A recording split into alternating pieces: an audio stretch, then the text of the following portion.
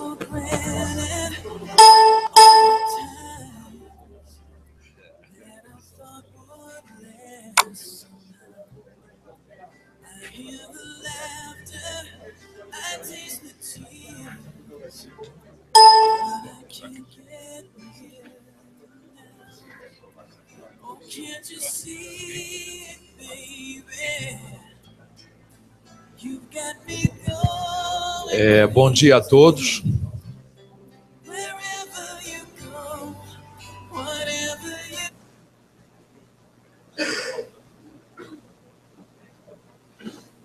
Bom dia a todos. É com muito prazer que eu abro esse encontro do projeto Atlantic Future da Comissão Europeia de Bruxelas. Eu, sem mais delongas, eu acho que todos, ou praticamente todos me conhecem, eu sou Renato Flores e sou o culpado da parte brasileira do projeto. Eu gostaria de introduzir os membros da nossa mesa. Eu tenho aqui à minha direita o nosso querido presidente da FGV, o professor Carlos Ivan Simonsen Leal, e à direita do professor Carlos Ivan Simonsen Leal, nós temos também nosso grande amigo, diretor do CIDOB, que, como todos sabem, concentra a administração, a gestão do projeto, que é o doutor professor Jorge Bacaria. E eu, sem mais delongas, passo a palavra ao presidente da FGV, Carlos Ivan Simonsen Leal.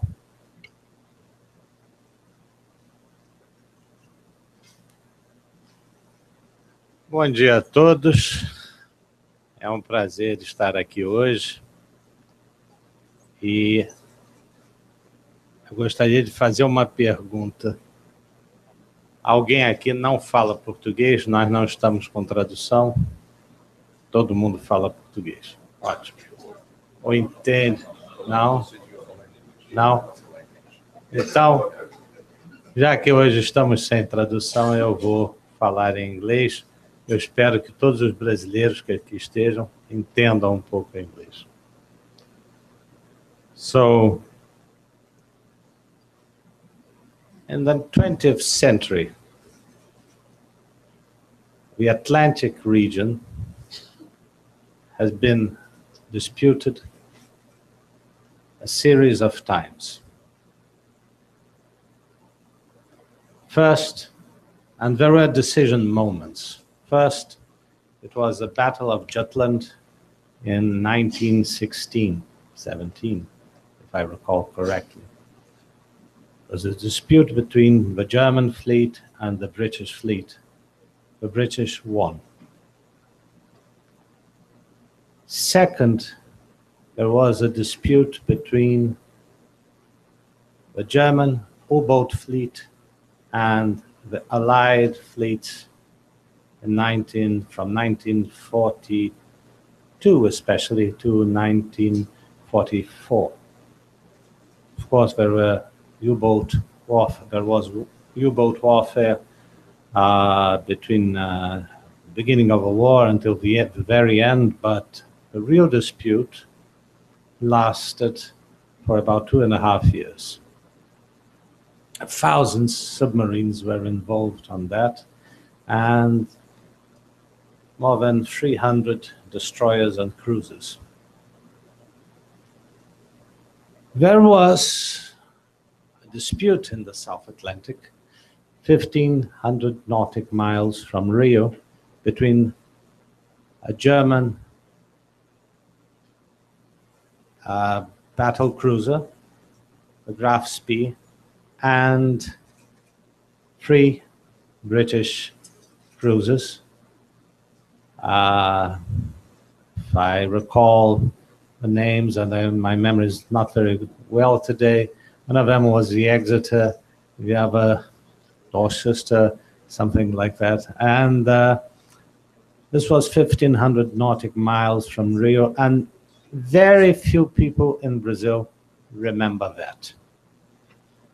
People from my generation tend to ignore that this ever happened. Of course, this dispute, which was linked to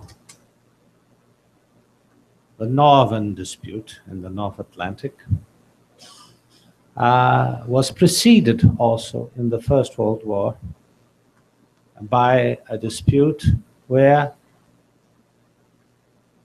Admiral Spee, Graf means admiral, Graf Spee fought the British first in Valparaiso and then in the South Atlantic.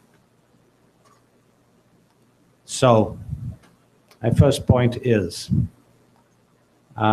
we have grown accustomed to 70 years of Pax Americana, and I hope it endures a lot longer, but that's not for sure. If you look at the movements of the American fleet, most of the carriers, the American carriers, are now concentrating around China. I mean, there are still carriers in the Mediterranean, of course. You have to have at least one there. Two is the minimum ideal number. You have to have one or two carriers around the Persian Gulf, and around 8 are moving around the limits of a South China Sea. And of course, you have to protect Diego Garcia in the middle of the Indian Ocean. You have to protect the other bases in the Indian Ocean, and so forth. The Americans have inherited from the British, and Roosevelt was very smart at that. The Americans have inherited what the British used to call the string of pearls around the world, string of naval bases that allow the control of sea lanes. So the first thing to say about the Atlantic future, we could start talking about the economic future of the Atlantic region, but behind that, there is a very important geopolitical issue. It is the openness of trade, the openness of sea lanes. Not now. We don't have any problems now. But how is it going to be within the next 30 years or so? So, what type of event should a country like Brazil prepare for? The Chinese are pushing for a new canal in Nicaragua. Obviously, I expect that the Americans won't allow it. It's too dangerous in geopolitical terms. The Chinese have already built a canal in the Malayan Peninsula. The canal in the Malayan Peninsula avoids Singapore, avoids the Malacca Straits, and is big enough for carriers to cross.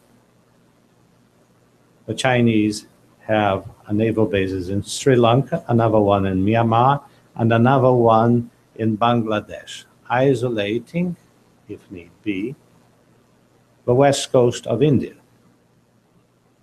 India itself is building its second nuclear carrier.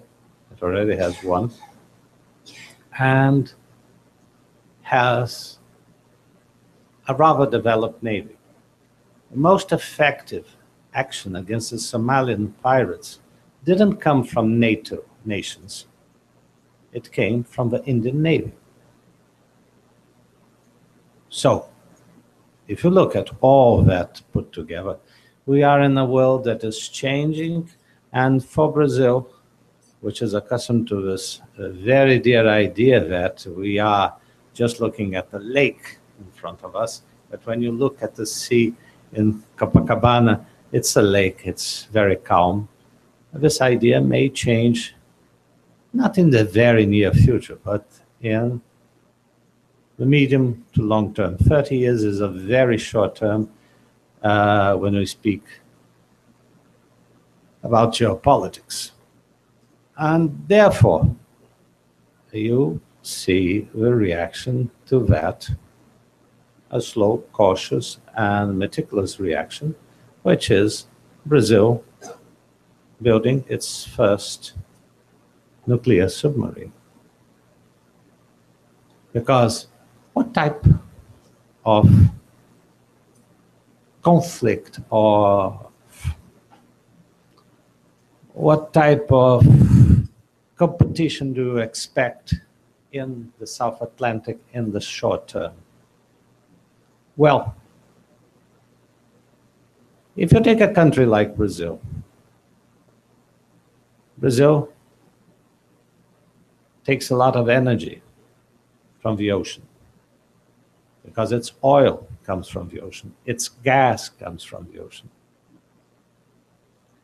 If you look at the South Atlantic and the Caribbean, you have three major oil producers: Brazil, Angola, you also have Nigeria, all of them producing in the sea. You have Venezuela, but Venezuela is partly on the sea and partly inside the Orinoco, so it's more protected. You have four countries, four areas, and you also have the Argentinian potential. So you have five in total. These areas don't produce oil only for themselves. They export oil to the rest of the world. They export oil to Europe, to the United States. So, if ever there is an increase in conflict between the United States and China, obviously the United States will try to control the flow of oil from the Persian Gulf to China, and China will have to react on the oil fields of the Atlantic. That would undermine the cohesion between the US and Europe because of the energy matrix, the supply energy matrix, not the consumption energy matrix. And of course, it's a major issue. So this is a game, and this being a game will be a repeated game of threats and so forth. A country like Brazil has to take care of its own interests. Other countries in this region won't have the capacity. What does Brazil face? What is the environment around? What do we see? We see first, although Britain and France are still important naval powers, in the next 10 years, we should not expect an increase on this power. Quite on the contrary, we should expect a decrease because of public finances. We shouldn't expect Europe to have a single army or a single navy in the short run. Governance problems in Europe are too big, and it will remain fragmented for the next 10, 15 years. And therefore, no major investment unless there is a very big external threat. And most likely, this external threat, Europeans won't consider the Atlantic to be a threat. They are, as we Brazilians are, accustomed to the idea that this is an American lake.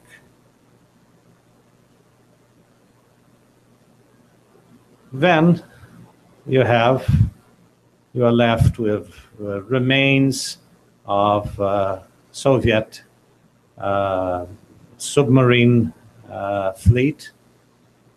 And the accident of a Kursk shows quite well how good its maintenance.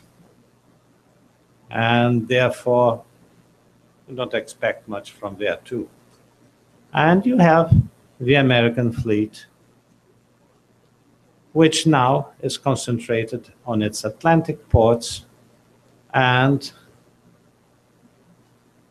the Americans are throwing all their effort in the Asian Pacific region. Also, for the same reason, public finances. So there is a major,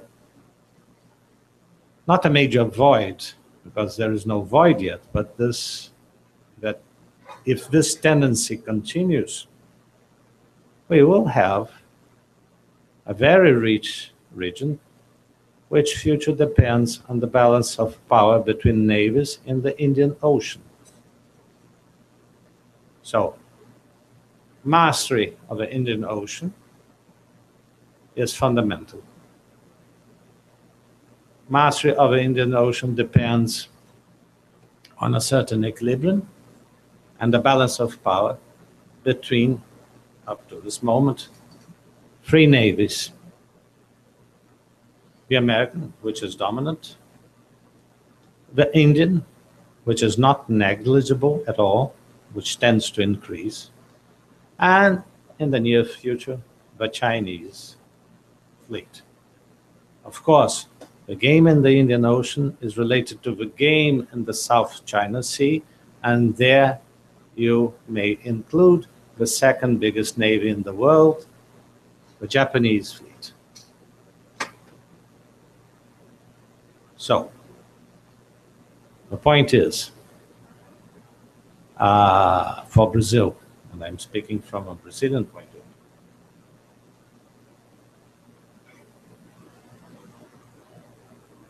how long can we trust that this lake will remain a lake? I'm quite sure that Europeans will try to come to a new Ribbentrop-Molotov agreement with the Russians. They won't call it so, but it's the same type of thing, a division with Russia. No more war with Russia. Demographics not good in both sides. It would be a disaster. The Russians, well, what is their economy? Their economy is a commodity economy with a very bad demography too. Their technology is mostly weapon technology, and it's becoming outdated. They have good mathematics, yes, but mathematics alone and physics, theoretical physics, doesn't do anything. They don't have the joint ventures that the Americans have. What is Europe? Europe is a set of very wealthy nations, and no one wants to face the cost of adjustments. So it's bound to have a harder adjustment in the end. Reality always meets you.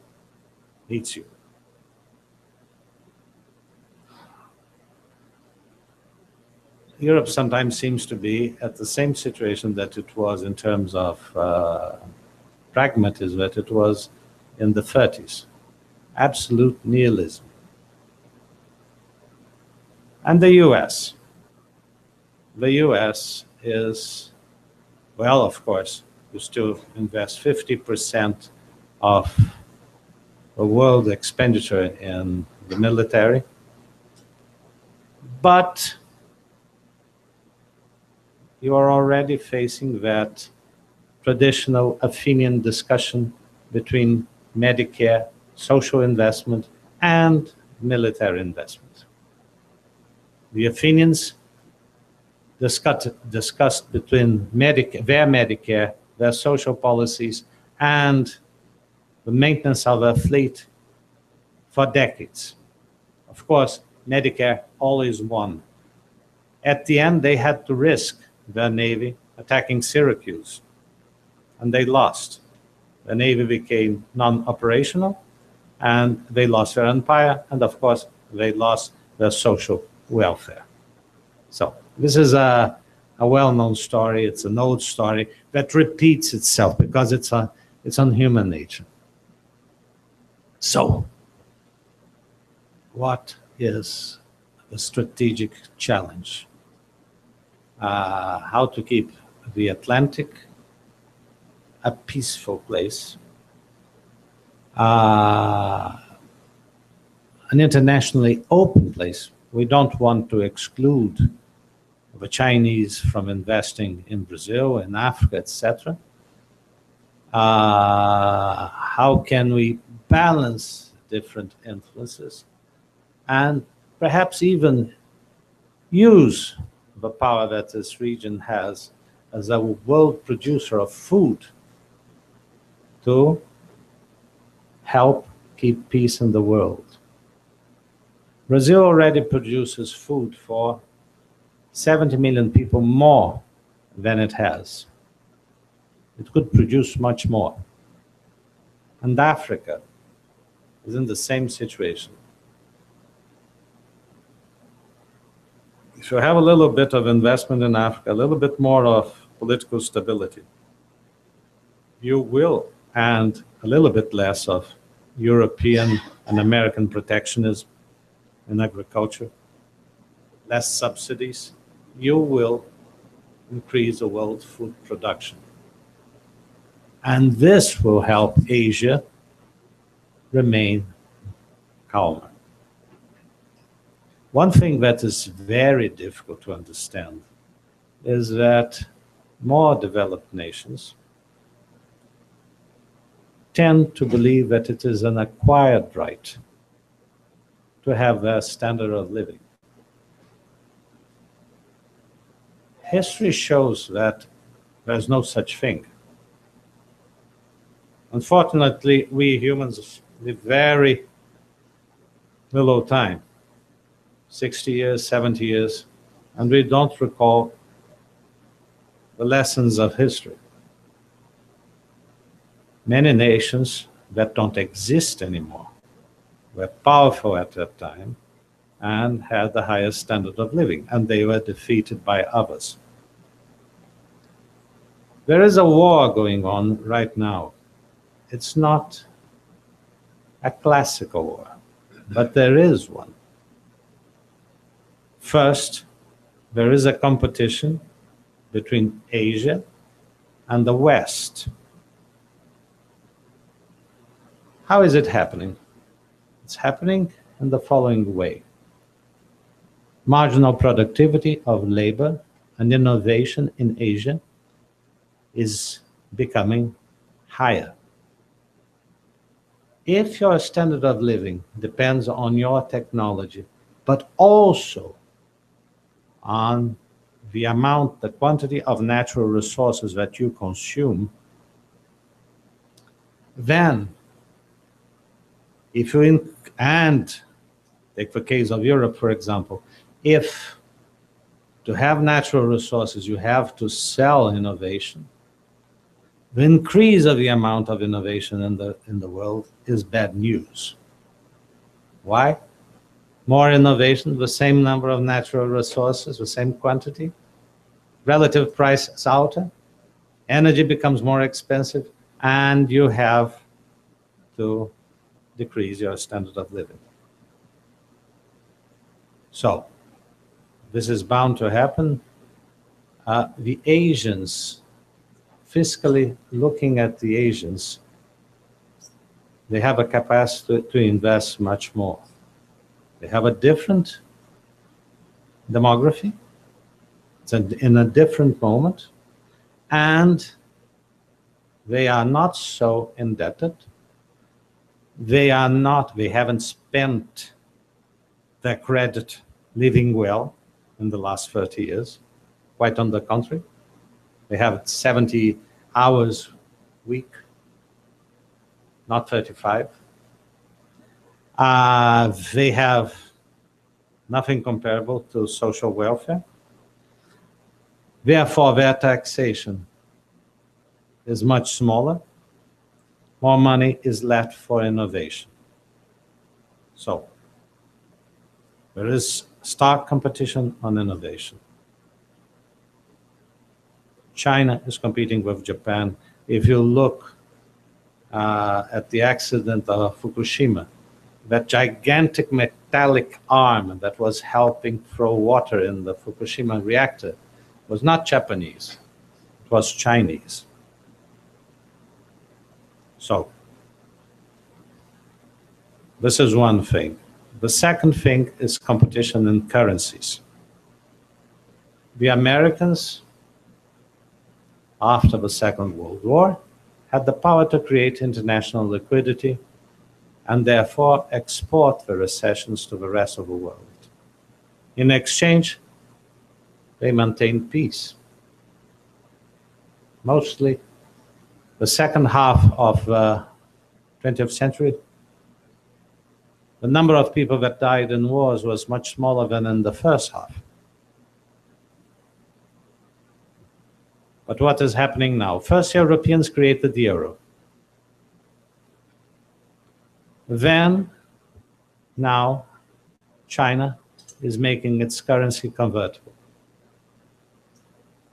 So if China makes its currency convertible, and if that region of the South China Sea, which is a region expanding the fastest in the world, becomes a region of Chinese currency or Chinese-linked currency, the capacity of a dollar to extract seigniorage to the United States from there falls. And that is bad news. No one is paying too much attention in Brazil, and I bet not in Europe too, that the experiments in Hong Kong of allowing for the first time the Chinese, not the Hong Kong dollar, the Chinese renminbi to become convertible.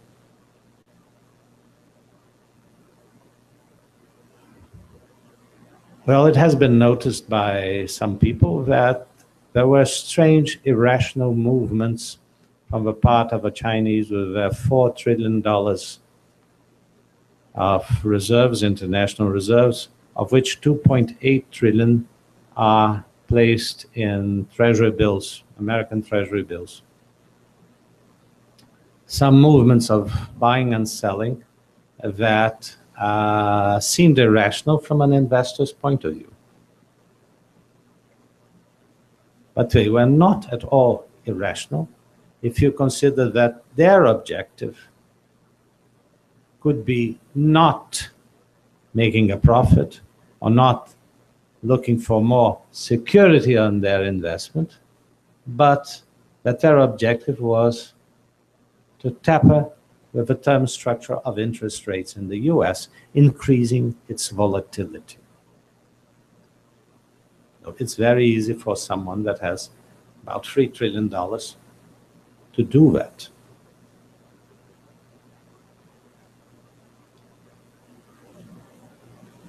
Thirdly, or fourthly,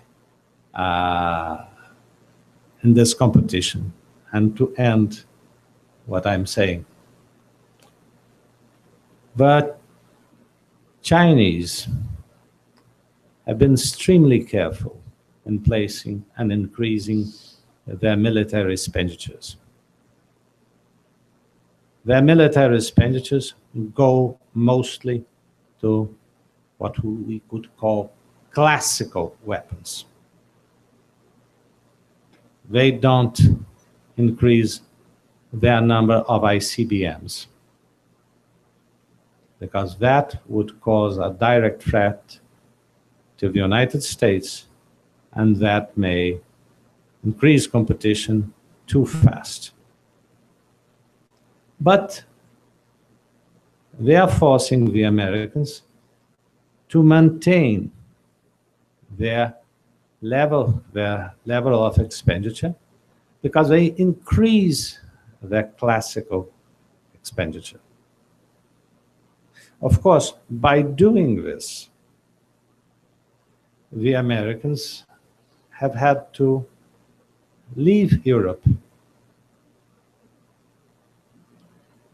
And this is altering world geopolitics. For the first time, I asked my German friends not to be angry, Germany expelled the head of the CIA in Germany, something unthinkable 10, 15 years ago. Of course, there is no Eighth Army anymore in Germany.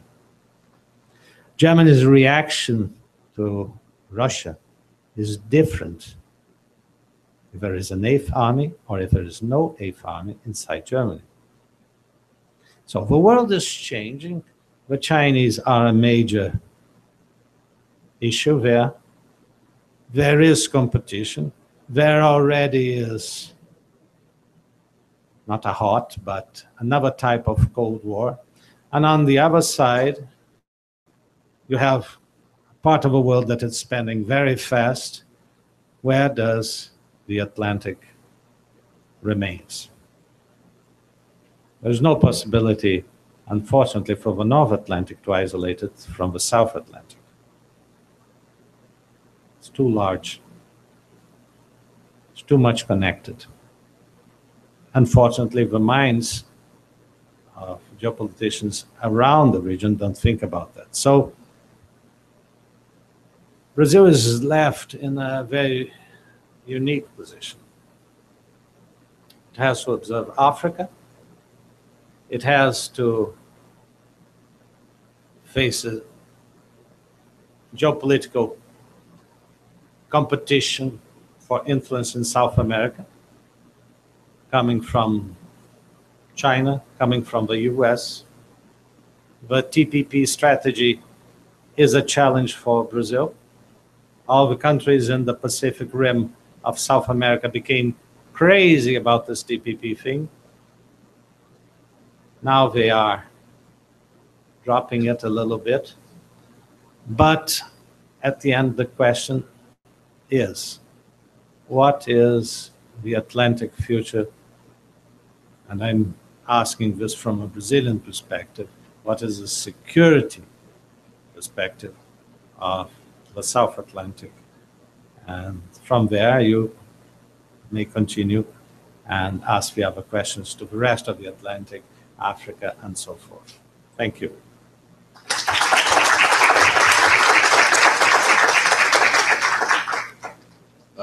Thank you very much. I would ask if our friends from CIDOB probably, they want to say a few words also. Jordi, please. Thank you very much. Just a few words because the President explained very well what are the main concerns in our project. I like to say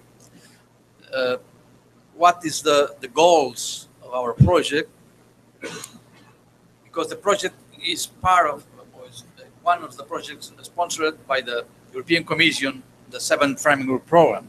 Then CIDOB as an administrator, as Renato Flores has said, you are between the European Commission and between the partners, the 13 partners that participate in this project.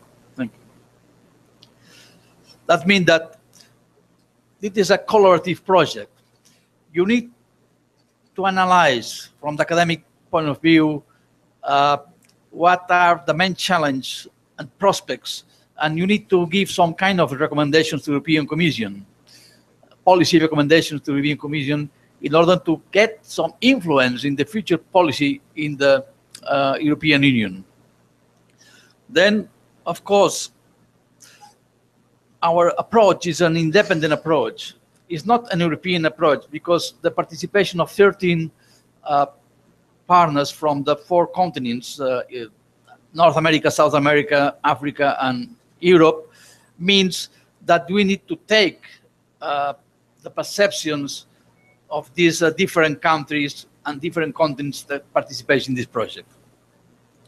Then what we have had in the first year of this project, because now we are in the middle, has been to achieve some important goals like gathering the relevant data and representative indicators about the economy, the security, the political and environmental interconnection across the Atlantic.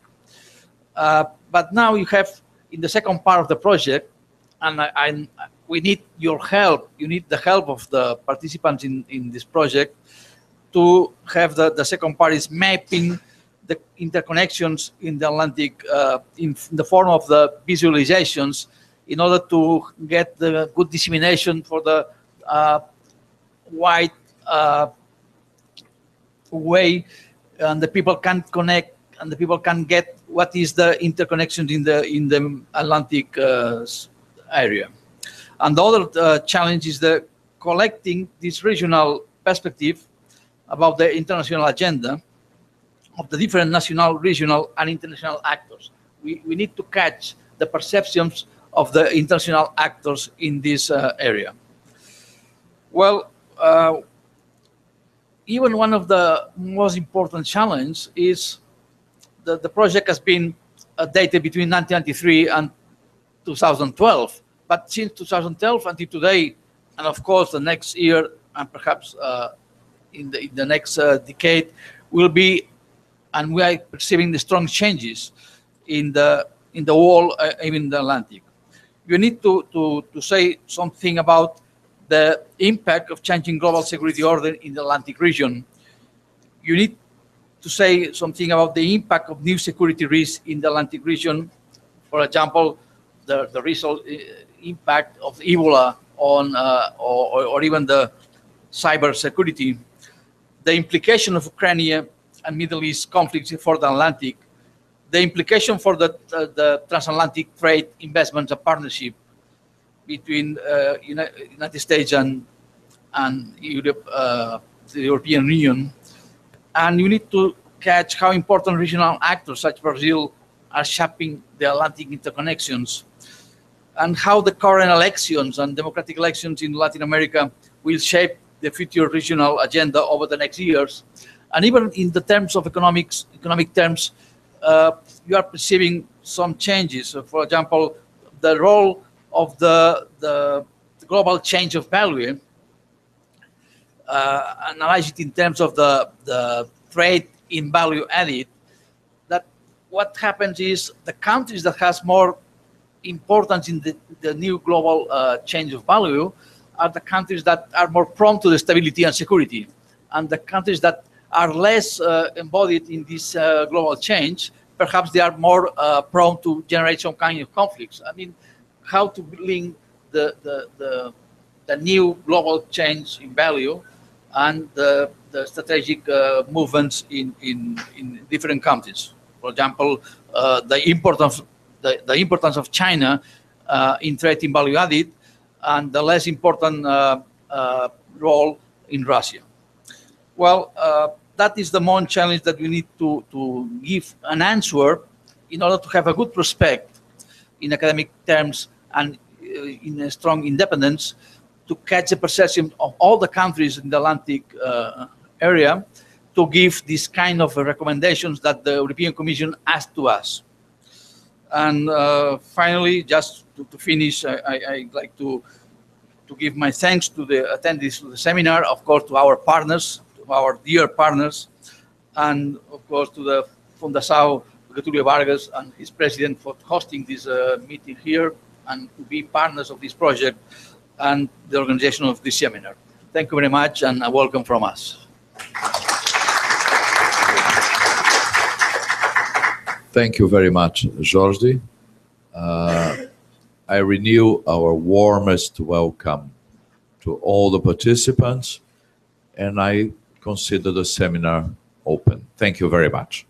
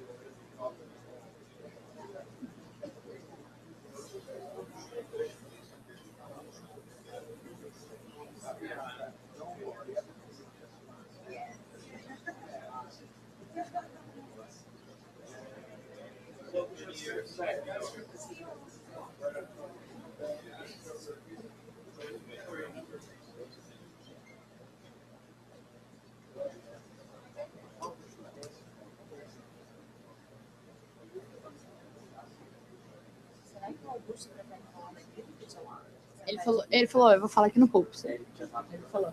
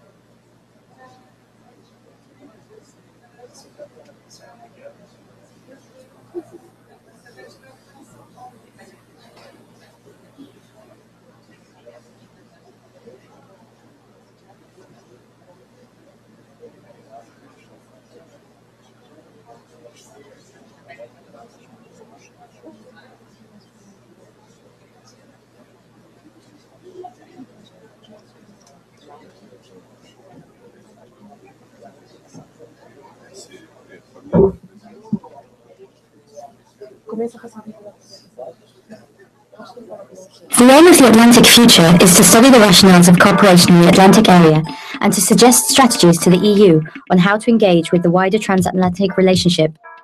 The aim of the Atlantic Future.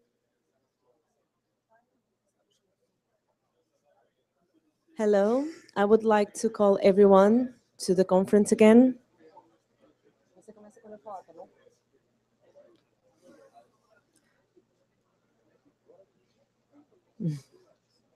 Okay.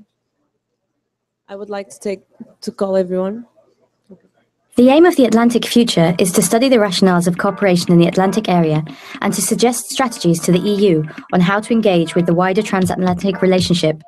It is a 3-year collaborative research project funded by the European Commission under the 7th Framework Programme, developed by a consortium of 13 partners from the 4 regions of the Atlantic and coordinated by CIDOB during a period of 36 months from January 2013 to December 2015.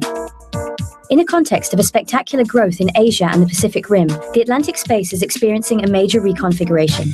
The North America-Europe link continues to be the strongest and largest between any 2 continents.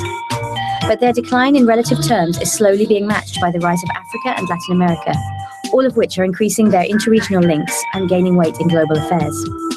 The main goal of the Atlantic Future is to analyze fundamental trends in the Atlantic Basin and to show how changing economic, financial, security, human, political, cultural, energy and environmental links are transforming the wider Atlantic space. 5 aims guide the research: understanding the Atlantic, what we mean by Atlantic space and Atlantic basin, how we relate it to leading concepts and phenomena in global affairs, and how we place this in context, not just in research and scientific disciplines, but also in policy agendas. Mapping change. Change in the relative weights of the Atlantic players in a large number of issues. Impact of global phenomena on the region, and variations in the links and flows between regions of the Atlantic. Collecting perspectives from all 4 continents around the Atlantic, big powers to smaller states, and stakeholders of different nature. Projecting trends, focusing on the key actors and factors shaping them, building scenarios, outlining a research and policy agenda for the future of the region. Identifying opportunity, potential of Atlantic cooperation in addressing global challenges, opportunities for EU foreign policy and for the agendas of other major Atlantic players, connecting initiatives that are building pan-Atlantic epistemic communities. How are we going to achieve these goals? These will be our main tools. We'll generate data sets. We'll collect data in all the main fields such as economy and finance, security, people and institutions, and resources and environment. We'll build an interactive atlas. It will be a visualization of the main trends in the thematic areas of the project. We'll interview more than 400 relevant actors and will create the Atlantic 500, a virtual community that will bring together stakeholders across the Atlantic. We'll generate instruments for a better understanding of the Atlantic space and its potential to create opportunity for the specific foreign policy agendas of Atlantic actors. We'll analyze dynamics in interregional links, studying the evolution of region-to-region relations.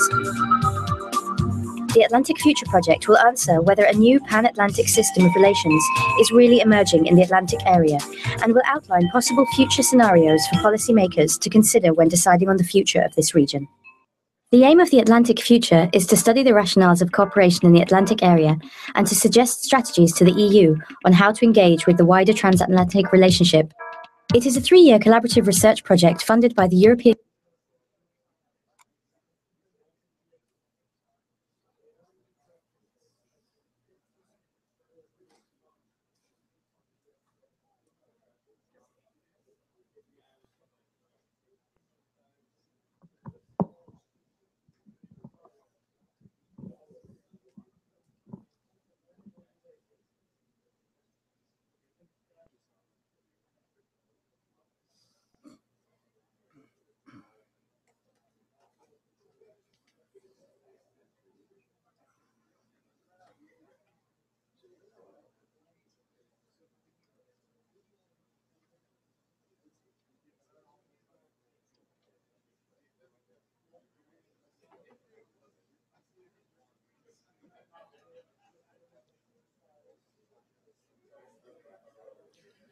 Good morning, ladies and gentlemen. To be here, it's a great pleasure for me. And for that, I would like to thank Fundação Getúlio Vargas for this opportunity. I would like to present to you a warm welcome to this auditorium, especially for the foreigners and for the so pretty girls that are within us, and to hope that the foreigners have a joy staying in Rio. First of all, I must ask for your patient tolerance with my bad English. You may sure that to address this lecture in English for me is a quite huge challenge. But being a Marine, and once a Marine, always a Marine, challenge is our way of life. Then let's go on. Don't worry, be happy. And you may see by the first slide, that's not my intention to talk with you about rhetoric, international relations theories, or about strategic defense theories. I would like to invite you to dive in the real life in order to that I be able to present to you how, and most importantly, why the Brazilian Navy has to be prepared for the next 20 or 30 years to meet the threats and challenge that we'll have to face in the South Atlantic. I will talk in synthesis about the securitization of the South Atlantic. And when someone talks about securitization, it has to bear in mind that securitization brings interest to the fore. And it's very important to be sure that what comes first is not the interests, but the securitization. And because of that, when we debate themes, subjects like defense, security, strategy, it's important to show, to present the rationale that are behind your thoughts. Otherwise, you have only speculations, you have opinions. Opinions are true, but are subjective ones. They cannot be debated. They cannot be put on the table to be argued and to be explained. And for this, I would like to start presenting you the theoretical framework that guide my thoughts, that guide my conclusions. We have Steinberg, the social construction of the ocean, because he presents the oceans connect. Oceans are focal points of building regions, and building regions is a social construct. We have Geoffrey Teal, that an important strategist, British one, that the Brazilian Navy takes a lot in account. You have Olav Knudsen, and I enjoy too much the Scandinavian thought, and he writes about Baltic, and it is possible to identify some similarities in South Atlantic and Baltic, especially in what concerns the asymmetries of the powers, the coastal powers, and identities. And it's important to establish and to make a reference to Yves Neumann that talks about the identities and international relations in the post-Cold War. You have, at last, Lawrence Friedman, deterrence, that in Brazil, that in Portuguese, we call dissuasion, because dissuasion for us encompasses two pillars. You have to deter, in deterrence, to compel and compellence. And why is important? Because dissuasion is a concept that permeates entirely this last document, the Brazilian National Strategy of Defense. That is the document, is the reference of all our thoughts. Then, what this document states as a guidelines, and I highlight some aspects that I would like to analyze more deeply, is that to dissuade the concentration of hostile force in the territorial borders, in the limits of Brazilian jurisdictional waters, and prevent them from using the national airspace. Then I highlight three concepts that are concerned with the employment of naval power, but you have to analyze, otherwise it will be inconsequent to us. And the first is dissuade. What does it mean? What is dissuasion? Dissuasion is the manipulation of wills. Is your attempt to avoid the opponent to adopt an alternative that you wouldn't like. And there are only two ways of dissuade: by means of denial or by means of punishment. Denial is in a circumstance that you have such enough amount of power, of resources of power, that is possible to you to prevent, to take away this alternative that the opponent thinks or plans to do. In the punishment, you have not such amount of resources of power, but you may present the opponent some losses if he takes this alternative, losses that, depending on what is on stake, he may change the course of action. But it's important it's worth noting that we are talking about relative values and not absolute. In some circumstances, I may have enough resources of power to deny the action, to dissuade by denial. In the other, probably, I have no such amount of power. And because of that, it's important, as you are talking about manipulations of will, it's important to identify clearly the actors that you want to manipulate. What will be this hostile force? We don't have, until this moment, how to define it, to identify them. Then probably we may arise some conclusions from the third concept, that's Brazilian jurisdictional waters. Because the only thing that this document talks about dissuasion is that you have to be prepared to combat.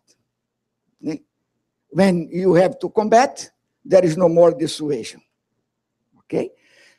One important rule: you never know when dissuasion works. You only know when it fails. Then let's take a look in our jurisdictional waters. And this aspect may cause some misunderstanding in what is the difference between land operations and operations at sea. Because limits, borders, are not specific to operations at sea. The sea has not intrinsic military value, as you have in operations in the ground. In land operations, the mere occupation of one region may give you some strategic advance. The state who dominates the Golan Heights controls the springs of Jordan River. And by mere occupation of Golan Heights, I have an advantage, a statistical advantage, extremely useful. It's not the way in the sea. And because of that, land operations are concerned with occupation of territory. Land operations are concerned with the use of the sea. And because of the use of the sea, you need to exercise your presence. And to exercise your presence requires a more expansive area. And I would like to highlight that this is our maritime primary area of interest. But the Caribbean Sea is not established by the strategic defense as our primary area of interest. But as presently, we are participating in a peace operation, ZIT. The only way that we be assured to support our troops is to guarantee that we are freedom of sailing, freedom of navigation in the Caribbean Sea. And for this, I include by myself this Caribbean Sea, but it does not belong, it's not included by the Strategic National Defense as our primary maritime area of interest. And when you look to this beautiful South Atlantic, at the first glance, you may think that there is no problem, that probably you have enough resources of power to dissuade every actor by means of denial. But when you look more profoundly, more deeply, you will realize that the presence of very, very important actors in the South Atlantic. The enemy? The enemy? No, okay. Yeah, the South Atlantic. It's important to say that these actors are there because they have territories, because they have base, or because they have economic interest. Then what you start to bear in mind, but is against this. This is the opponent that we want to dissuade. No, we're all friends. And I was talking in the coffee. Don't have enemies is not a problem. It's a solution. And we hope that we stay in this way for a long, long time. But probably some circumstances arise that we may be in opposite sides. And you have to dissuade. And for identifying what or which situations will be there, let's see what Geoffrey Thieu presents as threat of maritime system. Very interesting. He lists 5 threats to the maritime system. He's not referring to the South Atlantic. But he divides these 5 threats, and we call threats that by which consequence we have serious problems that he call hard security threats that are the yellow. And what he calls soft security threats are the white. It's quite interesting to realize that all of them are present in the South Atlantic. But fortunately, the hard security threats are present, but in a latent way. And this gives Brazilian Navy enough time to prepare itself to meet any threats that may cause for the participation of Brazil in one of these 2 hard security threats. And it's obvious that with the actors that we have presented in the last slide, Brazil has no way of dissuade by denial. It has to dissuade by punishment. Because it's not possible for Brazil to avoid any of these powers to do whatever they want. We may only present them some loss that they may think if it worth to go on or not. Then arise that when we talk about naval operations, the only way of punishment is to deny the use of the sea, or try to deny the use of the sea for these opponents. is on a classical naval operation task that's called CDNI. Then it has the submarine as a weapons par excellence to do that. And for this reason, and just only for this reason, Brazilian Navy has put a lot of priority, absolute priority, in the procurement of the submarine and the nuclear propulsion submarine, and not nothing to have with developing or nuclear weapons. The requirements, the operational requirements that we have in South Atlantic requires a submarine of nuclear propulsion, because we have open sea. When we have closed seas, straits, that the opponent has no way of sailing unless by this point, by this route, I may put conventional submarines. We can pack them because they have less velocity, less speed than surface ships. We can pack them in these routes. But in Brazil, we have open seas. We have some regions that we may pack as conventional submarine, but in general, we have open sea, and we need this weapon. And for this, the Brazilian Navy has it as its priority. But let's see the other, the soft threats. The soft threats are not in latent situation. The soft threats are present, are real, and are claiming our attention, because you have the South Atlantic has become, South Atlantic rebirth as a strategic region, a strategic important region. It became an economic province. You have in South Atlantic actors whose linear of resources, economic and political, make them guys not be more forget from the international order. You have an oil province, okay, very important. We have South Atlantic is a mineral province. It's quite interesting because this oil and minerals, oil, especially oil, explored, exploitation at the sea, and because of that, they are more vulnerable to instability or actions of groups or territorial actions, as we have in the rigs that are on land. We have drug traffic. Brazil, unfortunately, become one of the most important or major transit country, but even worse, one major consumer of drug. We have this smuggling of people. Last year, the profits of this illegal activity reached more than $7 billion in the groups that manipulate the traffic of people.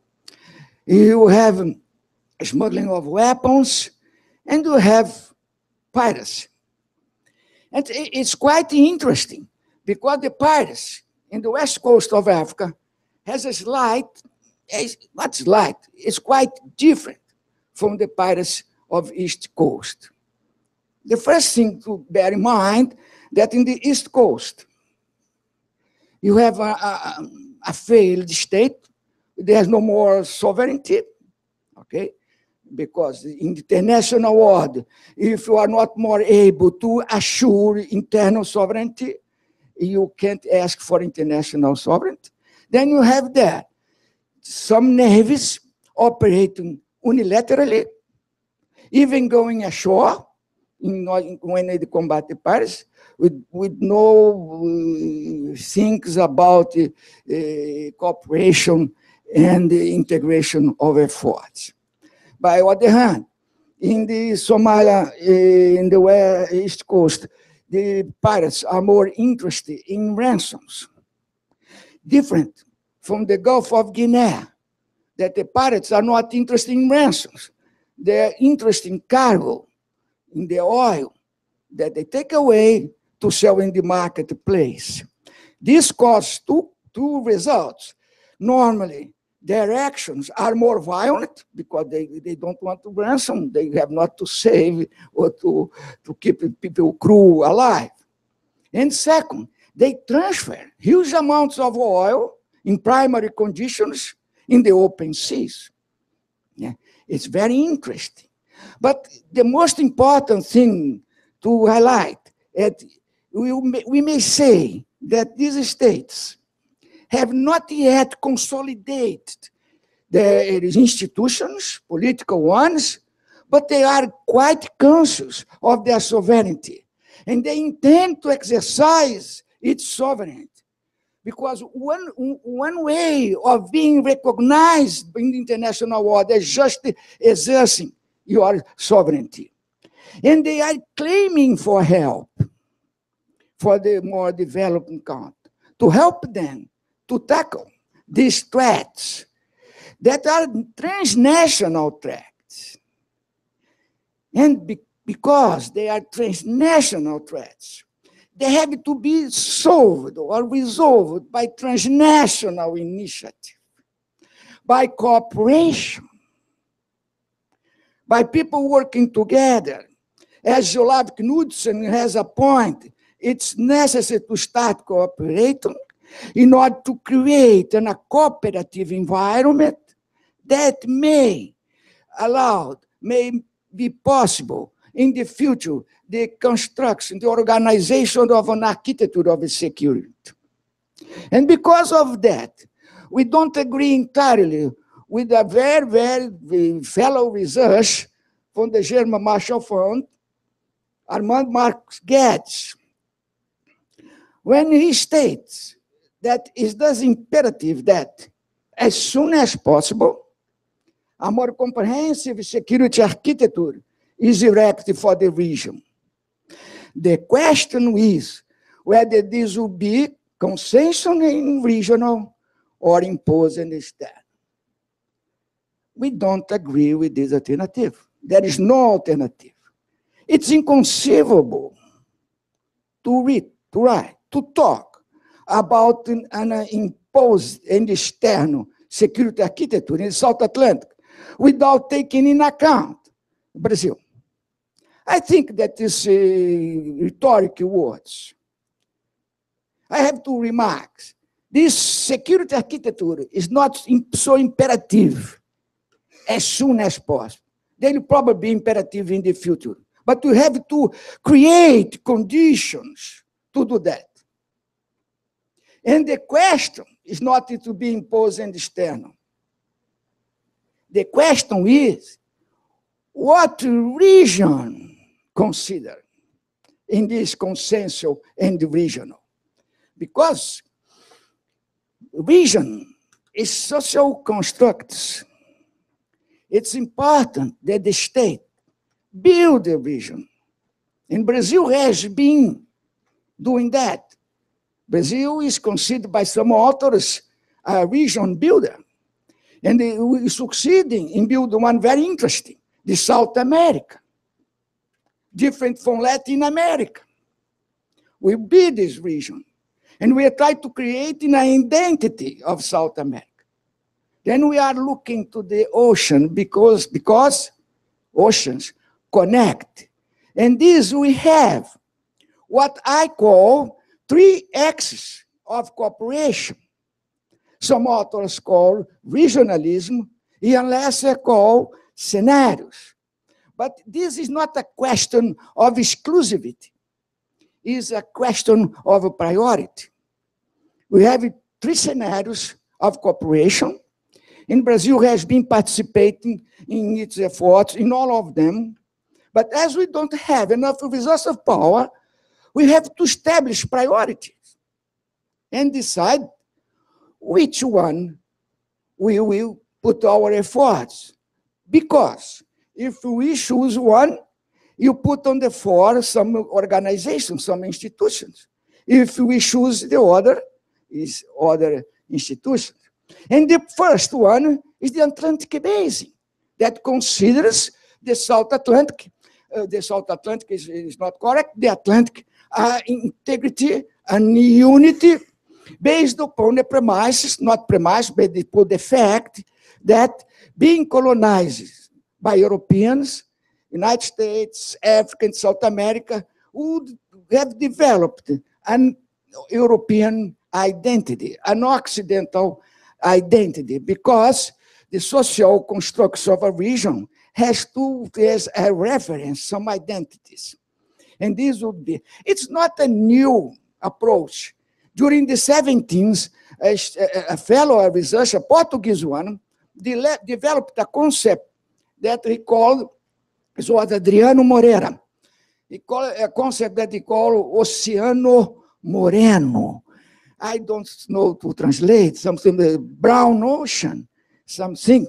But he speculated about the huge amount of waters that links the ocean northern of Tropic of Cancer and south of Tropic of Capricorn.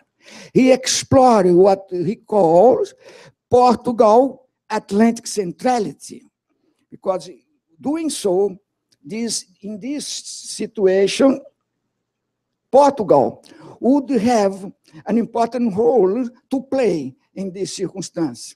It's the same role that you find in some Moroccan writers that intend to play a central role inside this Atlantic basin, even bring the West Mediterranean to this.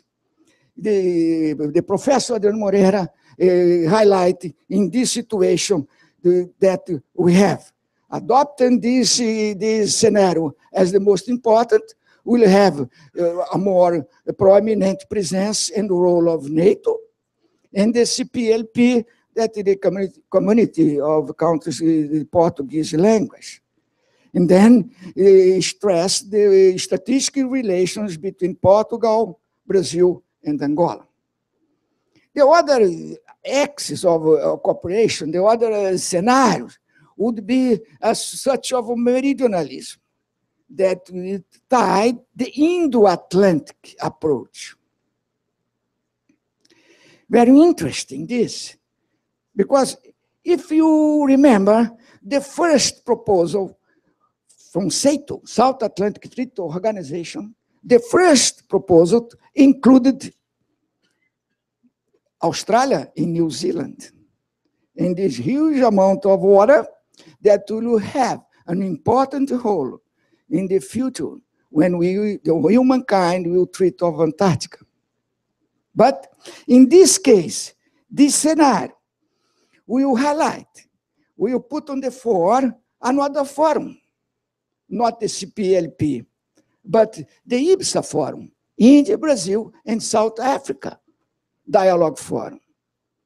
And the IBSAMAR, that a series of exercises that are practiced by the navies of these three countries. Very interesting. But the third one is what the Brazil and Brazilian Navy put a lot of efforts, put its priority, based not exactly in the European identity, but based upon our roots with the Africa. It's a social constructivism, and we may start stressing some identity or the others.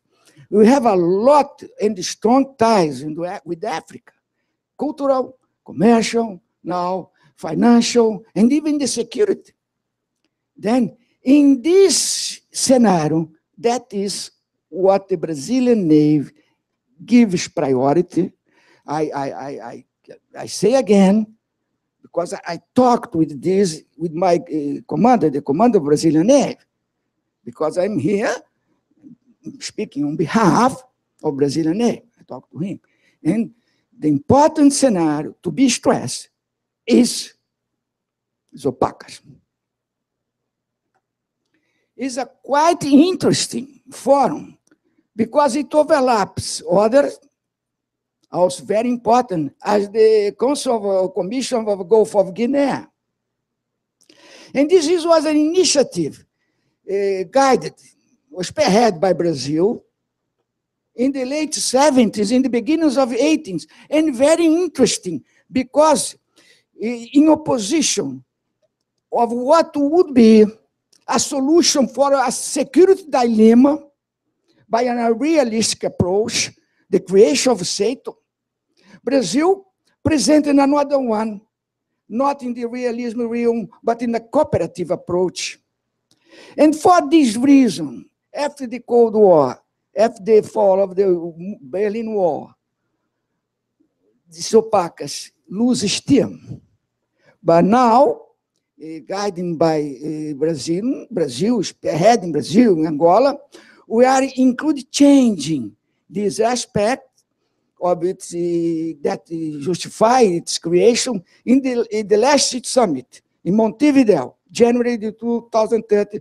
We have for the first time the presence of all the defense ministers of these countries, 24 countries, in order to work with these opaque countries to establish cooperation, to create what Olaf Knudsen called an environment, a cooperative environment.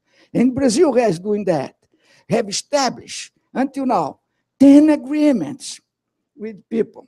And we have included Mozambique. It's not South Atlantic, but Mozambique has ties with us because it belongs to the Commission of States of Africa that speak Portuguese. And we have strong ties with Mozambique. And an agreement that was very important, in my point of view, okay, in my thesis of doctorate by remark. Unfortunately, for me, it was wrong. I am not yet a PhD. I am a PhD candidate. Sorry. And I make a study of case in Namibia. We have an agreement, a naval agreement with Namibia since March 1994. And have been lasting since. It's a very interesting and amazing, because we have, until now, until that time, no ties, no links with Namibia.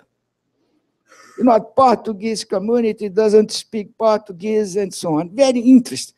Is what is called the least likely case, but it's another aspect. But what is important is we cannot do cooperation with submarines. We have to do cooperation with this sort of ship. It's ocean patrol vessels. This is the suitable ship to do cooperation, to visit ports, to exercise, because these ships are suitable for meeting the threats that Geoffrey Tew called soft threats. I think, and Inês is look at me, and I have no more time, that time to reach my conclusions. And I would like to synthesize this speech, present that Brazil has to approach. I am answering the question. Brazilian naval approach to strategic challenges of South America. We have to approach. In what concerns the hard security threats, classical ones, there is no way otherwise an approach, a realistic approach in an anarchical system that there are no international organizations, international states, international hegemon that could dictate the international order.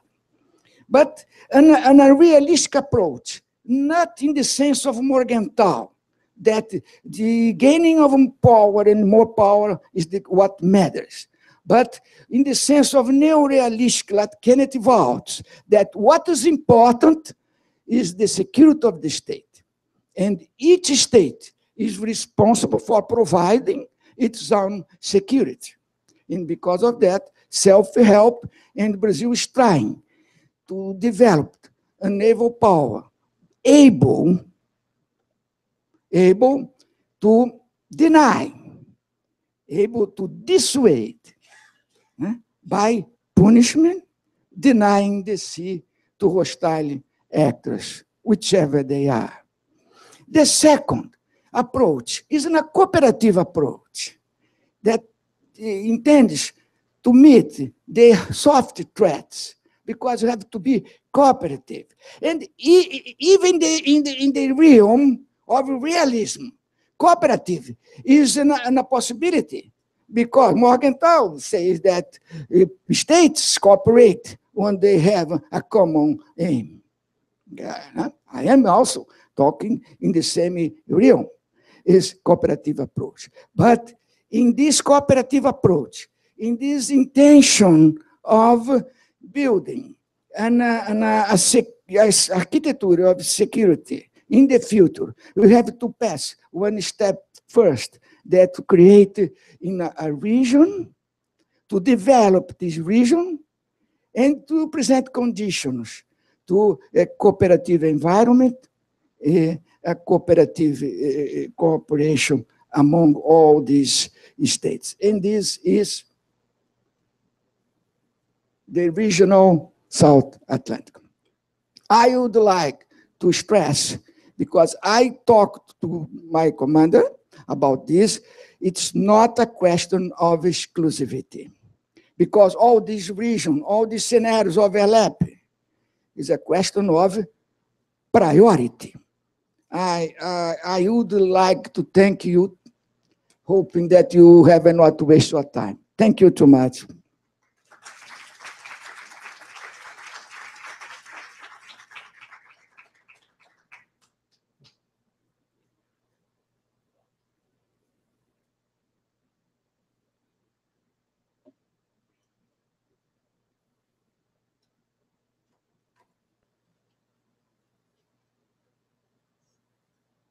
I would ask, please, the speakers to take the table. And our chair is going to introduce everyone.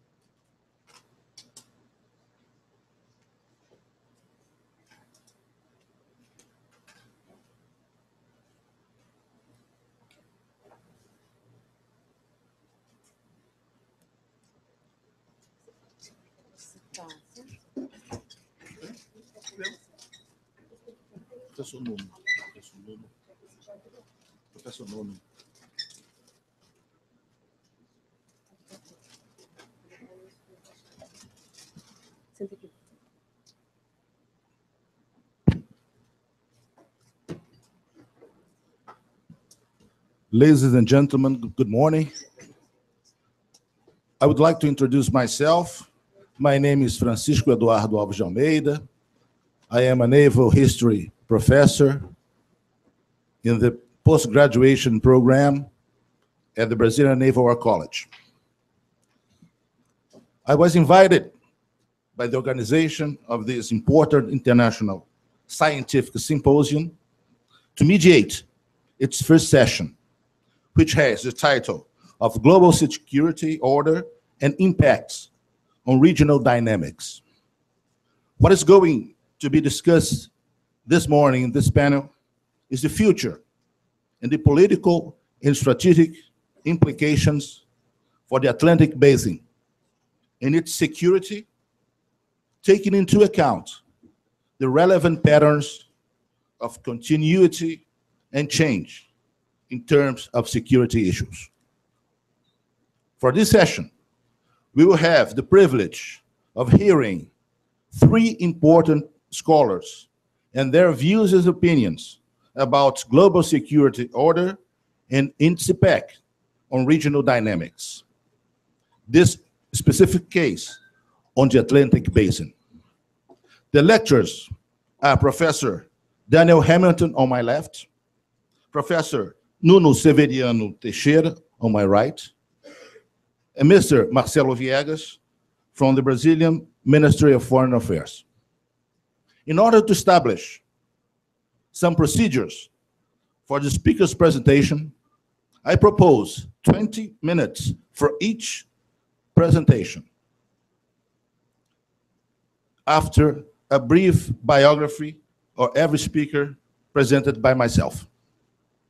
After the last presentation, I will conduct a new phase of this panel, which with a debate open to the audience.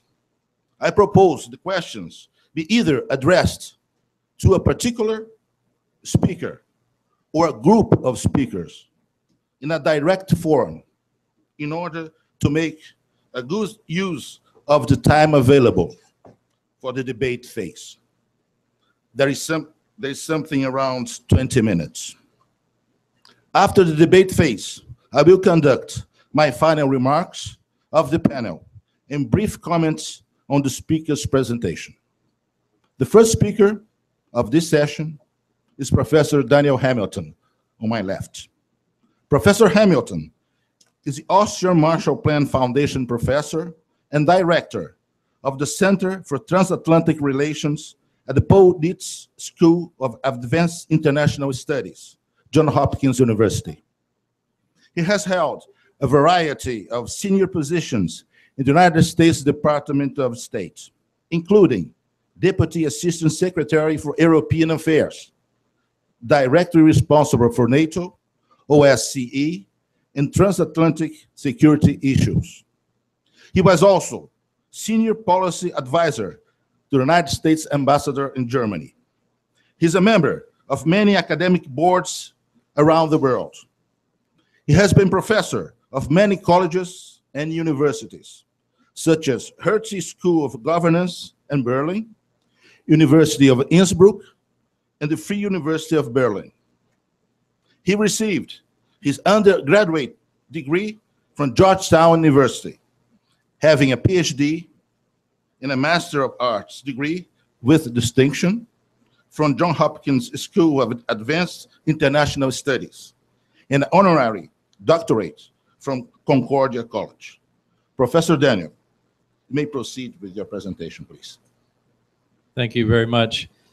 Many of us are in this network, so we're getting together again. It's good to see many people. And Renato, thank you so much for hosting us, to you and your team, and Jordi for the whole effort. It's good to see everyone again. So I was asked to start off on this panel, and I can pick up, I think, on very interesting remarks we've already heard from the Admiral and from Renato's colleague, and try to continue the conversation. So that's in that spirit that I will do that.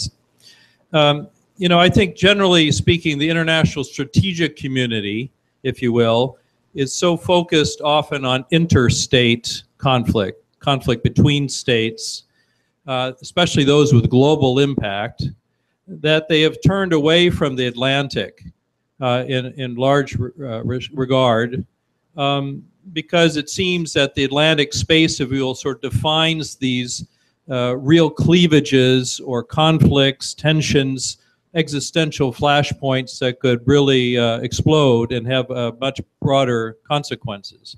As one of our colleagues, Ian Lesser, has said, you know, the Atlantic seems to lack the equivalent of the risk of nuclear war between Korea, or the clash between India and Pakistan, or the conflagration in the Middle East.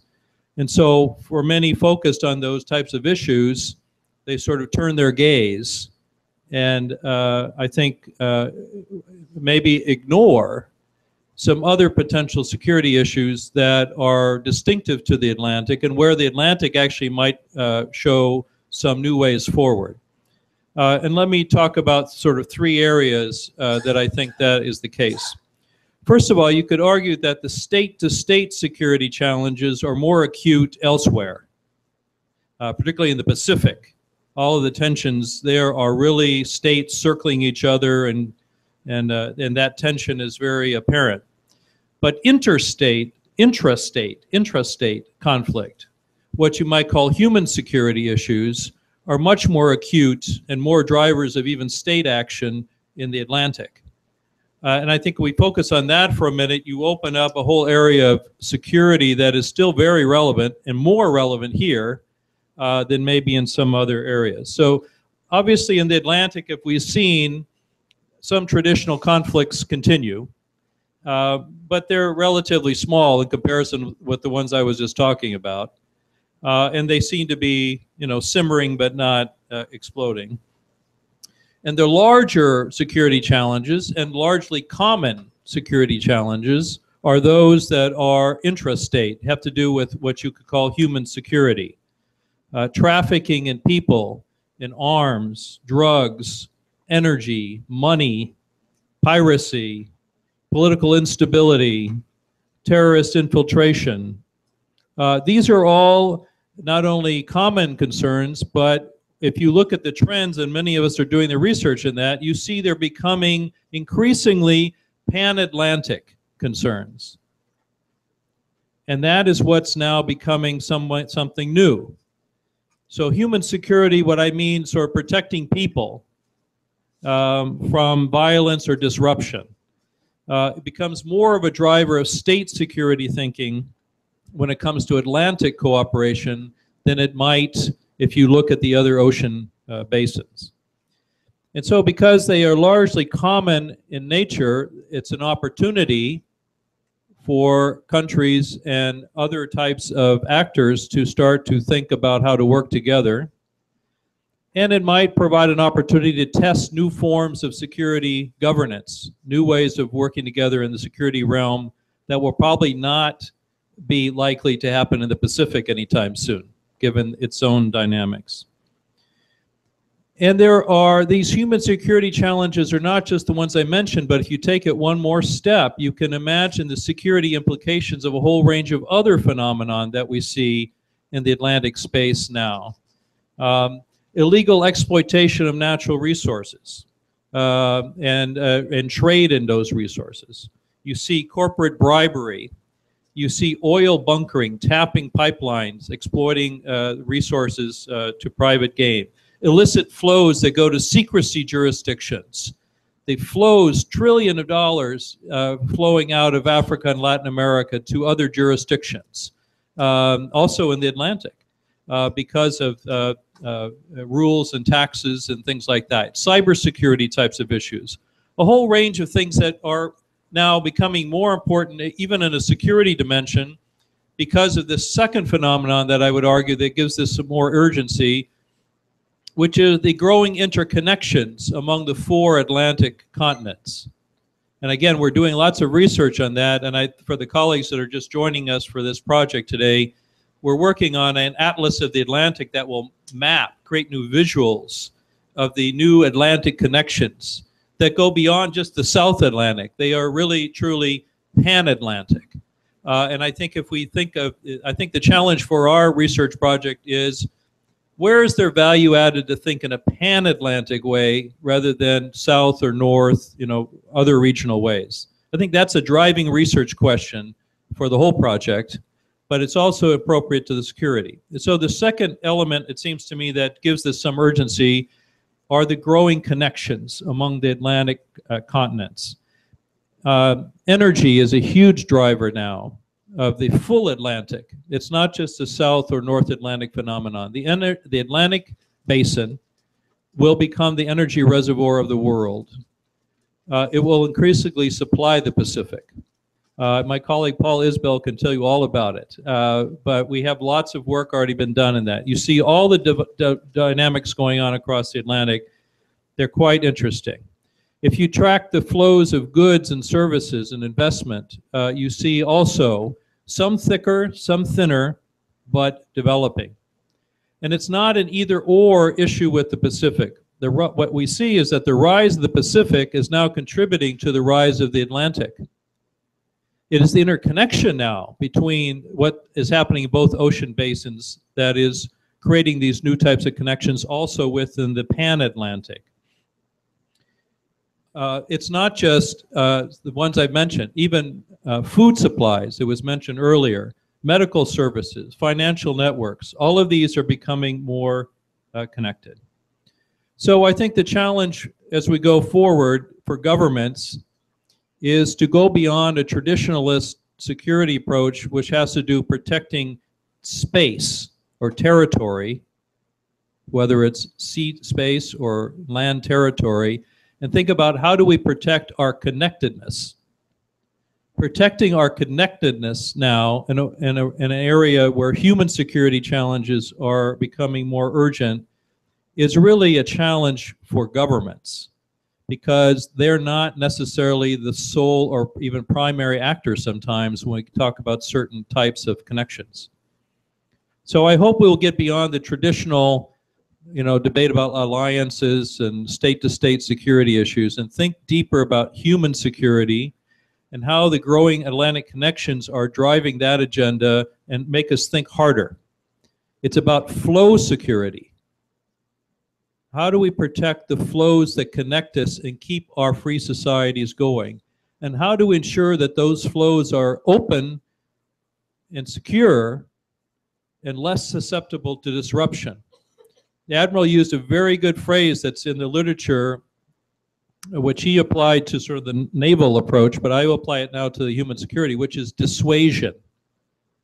How do you dissuade any actor from using the arteries of our societies to disrupt those societies?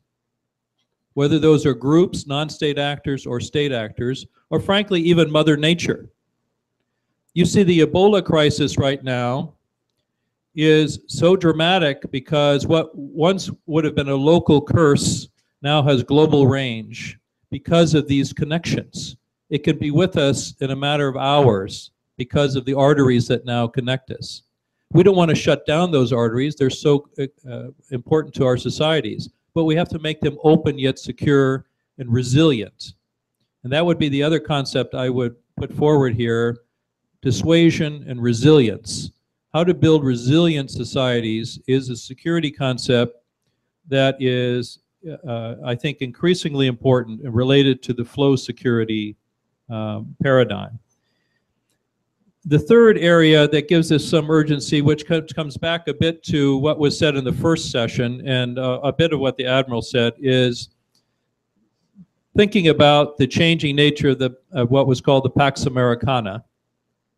And in fact, a pivot, if you will, in terms of naval presence, certainly to Asia because of the state-to-state security dynamics there, means we have to think about what that means for the Atlantic. Many of the trends I mentioned, which are not the traditional state-to-state trends, are likely and are in fact happening first in the Atlantic. So the Atlantic nations will be tested first with these challenges. So how we act and react will provide some lessons, better or worse, for countries in the other ocean basins. If we can get this right, we could be leading sort of as a test bed of new types of governance mechanisms. If we get it wrong, that'll also offer some lessons. And it becomes also urgent because it's not just all of us shifting our gaze to the Pacific, to Asia, but to recognize that Asia is also making a pivot to the Atlantic. This is a somewhat underestimated trend, but I think also increasingly interesting to look at. What is the nature of Asia's pivot to the Atlantic? It's just beginning in some areas. Most people point to economics or resources, but it's starting to emerge in other ways, and our previous speakers mentioned that. So it seems to me if you take those different trends and put them together, it's a security challenge, but it is also an opportunity. If we can think a bit beyond our static state-to-state types of security mindsets. So let me conclude with just a few thoughts on that. There are a lot of different initiatives already out there, and I could go through lots of them, but they tend to be a patchwork. They tend to be this or that little regional initiative. There's not a lot of national ownership in many of them. They don't get much attention. they're focused on crime or money laundering or this or that. There's no broader framework in which there is a kind of a common perspective. So there's already, it's not that one would start from scratch, but it is a patchwork, and it's not going. So one idea would be to create some sort of informal, what would you call an Atlantic Human Security Forum. That is, start with human security. Don't start with the, again, where all the tensions are in the state-to-state issues, and start to address what is happening in the pan-Atlantic. What are the nature of these challenges? Let us all be there together and talk about that. And then perhaps provide some new types of principles and norms by which we could address some of these issues. I think the implication would be better, more effective intelligence sharing, more effective surveillance and interdiction capacities together. It would mean more effective networks of mutual assistance. So there's some of that, but not well developed. Some basic principles: military restraint. Basic principle: keeping sea lanes open, communication lines open, as the Admiral was saying. Openness becomes sort of a key framework here. Regular consultations on these types of issues beyond what we do now, and very sporadic and ad hoc.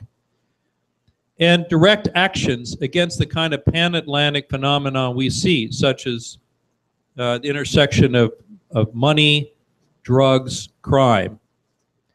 You know, the emblematic issue seems to be was the intervention in Mali. It was portrayed, particularly in the northern press, if you will, as intervention because of terrorism. But what fueled the whole issue in Mali was the drug trade crossing the Atlantic from Latin America to Africa, fueled by demand in Europe, and provided also facilitated by guns coming from North America, also demand. So you start to see a circular type of dynamic that wasn't there before. And you see this starting to happen in a number of these other kinds of areas. So that is one idea. A second would be something that goes to the heart of the reality that most of these networks are not owned by governments, but by the private sector. So a human security dimension has to include now more systematically the private sector to talk about resilience and dissuasion. And I think one idea that we have put forward is something called an Atlantic Movement Management Initiative. Maybe it's not the right term, but it is simply all the maritime traffic that's flowing through the Atlantic is susceptible to disruption. The energy trade depends on it. So what is the framework by which, and the norms and principles by which we will ensure that that stays open and free? The private sector has to be absolutely involved in that. And I would assume they would have an interest in engaging with governments on that type of initiative. But it would be something new. It would be a network, not a government-to-government type of initiative. And finally, as the Admiral said, and as our first speaker said, if you see the U.S. sort of keeping the sea lanes open also in this part of the world starting to diminish, the Atlantic is likely to be the first place where the question of how to develop a maritime concert of nations to keep the sea lanes open is going to happen. It's going to happen here before it happens in the Pacific. And so why not get ahead of the curve and to start to think about what would be the norms and principles of such a maritime concert in the Atlantic? And I keep talking about pan-Atlantic, to get beyond the invisible line that we have drawn between North and South. So just to conclude, if we think about the evolving notion, Paul and I and others are talking about, of a ocean-centric world, a three-ocean world, maybe a four-ocean world if you include the Arctic, you start to think differently about how these connections start to work, also in security terms. Of all the great oceans of the world, the Atlantic is the most specific.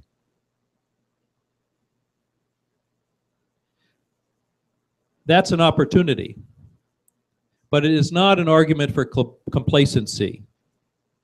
So we have the opportunity and the necessity now to start to think beyond the traditional way of security to address some of these other notions.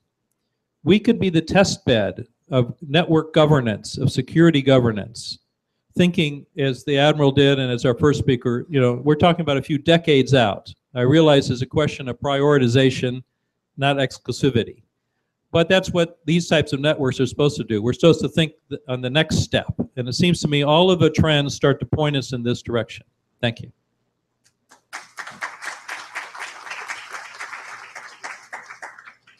I would like to thank Professor Daniel for his interesting discussion. I would call now Professor Nuno Severiano Teixeira. Professor Nuno has a degree in history from the University of Lisbon and a doctorate in international relations history from European University Institute in Florence, Italy. He currently is senior professor at the new University of Lisbon. He had been also professor at University of Évora and at Portuguese Catholic University, and a visiting lecturer at University of Georgetown and University of Berkeley. He was between 1996 and 2000 director of National Defense Institute from Portugal, and presently he is a professor of Portuguese Institute for International Relations. He is the author of many books about Great War and European integration and democracy studies. He was nominated Minister of Internal Administration in 2000 and Minister of National Defense in 2005 in the Portuguese government. Professor Nuno, please, you can initiate your speech. Thank you, Commander. I'd like, first of all, thanks to the organizers, the Fundação Getúlio Vargas and CIDOB, and say this is for me a great pleasure to share such a distinguished panel. Well, I will make a very simple reflection about the 2 or 3 research questions that were raised for this panel. The first one about the retrenchment of the global security order. The second about the emergence of specific regional orders. And finally, I will look to the Atlantic, trying to see which are the possibilities for the future in terms of security order in the Atlantic. It has already been said the Pax Americana came to an end, but of course the United States still play a key role in the international security order, especially in my view, where some questions are at stake.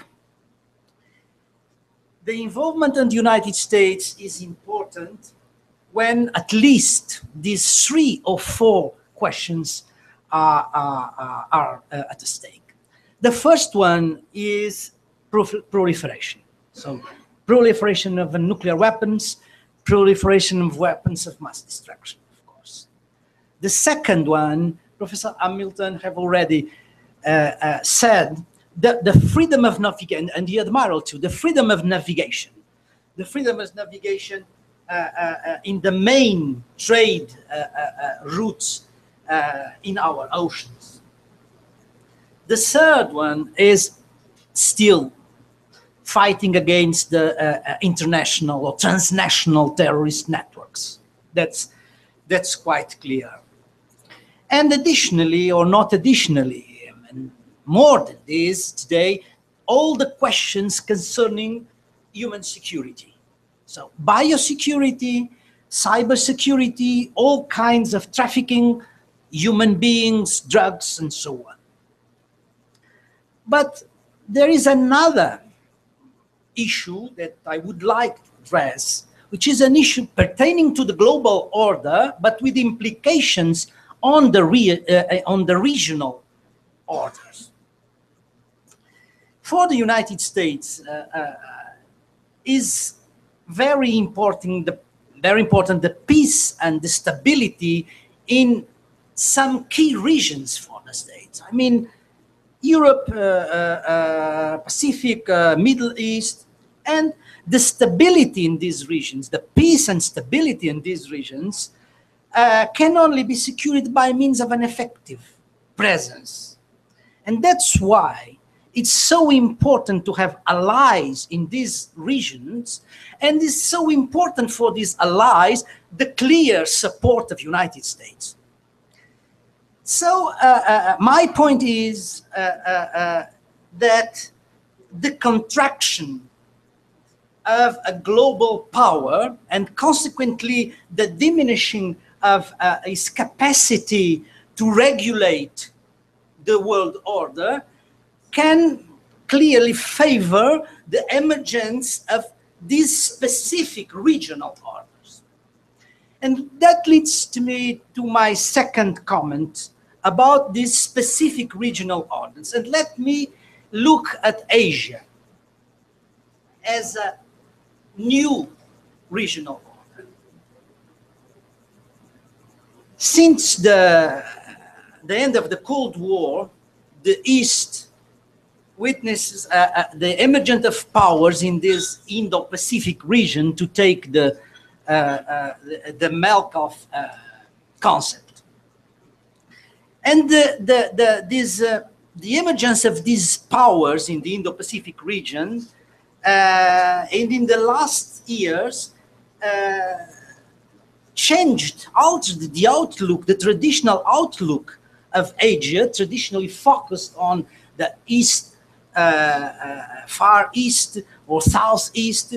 So the region as a whole, first of all, and then the emerging of three competing powers, increasingly three competing powers in this region, so China, India, and still Japan.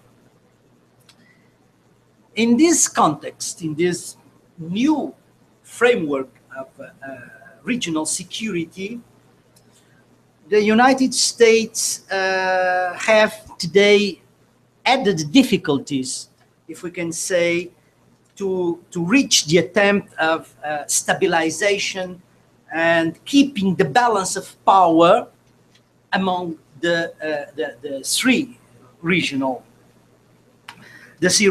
powers, and face today three main challenges. First of all, the swift emergence of China and the increasing military capacity of China. Second, a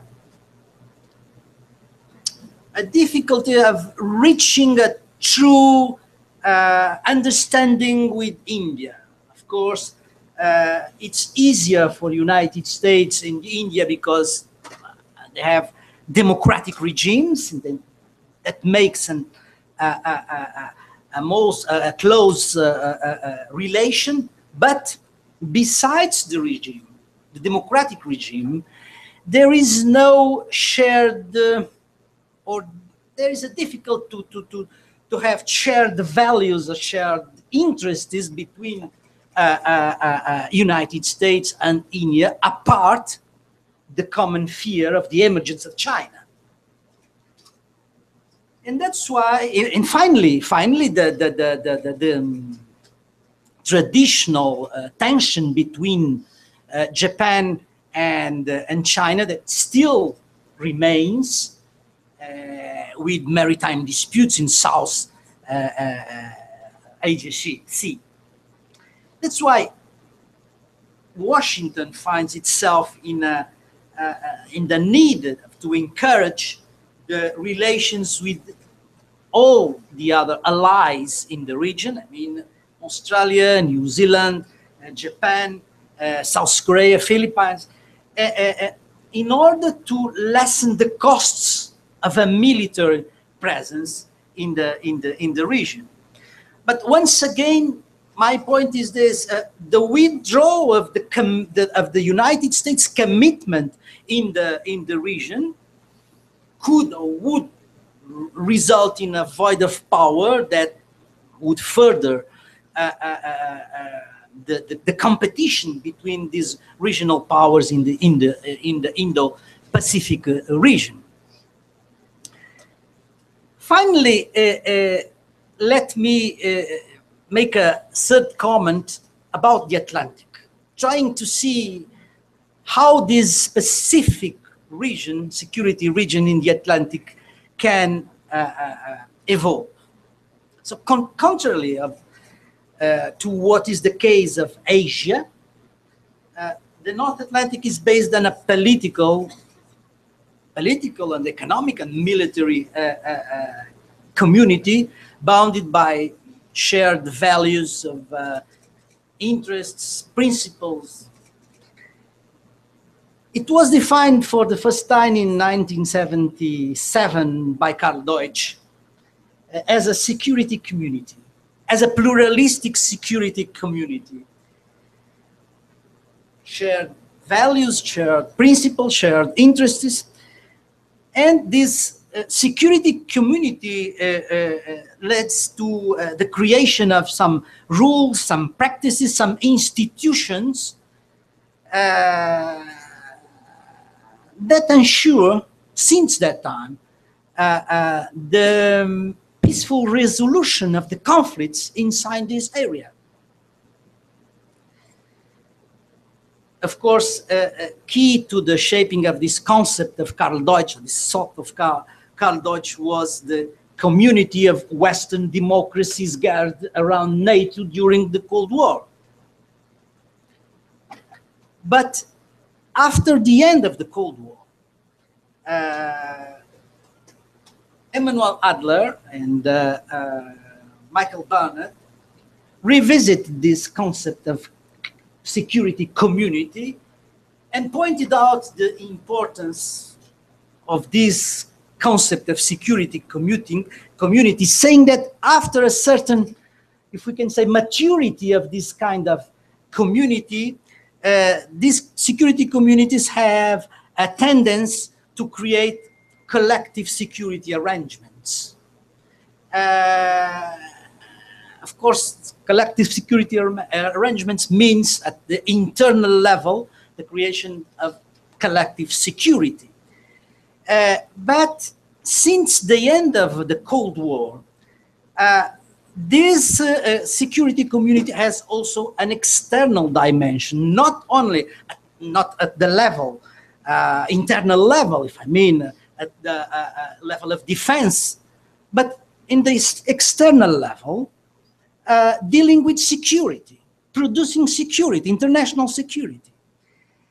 Of course, these security communities don't imply that there is a perfect cohesion among the leaders, among their actors. Just look at what happened in 2003. The transatlantic crisis brought about by North American invasion in Iraq. It was one of the worst moments in the relationship, in the transatlantic relationship. And it lasted till the end of George W. Bush term. And if at that time the question was the rupture, the fracture between both sides of the Atlantic, since the Obama administration, the concern was another. The concern was the shift of the American interest to the Asia Pacific. But however, and I was at that Strasbourg summit where President Obama said, we need a strong and united Europe to have a credible alliance in the Atlantic. But since the Obama administration, I think that the main trend in the relations between Europe and the United States is convergence. And this convergence is translated, I mean, today I think, in 2 or 3 main dynamics. The first one is TTIP. The TTIP can reinforce the transatlantic community, and not only at the economic level, but also having geopolitical implications, as Charlie Kupchan has told us. The second one is the invasion of Ukraine. The invasion of Ukraine has clearly demonstrated the limits of the enlargement of the Eastern enlargement of European Union and NATO to make a stable and peaceful Europe. And this Russian revisionism, I think, can demonstrate that the security community of North Atlantic have never made so much sense than now. Thirdly, the emergence of this arc of crisis from the Atlantic Ocean to the Horn of Africa and the Middle East that stress the need for a Euro-Atlantic understanding concerning the fight against transnational terrorist movements. Fourthly, I would like to say that these dynamics, these 3 dynamics, are supported by the public opinions on both sides of the Atlantic, as the surveys, the last transatlantic trends showed clearly.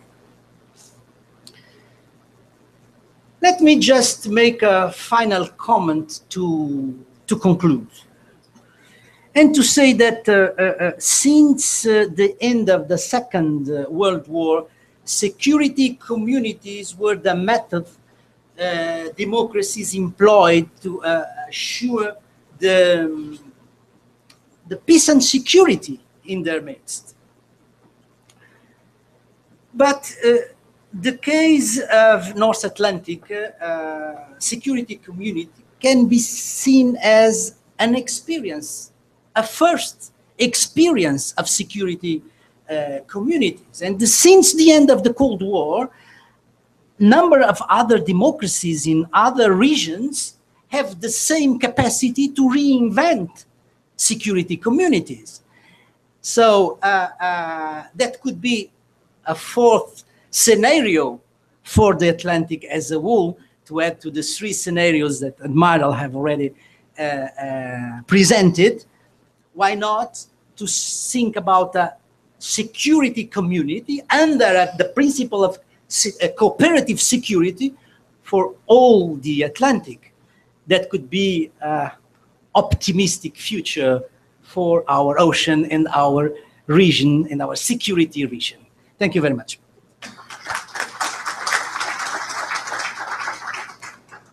Thank you, Professor Nuno, for this interesting discussion. Last guest in this session is Mr. Marcelo Viegas. Mr. Viegas has a degree in economy from the University of Brasilia. In 1995, he entered the diplomatic service, becoming in 1996 third secretary in the Ministry of Foreign Affairs. In 2001, he worked in the Brazilian mission at the United Nations, where he stayed for 4 years. In his career, he was positioned in the Brazilian embassy in Morocco and in Mexico. He was promoted to second secretary in 2001, first secretary in 2006, and counselor, a degree prior to ambassador, in 2009. He's specialist in multilateralism and United Nations affairs.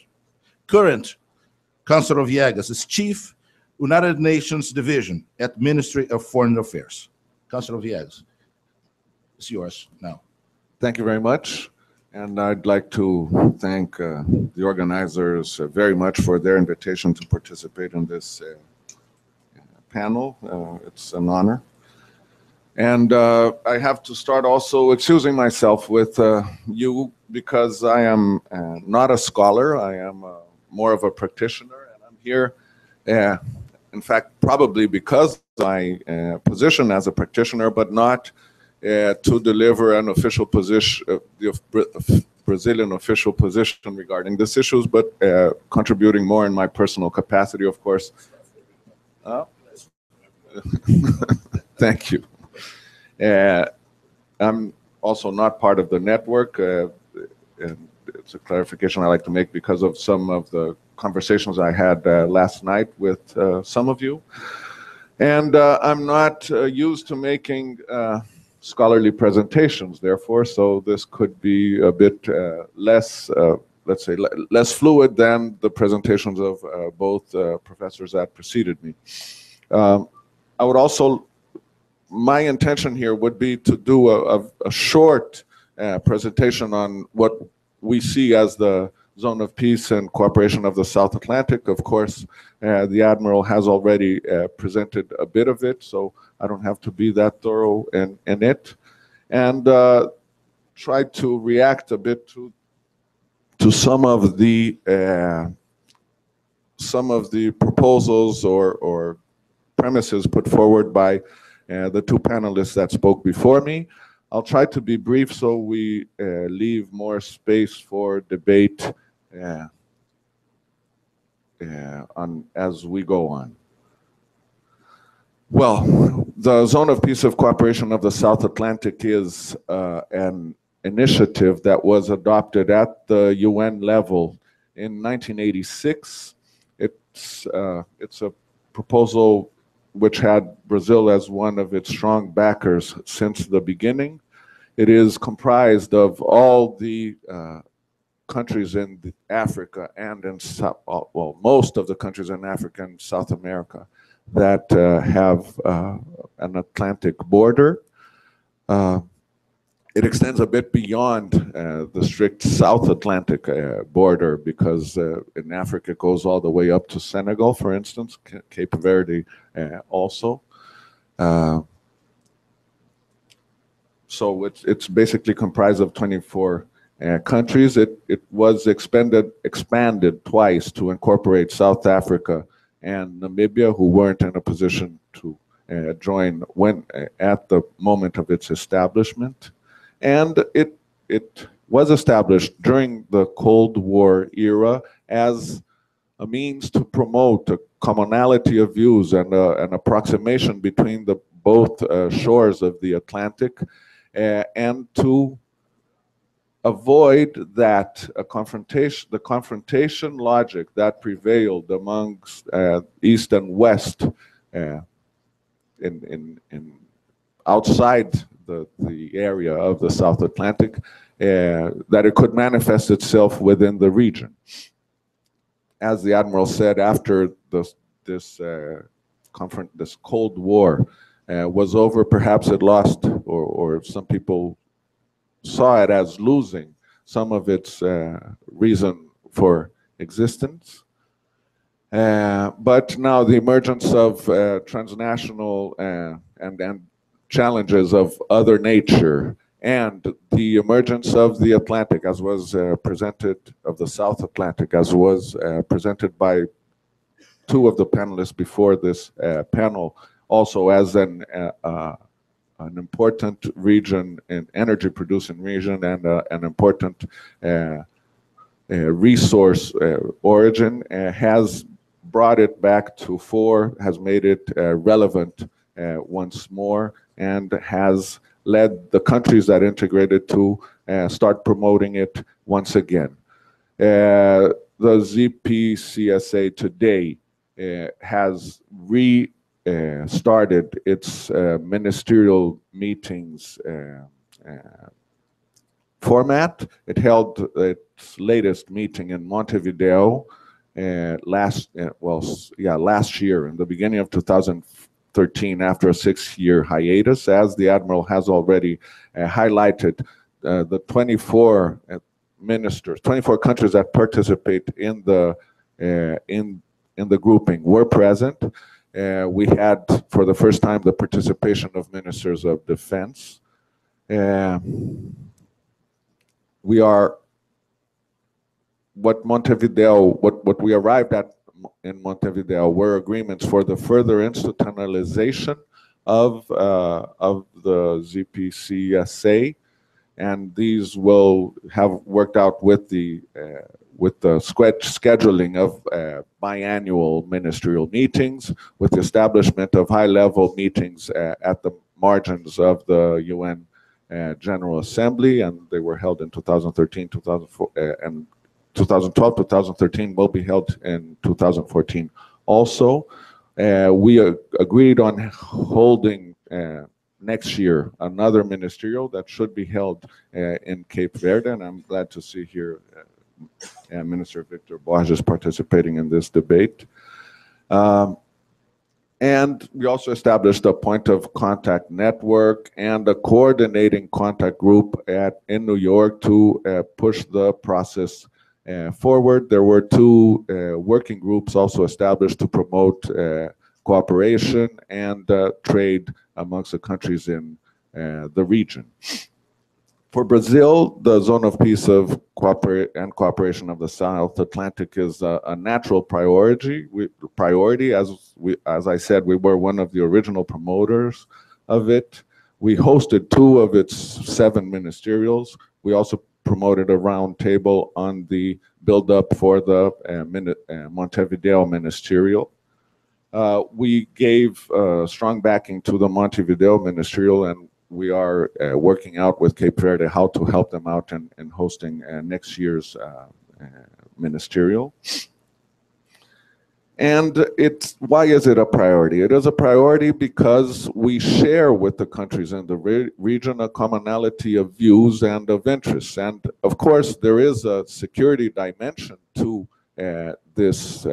to the initiative, but it's a security dimension inserted into a logic of promoting peace and cooperation, more than emphasizing the security aspect itself, which is, I believe, one of the problems with the workings of the international community nowadays. The United Nations were established in 1945 after the largest conflict in human history, tens of millions of deaths, and it was established on the basis, of course, as a security arrangement. It is the ultimate collective security agreement. We all surrender to the Security Council the right to exert force whenever this is not exerted in self-defense. But it's much more than that. It was established also with the view to promoting human rights and with the view to promoting development. And why was this? Because it was very clear at the time that without these other pillars to the establishment of this organization, it wouldn't be able to carry out its mandate, and it wouldn't be able to rid us once and for all from the scourge of war. Since its establishment, the fact is that more and more emphasis has been put into the promotion of security, and this has happened, unfortunately, in detriment of the promotion of the 2 other pillars of the organization. If we take, for instance, into account the current budget of the United Nations, the regular budget, 3/4 of this budget is currently employed in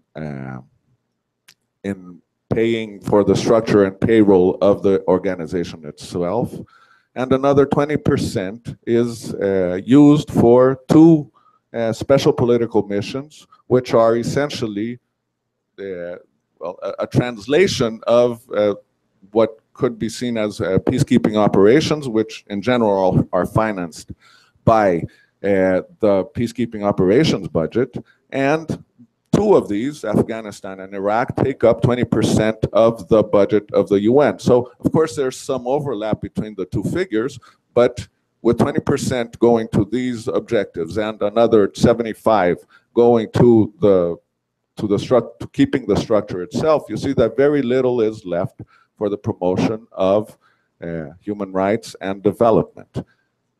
Another analogy can be made with regards to the peacekeeping budget itself. The peacekeeping budget today is triple that of the regular budget of the UN. And as I said, the regular budget of the UN is taken up by other means than promoting human rights and development. So Brazil is, by its history and by its actions, very much committed to the principles that guided the establishment of the Charter, even before the establishment of the United Nations itself. We are a country that came into existence diplomatically even before we came into existence, into real existence physically, you know, with the Treaty of Tordesilhas, and the whole expansion of our frontiers, which Brazil would be about a third of the space it comprises today, was done or at least consolidated by peaceful means. So we do believe in a logic of peace, and I think the idea behind the promotion of the zone of peace and cooperation of the South Atlantic, from our perspective, is that this is a position, a premise that works. It has worked for us, and it can work for all. So we are very skeptical of the use of force or the threat of the use of force as a means for the resolution of disputes in general, which does not mean that we should disconsider concerns regarding the security realm. And I think we are a country that takes this seriously, and we are very well capacitated to confront international threats if they come to exist. And then this would conclude the first part of my presentation, and I'd like to comment a bit on what the panelists that preceded me put forward, basically with three questions. The first one, and directed to Professor Hamilton's presentation, is the issue of human security. Human security is a concept with which we have a lot of trouble conceptually. Human security tends to blur the lines between what is an international crisis or confrontation, an international conflict, and other types of conflict, and could lead to the deployment of force in situations that are not, well, or traditionally had not been dealt with by these security arrangements. And if we take into consideration current practice itself has not proven that the human security concept is leading to a better situation whenever whenever initiatives are deployed on the basis of this premise. A second premise was that challenges would be coming first, or could manifest themselves initially in the Atlantic. And I don't know, I would like to see this expressed more clearly. I don't see this as happening. Of course, drug trafficking, but trafficking has been around for ages. Piracy has been around since the 16th century, and these are all problems we have to deal with, and Brazil itself is capacitated to do it and willing to extend its cooperation to other ZPCSA members in order to deal with them. But they are nothing new. They've been there, and they'll probably be there throughout times, and I don't see the necessity to establish a different framework for dealing with these situations. And certainly they are not restricted to the South Atlantic zone or the Atlantic itself. I mean, they manifest themselves throughout the oceans. A parallel was made to the intersection of money, drugs, and crime. It does happen, of course, in the South Atlantic, but it also happens elsewhere. I mean, perhaps it happens everywhere. And I don't see it as a trigger to the invocation of human security and in other areas or situations. A third thing that was mentioned and that I would like perhaps that we could discuss is the private dimension. Of course, private interests have always to be taken into consideration, but I think not in contradiction or not in confrontation with the interests of the states or traditional sovereignty interests which still prevail. And I don't know, it's an issue that we could discuss.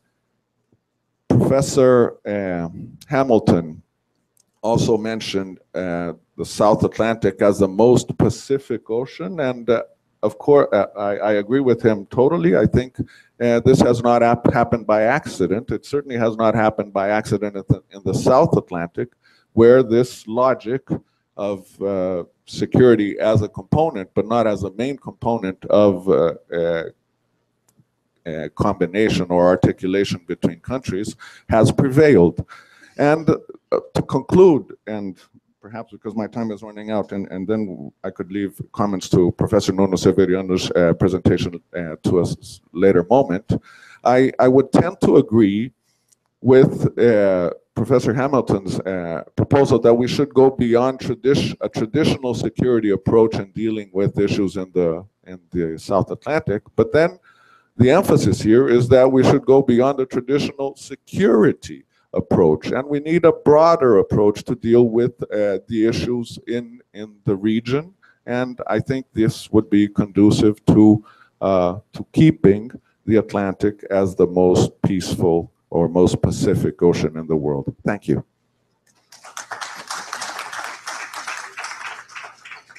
Thank you, Councilor Viegas. Let's begin now the debate phase of this session. The person interested to make question just has to raise his or her hand and proceed with the question. I will select the first 3 questions in a row, and then the participants may respond as they wish. If we still have some time, spare time left, we can conduct a second row of 3 questions. Debate phase is open. The questions are welcome.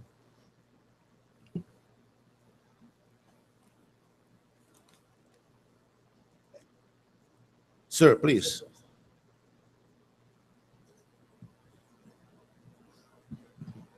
Thank you, Andreas Krämer of Ecologic Institute. Thank you to all the presenters for really giving us a very good introduction for this seminar. And what I found interesting is the tension that was created between the different concepts of security, which really takes me to the last point that you, Marcelo Viegas, made. I've learned in the few exercises with military people about identifying threats that first, it's important to identify threats and risks, and that afterwards you determine whether or not the response is military and the focus is on the military, or whether the military has a secondary role in meeting the threat, or if the threat is of such a kind that the military actually cannot contribute to solution. And in that case, you don't ignore it until you've found another competent organization within government or somewhere else that can deal with it. And as long as nobody else can deal with it, it remains on the agenda because it remains a threat. You've identified it as such. So I wonder how we can deal constructively with the tension of the old concept of national security, national or collective security in the North Atlantic. We're thinking always about collective security rather than national security. On the one hand, and on the other hand, all those threats which are sometimes summarized as human security, but that is a fuzzy term. And I'm happy to have a fuzzy term because there's so many things that we need to address in our society in order to keep humans safe. Not just the state and the government, but the humans living there. Thank you.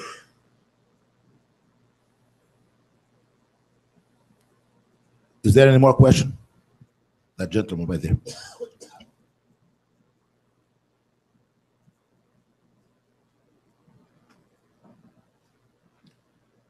Thank you. Giovanni Grevi with FRIDE. Thanks to all speakers for your presentations. Clearly, different nuances, shall we say, on how to better structure the cooperation across the Atlantic and what are the order of priorities. On that point, my question would be about the, if I can infer in the comments by Mr. Viegas, the identification of the concept of human security with the practice of responsibility to protect in some ways. And I wonder the extent to which we could not actually disconnect a little bit the two dimensions. Human security is, you know, freedom from fear, freedom from want, freedom from quite a few ugly things, which are principles on which I guess we can all agree. Now, you may want to call it human development as opposed to human security, but I think that we can agree on the basic purposes of much of the elaboration behind these. Then responsibility to protect is, I would say, clearly a contested debate, but I wonder whether there is no way of disconnecting the two and focusing on the challenges to human dignity, shall we say, in fragile states and regions across the Atlantic basin, where more cooperation could be envisaged, and perhaps to think a little bit as to options in that direction. I'd like to ask the speakers if they could elaborate, because I think that, by the way, we have a pretty good case in point at hand, and it was mentioned probably, which is the Ebola crisis, which is at the same time a relatively local one, a potentially global one, but one whose sort of potential spread interests the Atlantic space first, as it has been the case anyway, from the US to Europe and so on and so forth, and where probably neither the UN agencies nor most of our countries have been particularly proactive or particularly expedient in reacting at first. And now, of course, attention is growing and more is being done. But it seems to me that this is one of the challenges to human security, development, dignity, health, in this case, where a better framework, better platforms for cooperation across the Atlantic could be conceivably useful. Thank you. Is there any more question to end this row? Please, sir. Professor Alcides Costa Vaz from the University of Brasilia. I'd like to ask Professor Dan Hamilton to elaborate a little bit more on the connections between human security challenges and engagement of private sector activities in this network governance mechanism that you have envisaged. Professor Dana, would you like to begin answering the questions? Yes, I was also asked sort of from my other panelists here a few points. So let me try to combine a couple of those points, if I may. I think sort of what Andrea said, I hope we don't just get hung up on definitional issues to not address the substance. So whether you call it human security, whatever you call it, keeping people safe, from violence, disruption, I think that's the question. And who can do that best and what combinations? So I still think it's the issue. And some of these issues, as I mentioned, might not be new, but they're newly important in a new context. So the drug money crime, what's newly important about it is we see it's become a pan-Atlantic phenomenon, not just a regional or local or South Atlantic. It's become something different now. And we don't have any mechanism, even a conversation platform to discuss those types of issues. So that was the simple point on that. I didn't say that all these awful things are happening here first. I said the opportunities to tackle them are appearing here first. Because the Pacific is so tempestuous and full of rivalry, it's unlikely that those countries are going to be the ones to really pioneer new ways of dealing with these issues, or the Indian Ocean. So we're seeing the opportunities here first. And one thing I didn't mention, but I'd say one reason why the opportunities are here is because if you just compare again, the Pacific is a region of contested norms and principles. There's no real agreement on basic principles and norms of behavior, essentially, if you will, between open and closed societies. That's why there's such a tension there, because they're not only fighting normal geopolitical contests, they're fighting about, you know, whose norms and principles prevail. To boil it down simply, I would say it's almost the opposite now in the Atlantic space, where you see, admittedly with fits and starts, a movement toward a sort of coalescing around certain norms and principles that I think many societies in Atlantic actually share, or at least we aspire to. We can all say our achievements don't match our aspiration, but there's not a different norm that is being out there, you know, basically. I mean, there are a couple exceptions, but that's the, and if we have a normative basis upon which to tackle some of these challenges, that can be the orientation point for global norms and standards. And that would have huge impact on the Pacific and on the other regions of the world. They're not going to lead on this. So either we lead or we all default. I think that's the choice. I was asked about the public-private issues. Well, it's just the fact that the private sector owns most of the arteries that connect us, and none of these arteries are national anymore in scope. We're all dependent on flows of all the things I mentioned. So those companies have basic ways of doing business. The just-in-time model of delivery, which was sort of prevalent during a big open phase of globalization, I think is being questioned now. Shouldn't you build in redundancies on purpose as part of your business model because of what you see happening, because of disruption? How would you do that? Because it's not then about just pure efficiency. And what role does your interaction with the government, not just your government, but governments of your customers, have to play? You see this at work in the North Atlantic. We're having a huge debate, obviously, on the digital economy and the rules governing data. And you can, so the companies obviously have a role to play there. In fact, they're setting the standards by building in encryption just as they build things. And that's causing then governments to react. So without belaboring the point is simply by saying the private sector has a role to play here. How it plays probably depends on the sector in which it's active.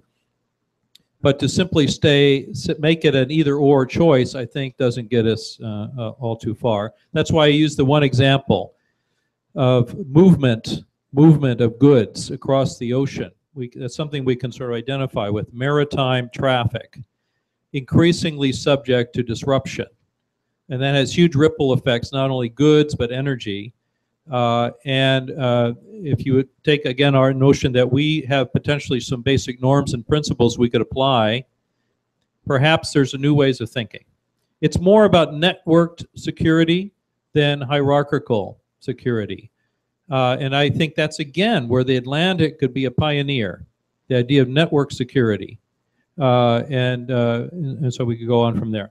My last point would be to say, I was interested that Admiral used, one of the books he had was on the Baltic Sea.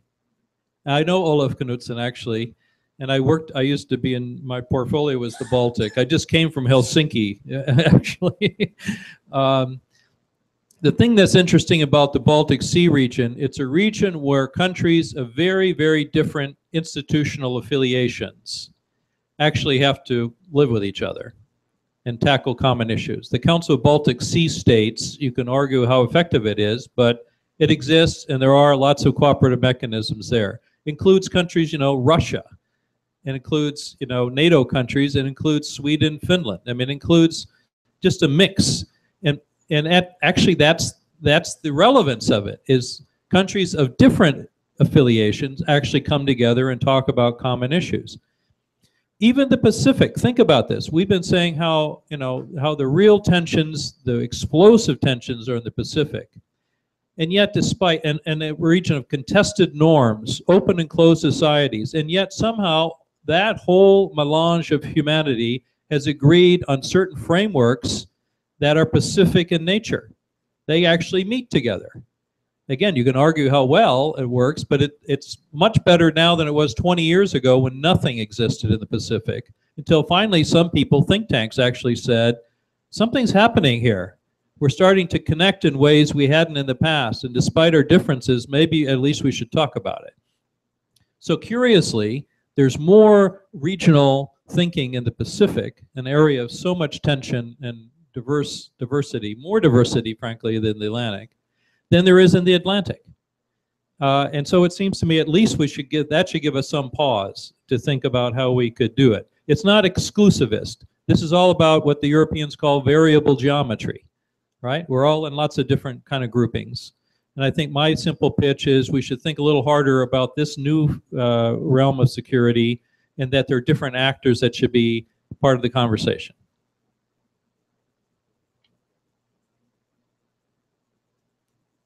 Yes, thank you very much. And reacting to the two questions put forward that I think were in a sense directed at my presentation. Speaking of threats, whether they have a military solution or not, I think first we have to assess the situation beyond the issue of the threats themselves. I mean, when threats are already manifesting, security threats are already manifesting themselves, it's perhaps because the international community has not acted adequately in preventing the emergence or resurgence of these situations. And then going back to the concept of collective security versus national security, the whole human security and R2P discussion, a lot of the Brazil had put forward in 2011 a proposal in the realm of responsibility while protecting. It was met with a lot of skepticism on both sides of the aisle, let's say. It was a matter for intense discussion in the context of discussions around R2P for a while. And then we sort of let the concept take on legs of its own and see where it would go or where it would be taken by the international community. But I bring back the concept because most of the discussion on it was on the frontier between military action or not. Of course, our WP promoted that other means for the resolution of conflicts should be explored before you actually go to military action. I think a lot has to be discussed, or could have been the object of discussion, regarding the other side of the equation, which is when do you start applying concepts such as R2P or RWP conceptually? And that's where I think discussion in the international community is lacking. I think that's where perhaps resources are not being made available. And I thank our colleague Giovanni for bringing up the issue of Ebola. Actually, there we have a threat that can be characterized as a security threat, but that is not being dealt with through the traditional security, I don't know, architecture that is usually invoked when you are mentioning issues such as human security or R2P. In fact, the UN established, UNMI, I think is the name of the structure that was established by the Secretary General. And fortunately, he presented this proposal to the General Assembly, where it got the backing of all the countries. And of course, this issue was discussed in the Security Council too, which I don't know if it is the adequate instance for the discussion of these matters, even though I agree it's a security threat. But still, fortunately, the way to deal with it was the adequate way within the United Nations structure, and perhaps we should explore more these types of arrangements when dealing with threats that are security threats, but not the traditional security threat or architecture. Thanks. Nothing special. Just to clarify some of the concepts that were used during the debate about different conceptions of security. In my view, when we speak about the traditional security, we are speaking about the state security, and the way to assure the state security is the use of force. And the instrument, the most adequate instrument, is the military instrument, no doubt about that. Well, the things are more complicated when we talk about human security, because when we talk about human security, we are speaking about protecting people, we are speaking about the security of people. And then we can go beyond the use of force. It could be necessary the use of force, but it could be necessary other things than the use of force. So it's more difficult to choose the instrument. It could be useful, the military instrument, but when we are facing a threat like Ebola, the main instrument is not the military instrument, of course.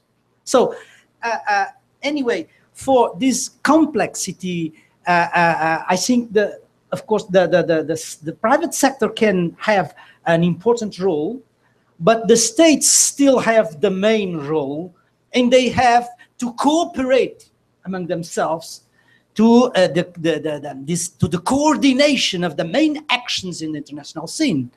So if in the traditional security, we use the concept of collective security, which is hard security, military instrument, here we use the concept of cooperative security, which is a different thing.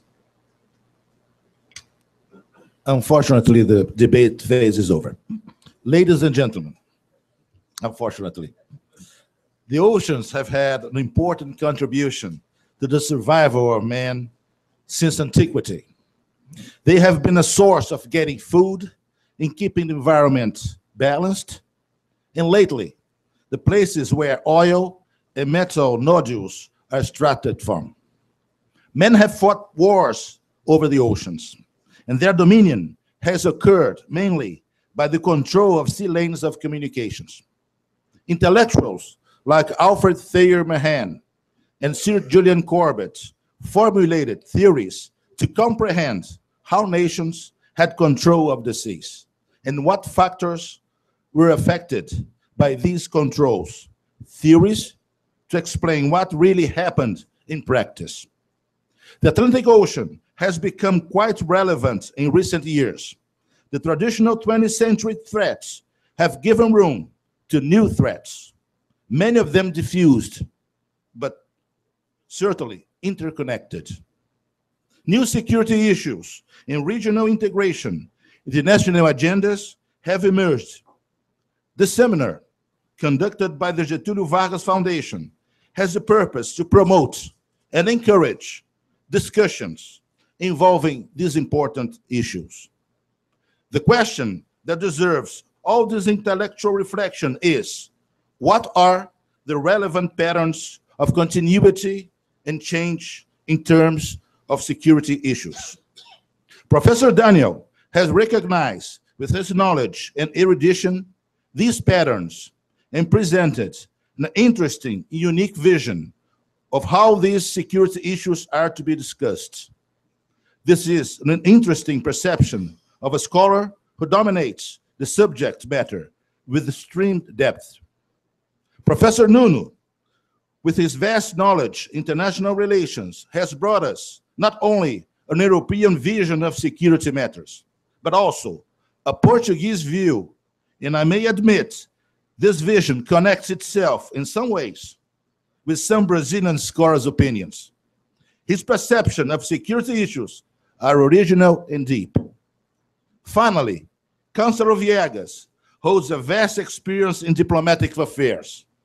To his professional experience, his personal vision can be added, which gives us a broad interpretation of security issues that help us understand the complexities of this agenda. It can be said that these three scholars, Councillor, presenting today are complementary, and their mark are original and erudite. From these discussions, new questions will arise, and that is exactly what we expect from knowledge, evolution, and permanent reinterpretation. I would like to thank warmly these three intellectuals for their presentations during this session, to the audience participation, and finally, the organizers of this selection of themes and lecturers' choices for this session. I invite you all to the next session of the day. They will start, I think, in 30 minutes, with the theme, the Atlantic Basin as a security area. Thank you very much, and have a nice day.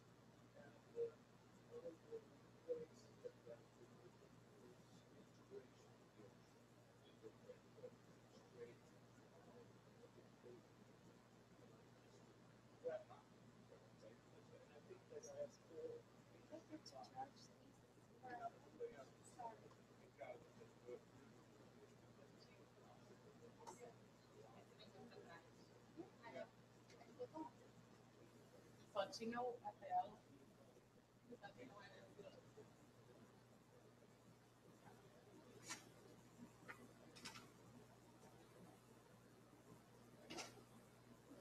Tem guardanapo aí?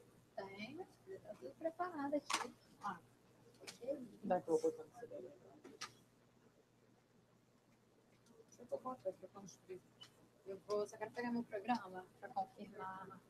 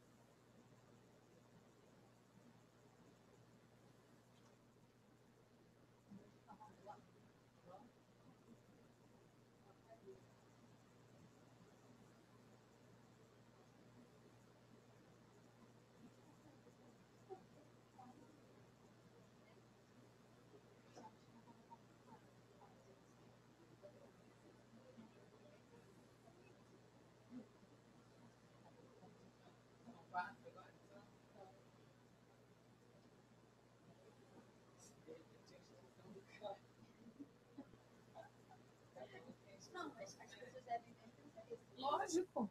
Por que não? Entendeu?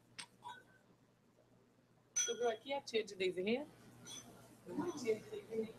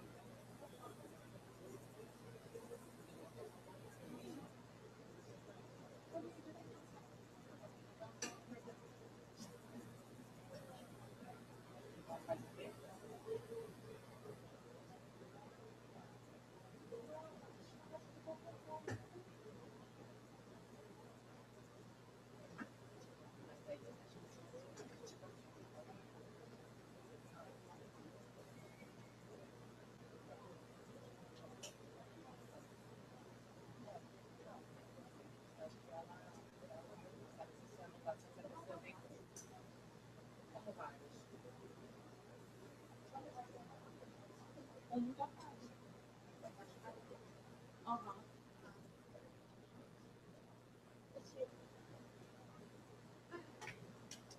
Ela pega mais água, água. O lance é que ela fala, estágio, você consegue ver. Só manda currículo. Agora, mas o estágio eu não consigo mais, gente, essa qualidade. Nossa, esse salário é verdade. O que tem? Estágio de qualidade não profissional. Não, tem um tempo. Ah, mas eles tomam muito tempo, né? Tem um tempo. Para depois de profissional. Não. É até um ano depois que você forma. Verdade, sim. Por isso que eu tô falando, por isso que eu falei que você formou já para comprar. Eu formei por mais de um ano, eu formei em abril do ano passado.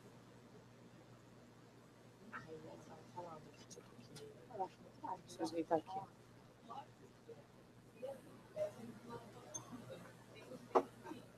Lógico.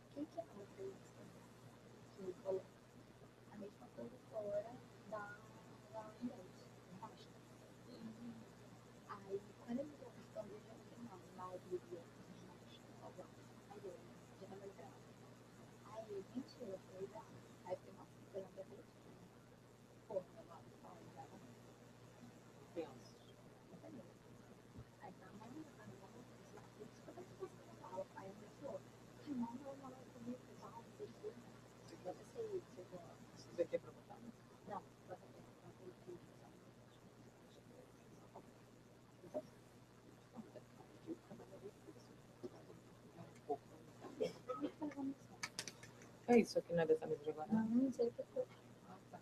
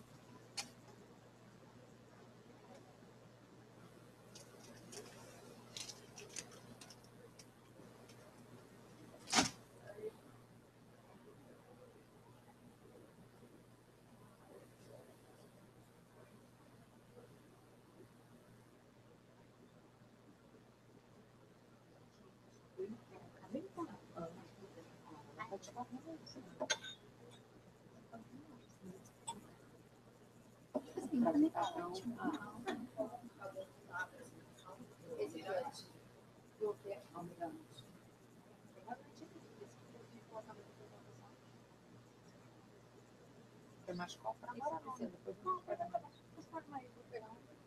Eu vou colocar essas armas, que aí esse aqui já vai ficar para isso.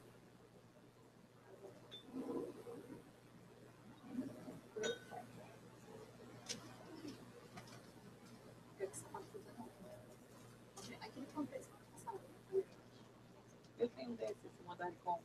Não, eu faço um tempo, minha mãe comprei na questão. Mas é igualzinho, Tá? ele é todo puxadinho por dentro. Sabe onde é que tá? O próprio é de impressão mesmo. Bem provável. Eu tô com medo de apagar, entendeu? Porque o professor tinha... Agora? Não, é que assim, o Alexandre pediu para apagar, mas o professor pediu a ele e ele autorizou o professor ter. Então eu fiquei com medo dele apagar antes.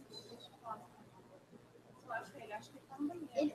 A última vez Ele que eu tava tava aqui, aqui no salão, não foi?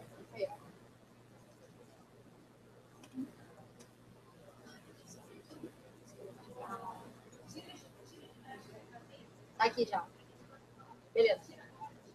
Tá, já tá aqui embaixo, já levo lá. Acho que esse aqui é o Monteiro, não conheço. O último.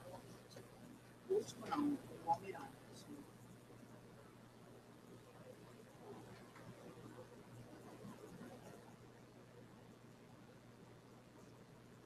Alcides, Emiliano, Alfredo. Não, isso é Daniel. Ah, o capitão, esse é Alves de Almeida. Esse, Alves de Almeida. É o Daniel Santos. Tá. Esse Álvaro Augusto. Ele, Álvaro Augusto, que morreu, é isso. Tá aí? Ah, então. Agora eu preciso mandar pro meu e-mail. Esse aqui, será que tá na internet? Ah, se não tiver, dá pra conectar no Wi-Fi. Aqui tem Wi-Fi no vídeo. Eu queria mandar esse aqui no e-mail. Não, tá aqui.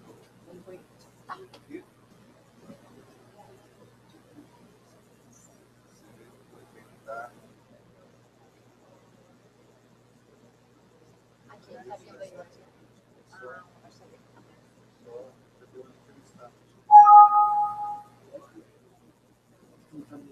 Por favor, eu preciso dessa apresentação no meu e-mail. Você pode me mandar? Posso.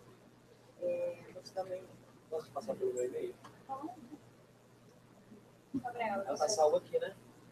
Tá. Essa do Álvaro, né? Deixa eu pensar pra ele, eu vou às 3h30. Eu não tenho de ver, colocar ela para eu expliquei pra ele que o ideal era ele pegar um táxi. Porque vai pegar um táxi, vai pegar lá e depois um táxi de volta. Porque ele antecipou o voo. Então, o transporte está previsto para de noite, eu não tenho como agora. Entendeu?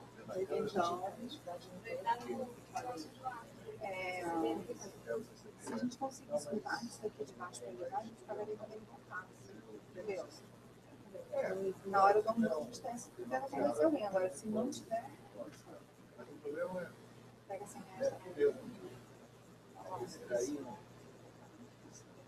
Situação justificativa. Então, tá injustificável. Não dá para. Só que depois não vai ter justificativa de uma sujeira. Na foto não aparece, mas se cair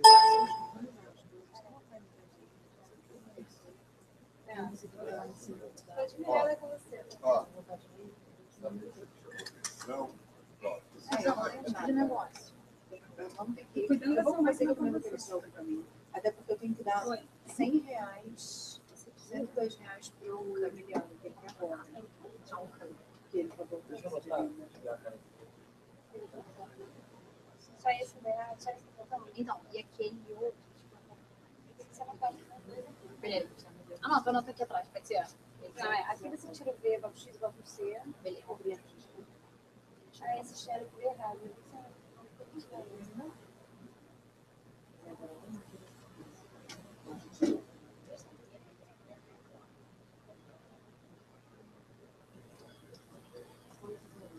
Agora vem o.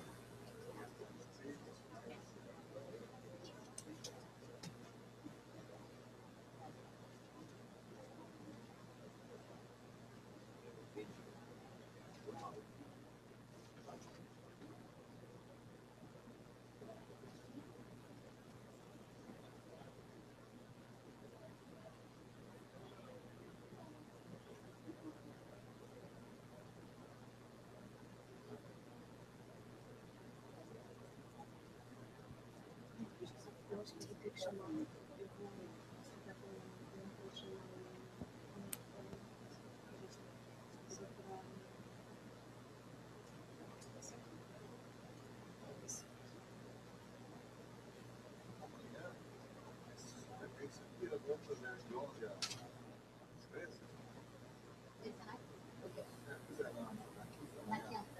Não, amanhã começa 8h30.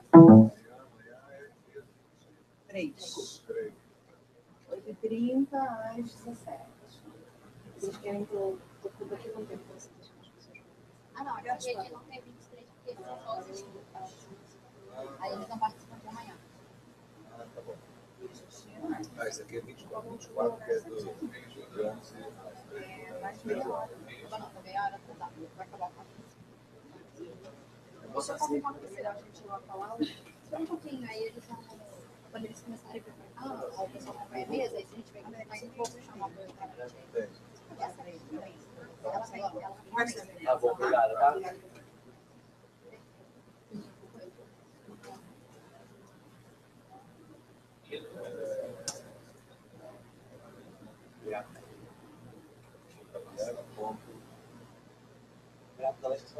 É porque não tá fechado aqui. Eu tirei porque achei que era mal.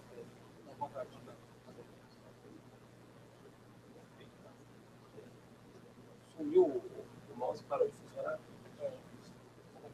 Não consigo.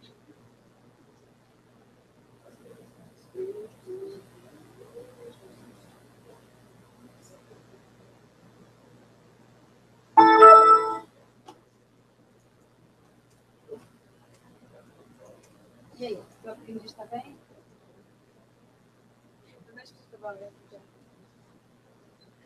Dá paz, dá paz.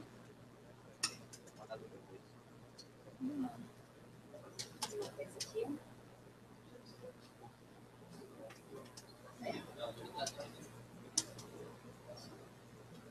Oi, gente, vocês querem que eu só vou fazer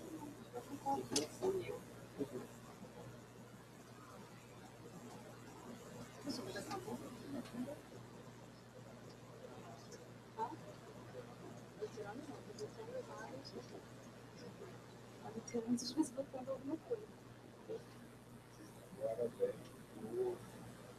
Você não imagina isso, não. Não, eu tenho uma garrafa de água. A pessoa não acabou com isso, não. Desde que seja no meu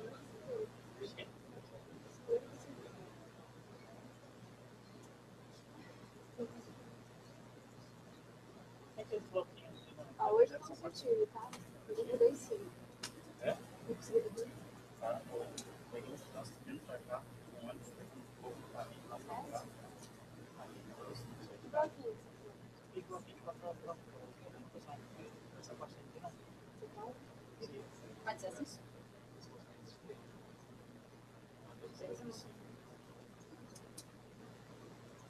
Esse aqui é o modelo que essa aqui é a Y mesmo.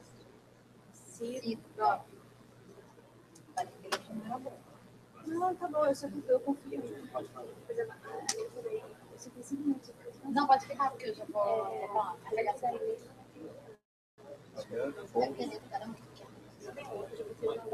Ah, pô, já foi.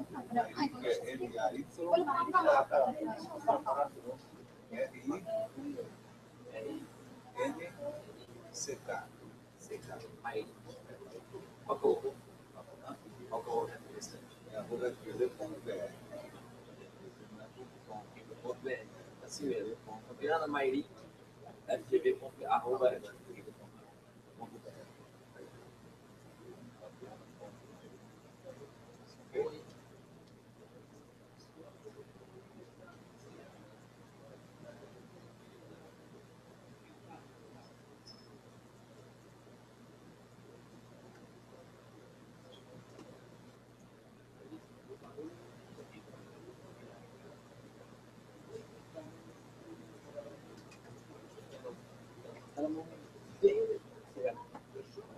sumiu tudo aqui.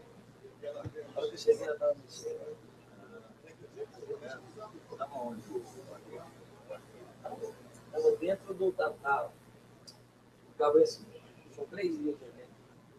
Então, aí já tem uma pasta que aí só pode começar do meio. Aí eu, os dois, o 10 e o 14, que é hoje. Os arquivos da frente. Aí eu postei, eu jogo. Para organizar, né? Aqui, ó. O meu canto que eu falei. Aí não, aí a abertura, você botar depois a outra, pegando aqui, ó. Ficou melhor, né? Organizado.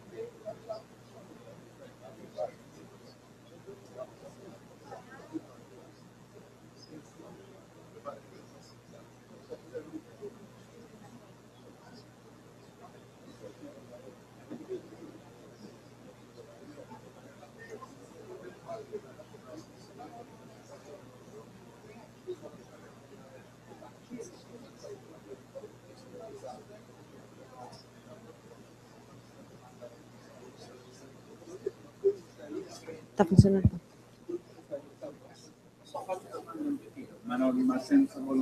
I would ask all the participants to take your place. I'll give the word to Vitor Borges from Cabo Verde.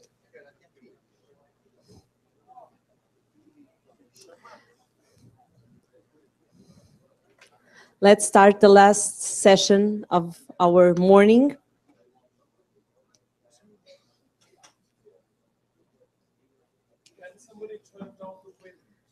I've tried, but I think it's almost impossible.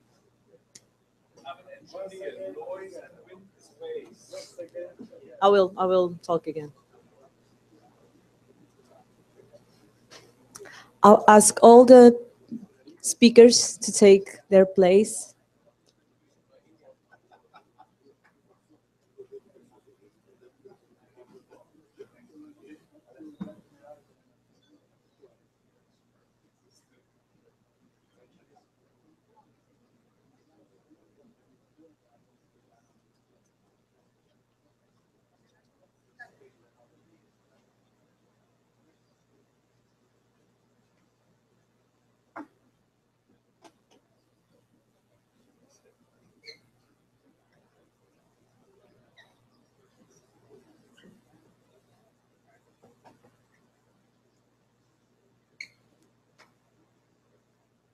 So, good morning to everyone. We are going to resume our work and discussing the session, the Atlantic Basin as a security area. Allow me, first of all, to greet everyone in the room, to greet the panelists, and hope that we can have a fruitful discussion. Behind this phrasing, the Atlantic Basin as a security area, and I understand security area of common interest, common goals, perhaps common strategy,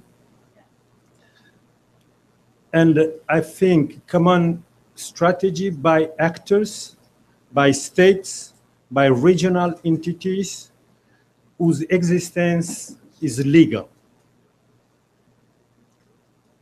Because sometimes we have, and I'm thinking in the south hemisphere of the Atlantic, we began to have a lot of non-state actors that began themselves a process of downward integration, and we saw it in the presentation of the Admiral, the drug trafficking from South America, making alliance with poor people and fragile states in the east side of the Atlantic.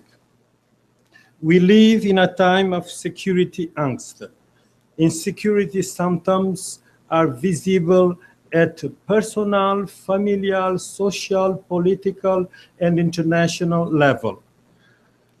So security was always a big issue for human society, and nowadays tend to become a central issue and a question of survival. The issue of wider Atlantic, I believe it's inseparable of this context of insecurity. And security began to be spelled out in the negative form. Much of time you have people speaking about insecurity instead of security. And we have the Atlantic in the middle, this immense aquatic space that links or separates Africa from Europe, from Americas, and from South America, from Africa, South America, and North America. And when you speak about Atlantic, there is a lot of connotation the word evokes a lot of things, a lot of truths, fears, myths, realities, different collective past experience. So it's a complex word with different meanings for a lot of people. And yet we want, in this diversity of interpretation and meaning of the word Atlantic, come out with some common meanings.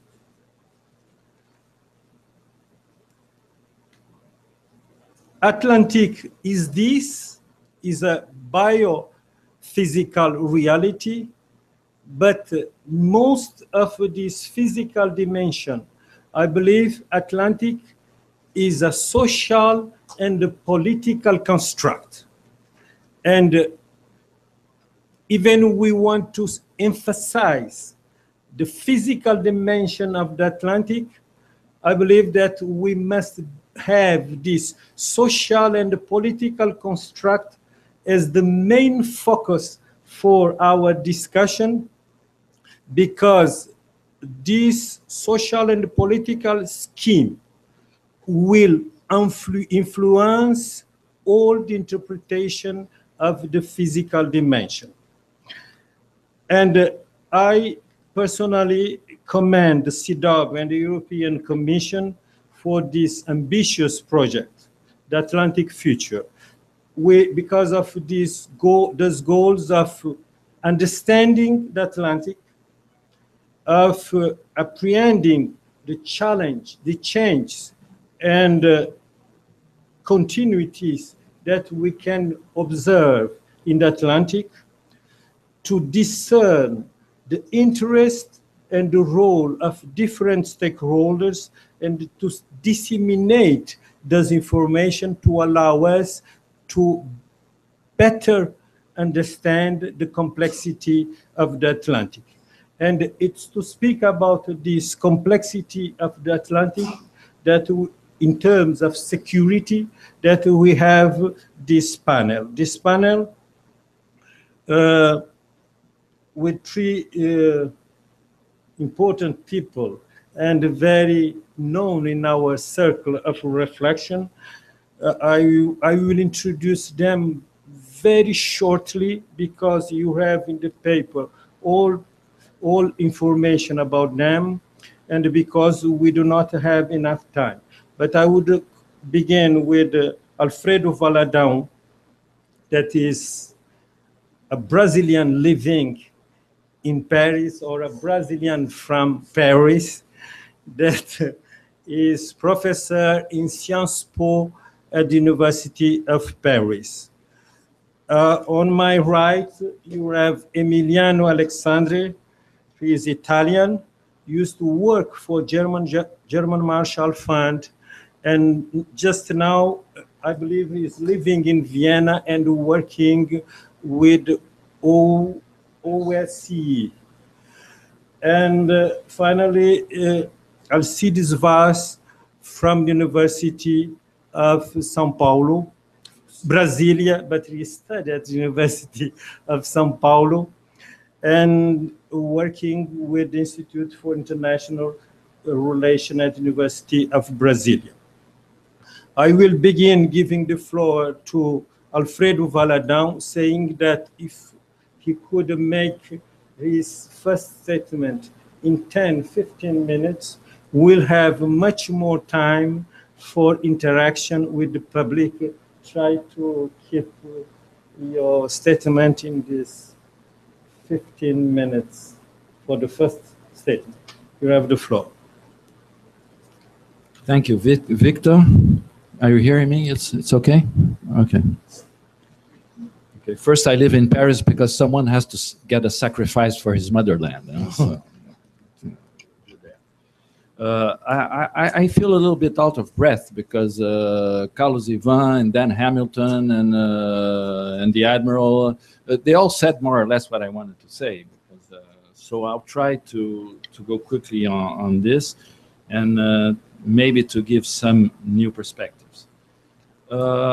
First of all, I think we should make a slight difference between defense and security, even if I know that's very difficult to separate them. And then even today, police work sometimes have to take on military help, so it's complicated to make this difference. But I think we should, at the first way of approaching it, to make a slight difference. It's true that the Atlantic and South Atlantic in particular has been a zone of peace if we compare today with what's happening in the South China Sea and Eastern China Sea, what's happening in the Gulf, what's happening in the Eastern Mediterranean and the Black Sea. And so there's a lot of problems, and we don't have these problems.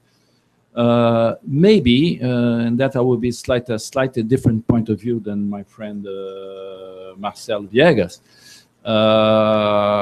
Maybe this is not because we are good guys that made everything good, but probably because we are very far away from any big strategic theater.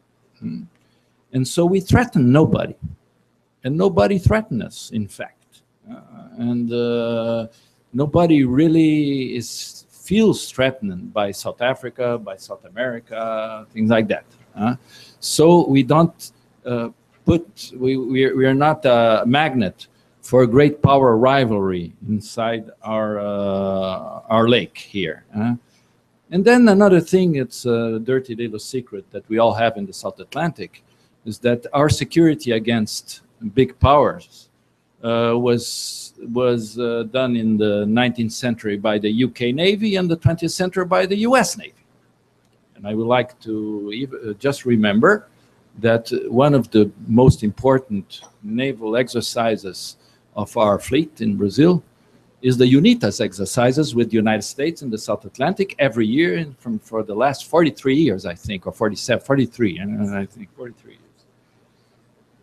So this peaceful environment will still be going on, but as others said, we are not sure that in the next 10 or 20, 30 years, it will be like this. What are the possible problems that can come in the Atlantic, not only the South, but only the North too? I think there are many have already been mentioned. I think one of the problems would be what will be the consequences for our region of the rivalry between China and India in the Indian Ocean.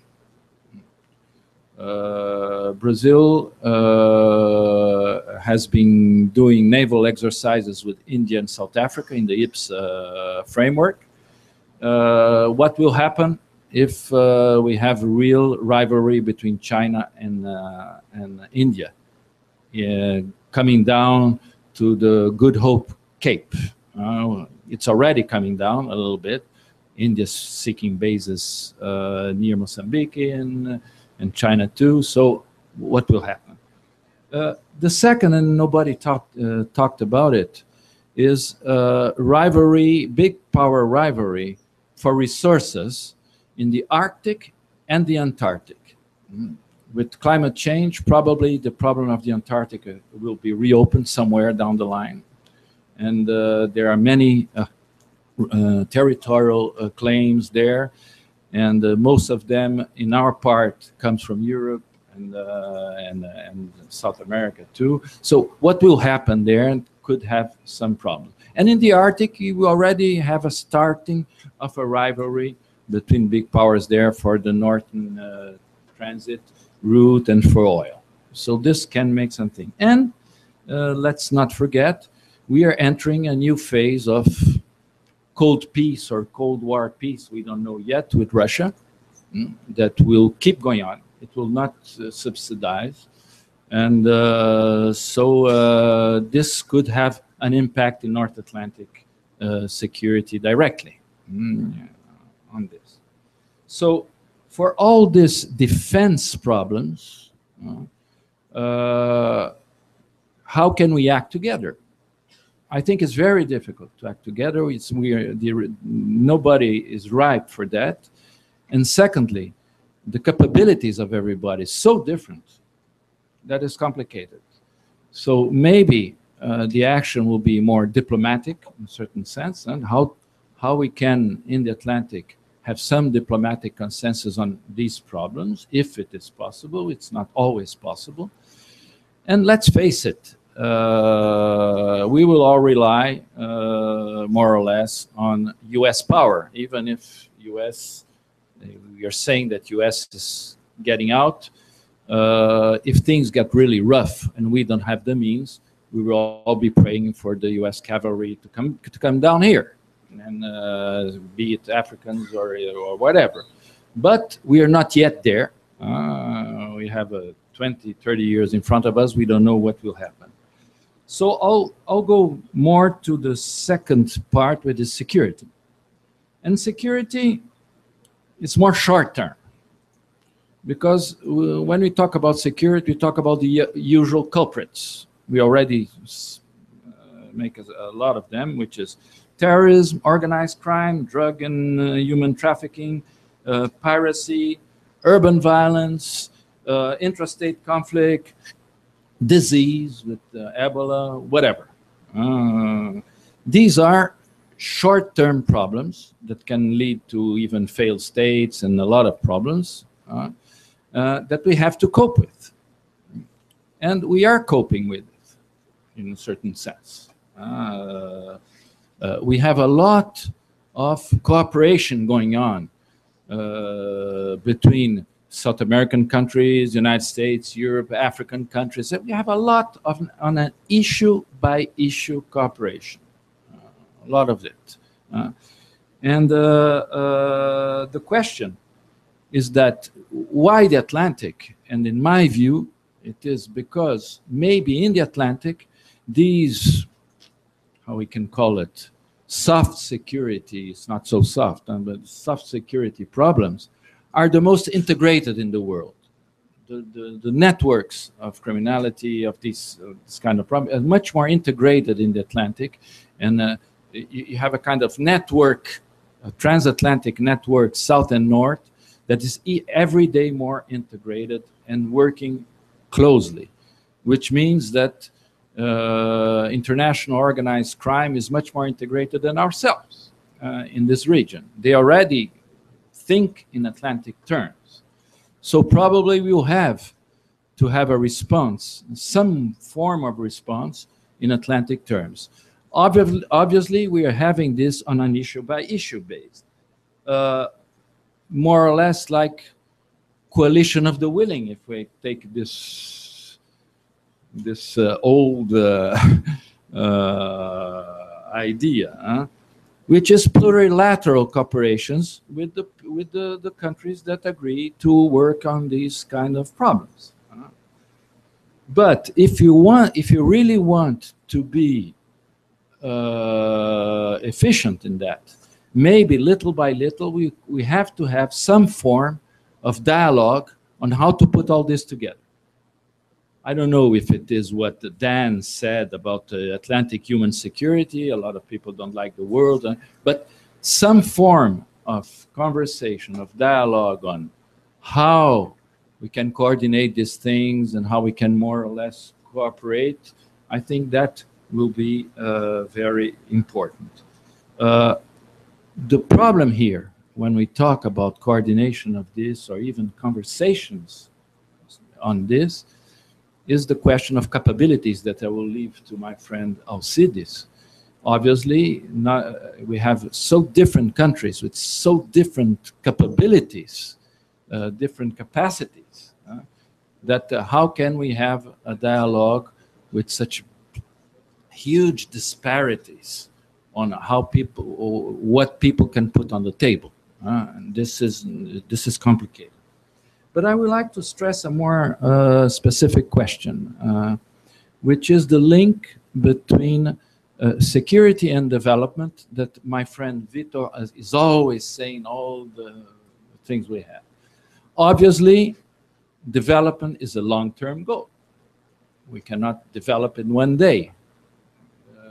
And security sometimes is a yesterday problem. We have to deal with it immediately. But as we have seen with the Ebola crisis, there is no security if there's no flow security, no human security, no development, no prosperity. We can treat security problems as a way not to solve them, but to stop them during a certain time. But we have to have a more long-term view on how to promote what we call development in the places where the most important security problems in the Atlantic are based.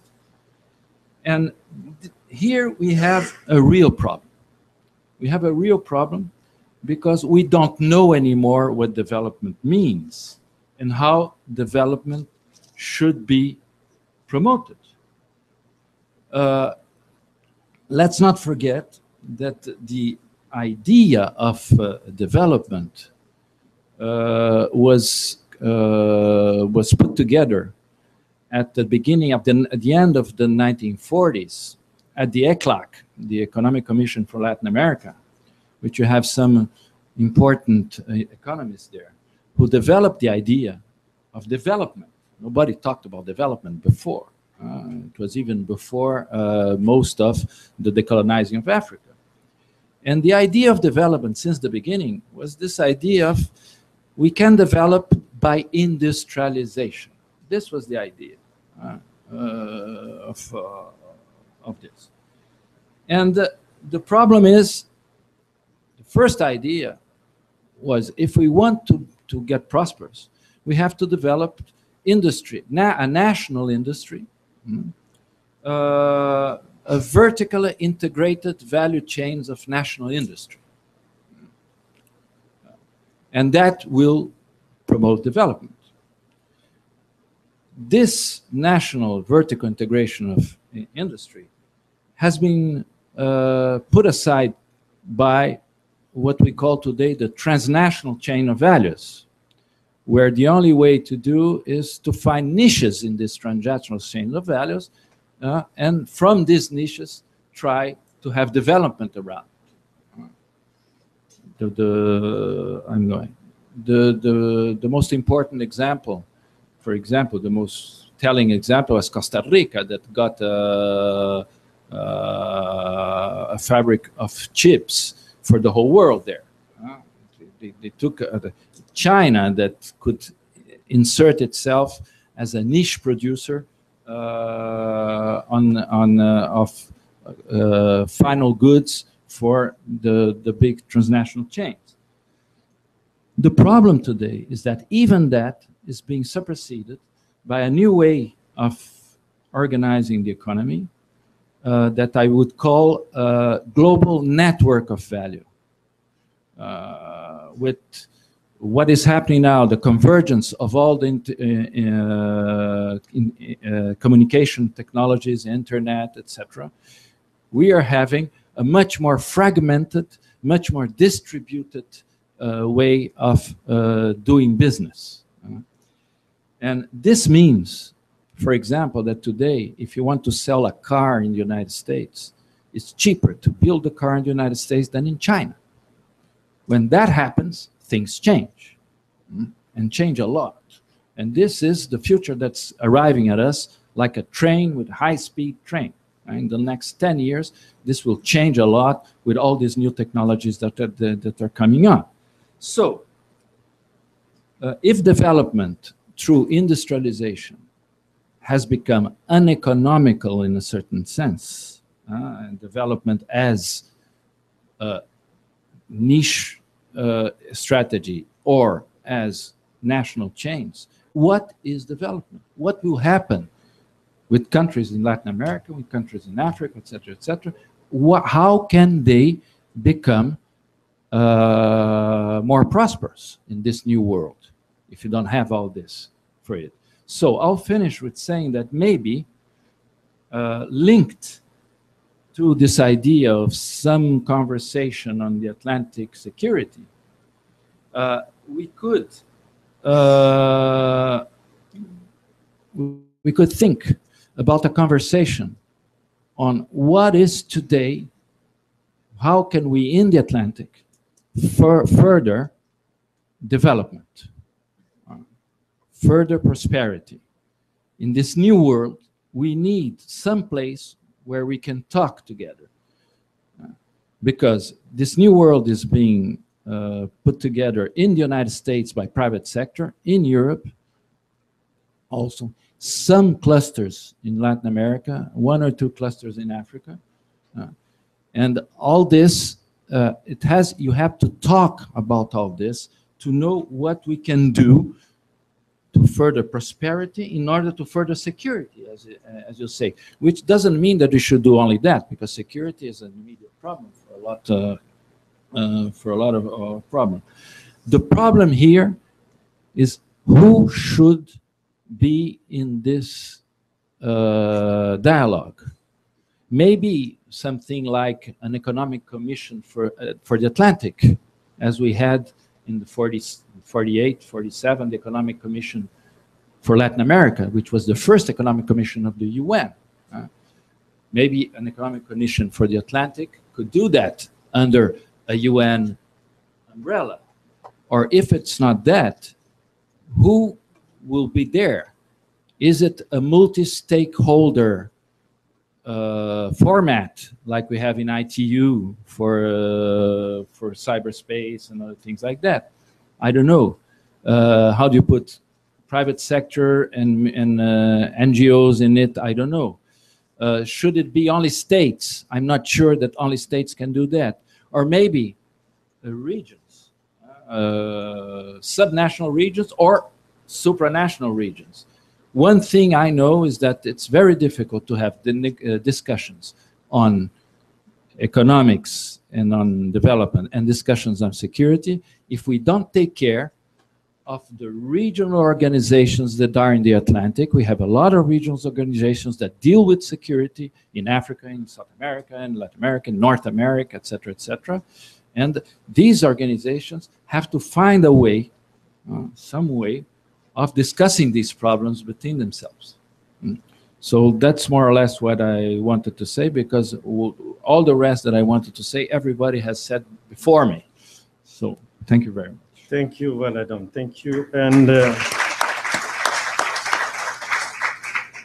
thank you. And I will give the floor now to Emiliano. Thank you. Thank you, Vittor, and thanks to the organizers of the conference, the Fundação here in Rio, but also, of course, CIDOB, which is leading this project. And as Vittor mentioned, for over a year, I was not involved with the project because in my current position, I'm not even allowed in reality to do research. But I checked the website. I know that some of you have not. I checked the Atlantic Future website, and I think it's impressive the progress that has been made over the past year in terms of new findings, research. Some of the papers that had been written a year ago have significantly expanded and improved. So I think this group that we have put together is really making a lot of progress. At the same time, one risk that I see, and I take this as an opportunity to go into the topic of this panel, a risk that I still see is that we are a little bit preaching to the converted here, and all the presentations that we have heard this morning were all very favorable to the idea of an Atlantic security area, maybe an Atlantic security community, a pan-Atlantic one. And I will try in my presentation to raise a little bit of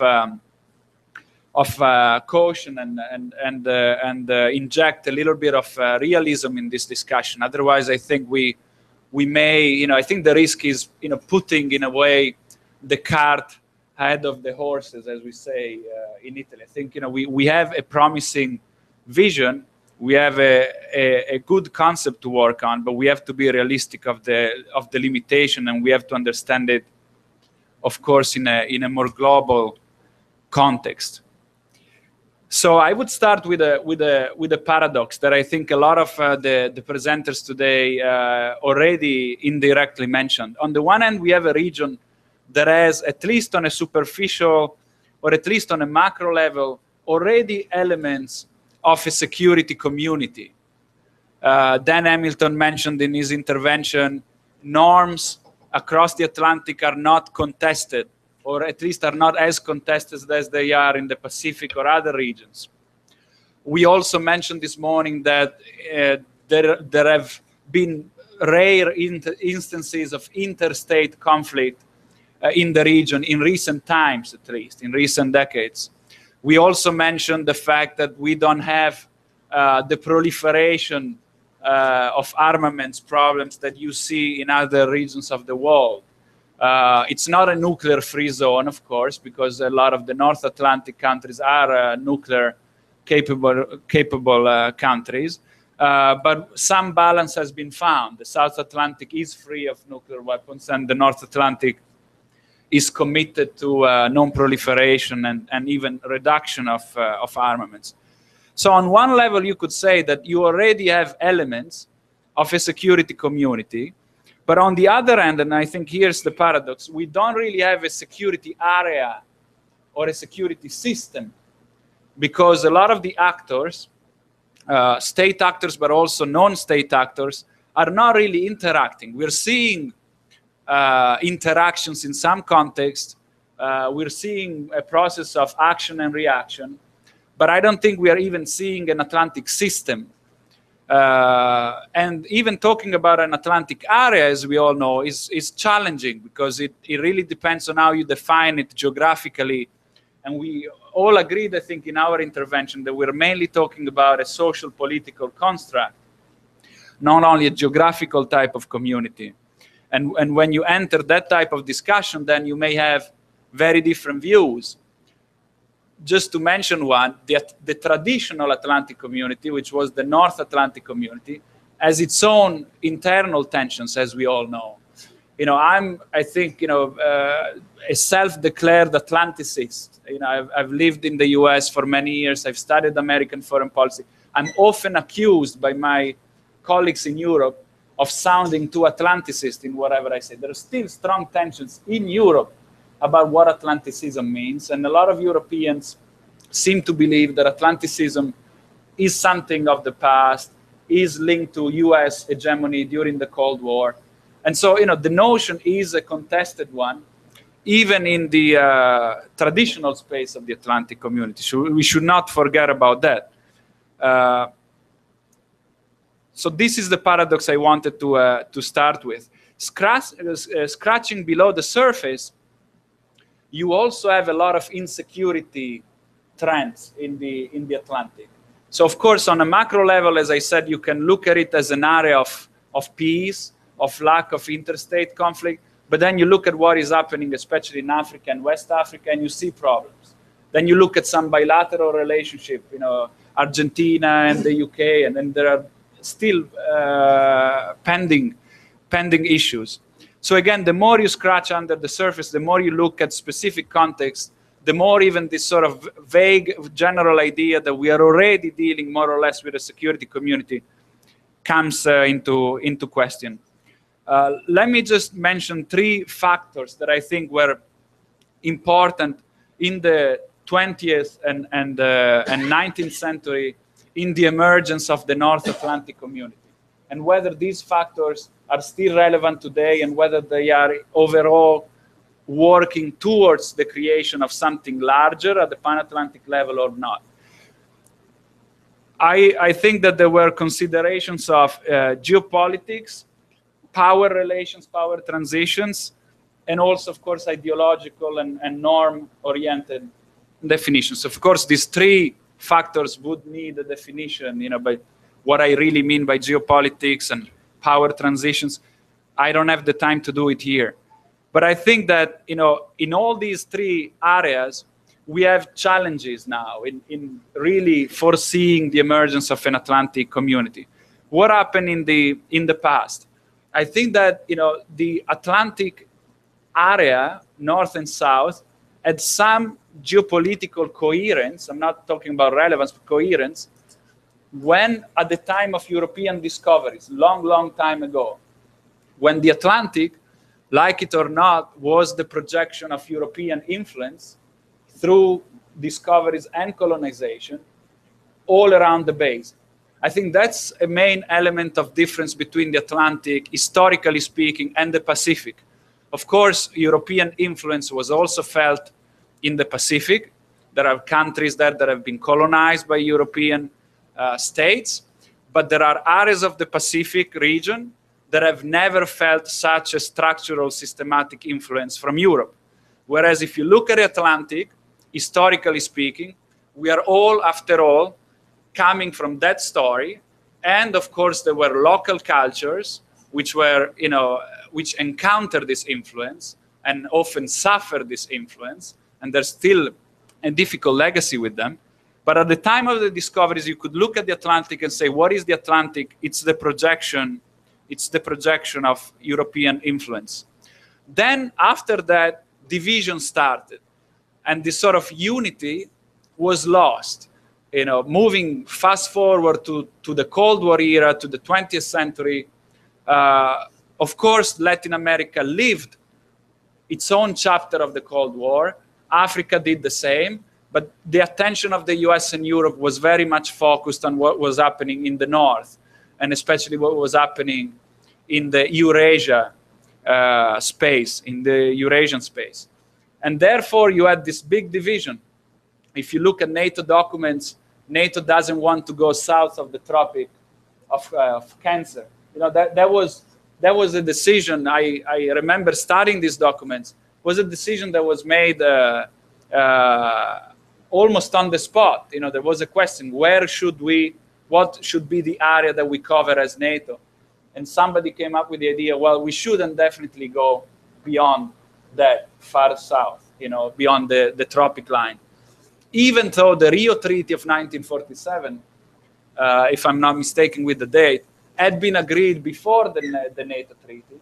And the NATO treaty, through the Brussels Treaty of 1948, was an evolution of something that had been created at the Latin and Pan-American level with the US and the Latin American counterpart. So there is some continuity, but there was a big division in the Cold War.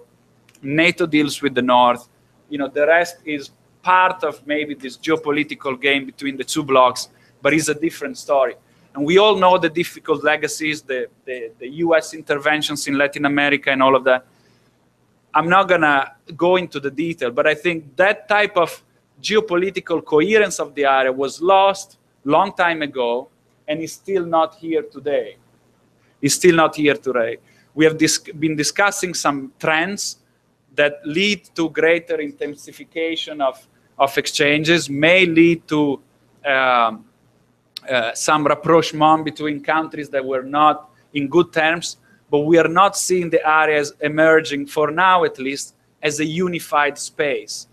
This, by the way, creates also a big difference with another space that we have studied a lot, the Mediterranean space, in which I would argue there are not even the elements, not even some elements of a security community. It's actually an insecurity community, but it is a security space.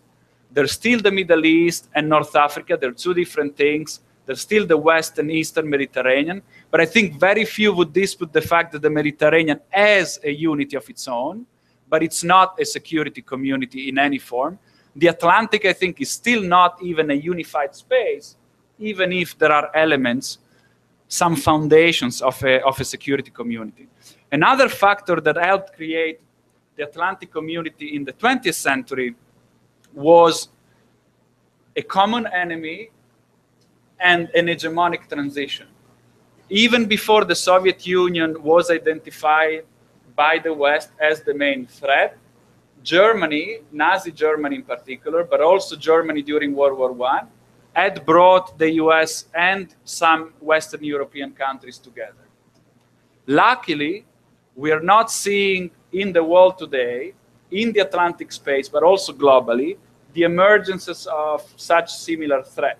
We've talked a lot about the rise of China, but we were talking about it in different ways because there are interdependencies that have changed a little bit the way in which geopolitics work. Some people call it geoeconomics. The fact that, yes, we have an important rise, strategic rise of China, but it does not compare to the way Nazi Germany and the Soviet Union later acted in the European continent is making, I think, more difficult, at least accepting a more traditional view of security communities. It's making it more difficult for this sort of pan-Atlantic grouping to come together. The other difference that I mentioned was power relations and hegemonic transition. The Atlantic community in the North came into being, came into life when the United States decided, or at least its elites decided, to drop or to at least put on a second level other types of identities, an hemispheric, Western hemispheric identity, or other identities that the US still had, and say, well, after all, we have to rediscover ties with Europe. Because if Europe falls under one hegemon and the British Empire cannot guarantee anymore the freedom of the Atlantic, we're going to suffer as the US because our democracy will be in danger, as they said at the time, in an ocean of totalitarianism. That type of hegemonic transition between the US and the British Empire that took place in the turn of between the 19th and 20th century and only came to a conclusion with World War II, we are not seeing it right now in the Atlantic space. We are seeing different rises and power relations changing. We've seen a lot of countries in Latin America taking off economically. Some of the African countries embracing economic opportunities, making progress on development, but we're not seeing something at this macro level that can justify one single country to say, well, we are now going to create this new Atlantic identity and we're going to kind of create around us, we're going to act as the critical mass around which to federate, to attract other countries. So that's a second difference. The third difference, and I will stop because I only have a couple of minutes, is again norms and ideology. We all agree, whether we like the Atlantic community of the Cold War or not, that it was not only about geography and defending a territory, but it was a political geography and maybe an ideological construct. It was the community of democracies. Some people think that was just very hypocritical and it was imperialism by other means. Other people like me believe that it was indeed a community of capitalist states, but nonetheless democratic ones. We may have disagreement, but there was this sort of bond. In the Atlantic, we have a lot of democratic systems, and we are all happy about that. But the role that the democratic element is playing in the foreign policy of all the different countries involved is very different. And we're still seeing a lot of north-south debates. We have talked in the previous panel about different interpretations of the responsibility to protect, and ideas that were born in some Western countries that have only been accepted to an extent by others. I don't think we have that type of ideological bond yet, maybe only yet, to really build a security community. We need more alignment, and I think we are getting that. I think the partnerships we're building are very promising. I'm not always sure that using Atlantic and Atlanticism is the most tactful way to go, precisely because even in Europe and even in the US, there are people associating with Atlanticism very negative things. So sometimes it may just create unnecessary complications, paradoxically, to use this framework. I would have much more to say, but I really stop here. One clarification only. A paper by GMF was mentioned by the Admiral this morning. It was written by a professor in Portugal. He is entitled to his own opinions. It does not represent necessarily GMF. At GMF, we have very different views even about the topic. I'm more on the realistic, if not skeptical side, even if I really like Atlanticism and what it represented historically. And then you have professors like Professor Guedes in Portugal, who is very proactive in proposing this Atlantic view. And then you have Ian Lesser, who has also been mentioned, who has also other views. So I think what we need to have, including in this conference, is a real debate. Instead of comforting each other that we are describing the next big thing and it's only a matter of time, we should challenge a little bit the concept, and maybe instead of sort of having it as a premise, postulating it, discussing it, and maybe the end result will indeed be an Atlantic future. Thank you.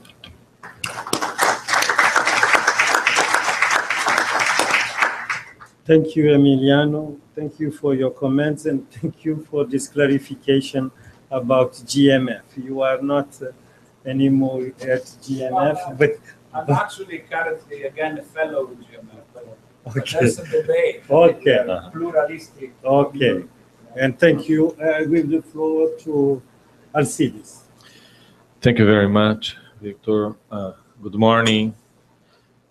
Thanks to Sidov, to Fundação Getúlio Vargas, the invitation to be here and to take part in this discussion. I'm really impressed on being the last one to speak this morning, and particularly in this panel, with the level of convergence of ideas and approaches, particularly in this panel. I'm not really sure, Emiliano, that we're preaching to the converted that much. Your own presentation, and I think the ones we have had this morning, showed display a great level of heterogeneity in the way we approach, or how much convinced each of us is regarding Atlanticism, how to implement it, its prospects, and that's what we have had here.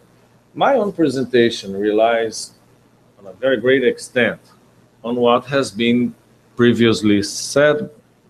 Maybe I'll try just to present it or to assemble it in a slightly different way. You started your own presentation with paradoxes, and I would like to mention 3 major paradoxes regarding the Atlantic Basin as a security area. I do apologize for being repetitive. Yes, we all recognize the Atlantic as a peaceful area, but at the same time, an area where security challenges abound. A second paradox, an area, a very stable area, relatively free from military threats, but at the same time, an area whose overall strategic and geopolitical importance is growing rapidly in the perception of the countries inserted into this area. And the third one is the one you have also mentioned, an area of relative stability deprived of a broader security framework. So it's against this background that we may try to depict or to assess the prospects of the Atlantic Basin as a security area and Atlanticism as an instrument to forge it. So I think that this brings to us basically 3 major questions that have already been presented. First, the need and the opportunity to foster security cooperation initiatives, and eventually to foster a broader or Atlantic security framework. This has been presented by Professor Dan Hamilton in the first panel, strongly emphasizing this question. The second would be the terms of engagement of states, regional organizations, private actors in the promotion of security in the Atlantic. This expression, the terms of engagement, reminds us of a movie from the mid-70s in which that evolved around exactly a partner, a couple, trying to narrow their differences, their different perceptions towards each other, some grievances. And I think that's what we're dealing about. a high level of heterogeneity, high level of asymmetries in the broader Atlantic basin. And as we know, asymmetries somehow is followed by fear, suspicions, make people hesitate, make people doubt. And I think we must acknowledge this. We have very positive assets in terms of the normative framework that we all share, some of the political practices that we all share, of the political models that we're trying to pursue, on the development strategies. Well, we may share all of this, but heterogeneity and asymmetries are a core part of our context, is a core part of this endeavor, and must be dealt with. I'll come back to this point in saying, well, the terms of engagement, the terms of engaging the countries across the Atlantic basin in a joint effort to promote, to foster security, must acknowledge asymmetries, differences, heterogeneity among them in many different senses. And the third issue is the place, the breadth, and the forms of military cooperation. An issue that was also raised by, I think, Marcelo raised this in the first panel. And it was also addressed by an issue well, I would like just to present to give you, to offer to the debate, 3 remarks on these 3 issues. Well, the first, they need the opportunity to foster security cooperation. We converge on this need, we converge on this opportunity, but the question is how to foster security cooperation, having the Atlantic as the reference, as the framework for that endeavor. This leads us to consider how to incorporate the existing regional and inter-regional initiatives, plus the multilateral ones dealing with security cooperation. In the American hemisphere, in our hemisphere, the OAS, as a collective security arrangement, is undergoing an acute crisis. And this has paved the way for sub-regional initiatives to evolve, like UNASUR and its Defense Council, and 2 other councils that are also dealing with security issues beyond defense issues themselves. And it's hard to imagine that an Atlantic initiative to foster security could ignore. We must deal how to relate, how to incorporate, how to deal with. The same happens in Central America and the Caribbean, in Africa, where sub-regional and regional organizations do play important roles in framing the debate for security and defense cooperation. So this is the point. It seems to me that the place and how to deal, how to incorporate existing mechanisms, either the ones who are undergoing acute crises like the OAS, or others that have been evolving like South American Defense, UNASUR Defense Councils, okay, is really an issue. Plus the multilateral ones. What explains the fact that in the Atlantic we have had relative stability in broader terms, is that we all rely on multilateral regimes at the global level. So that's another dimension to it. in framing an Atlantic dialogue and initiatives on security, we must also address the multilateral global dimension to it.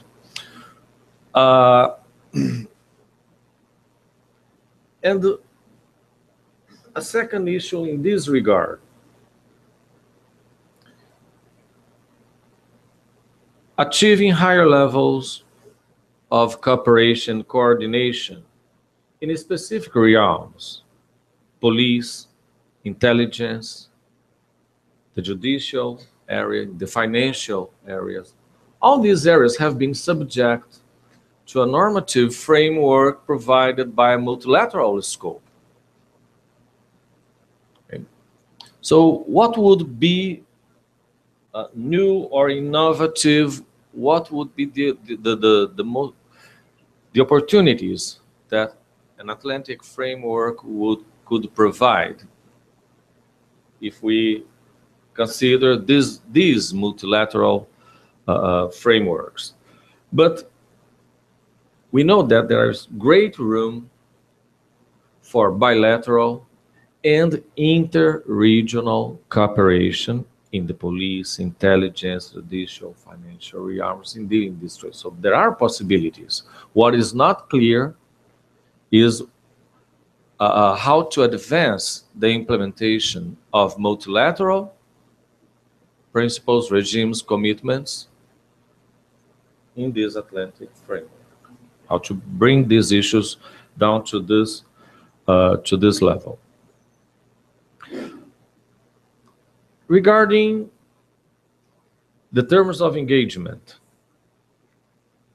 well, here comes the issues, the three models that were presented in the first panel. Professor Dan Hamilton mentioned a global, not a global, sorry, but network governance. And public-private, encompassing public and private initiatives to address security issues.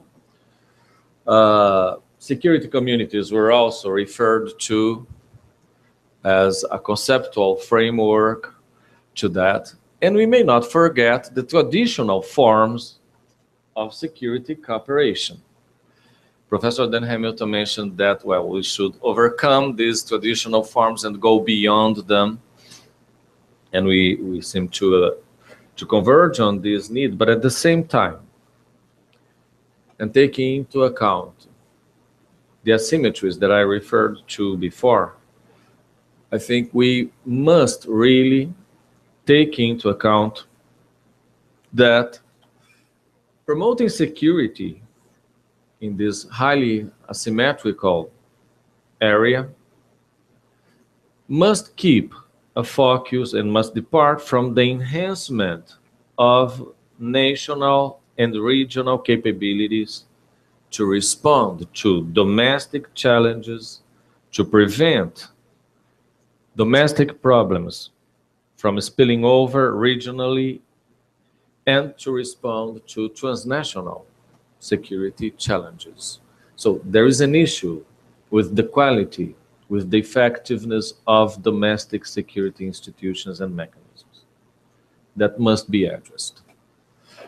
I understand that going beyond this is not precluding, is not excluding this possibility, but I would like just to emphasize that, yes, we must face the challenge of addressing traditional forms, of embracing traditional forms of security cooperation, because this is the reality of most states whose security institutions, whose security instruments are weak and require cooperation. And again, we must incorporate the regional and sub-regional mechanisms and issues that I have mentioned. I will not repeat it. And moving to the third aspect, the military dimension.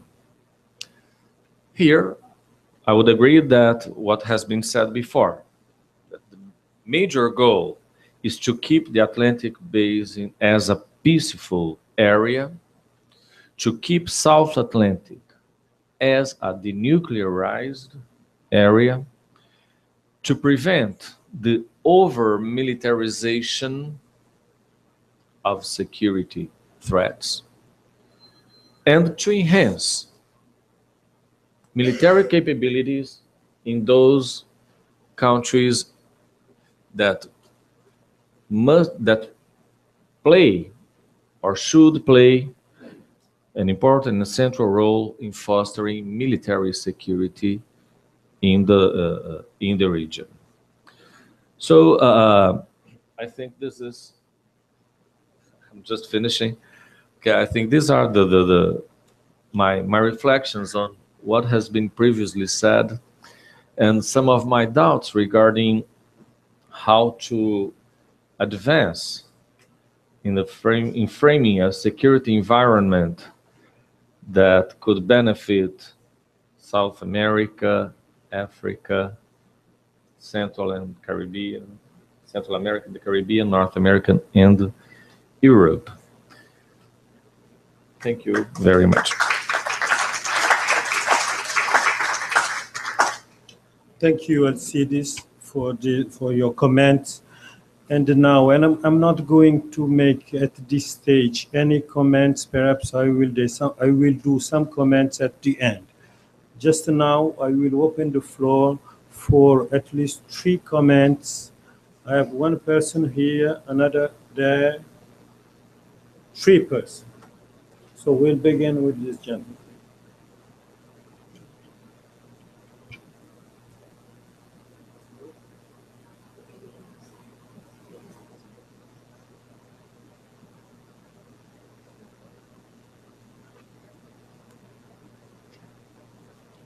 Thank you, Ines.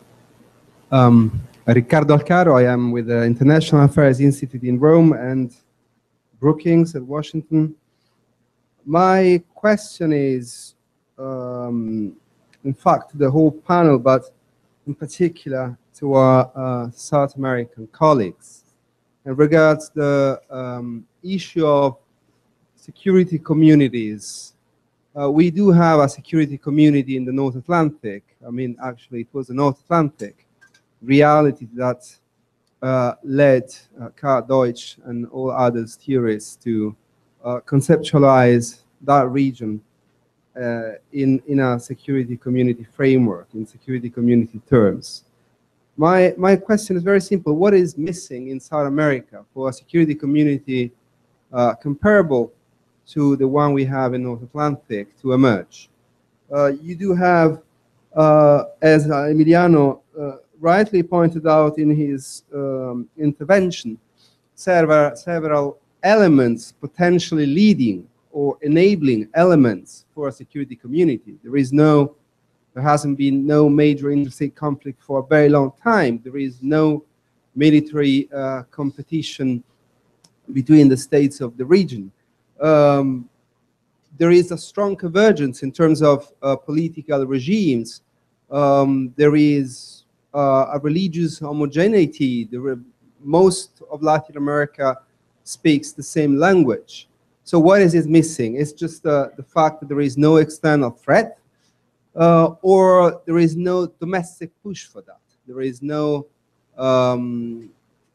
constituency actually advocating the creation of a regional organization, which in fact has the features of a security community and acts as an organization, not only as a framework organization, but as an actor organization. Thank you. Thank you. I will give the floor to the gentleman over there.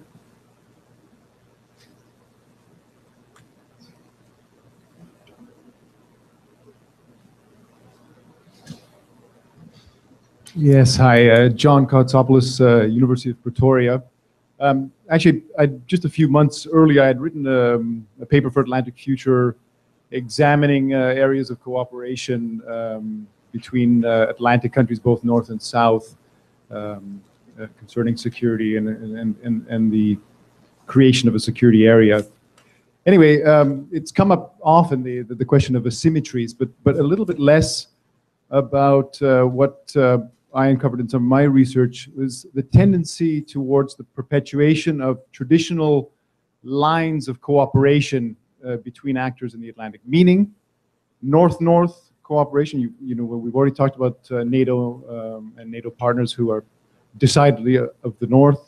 And then an emerging narrative of South-South cooperation. We spoke of, it's been referred to often, BRICS, IBSA, examining in more detail areas, in particular of cooperation between Atlantic partners in Africa.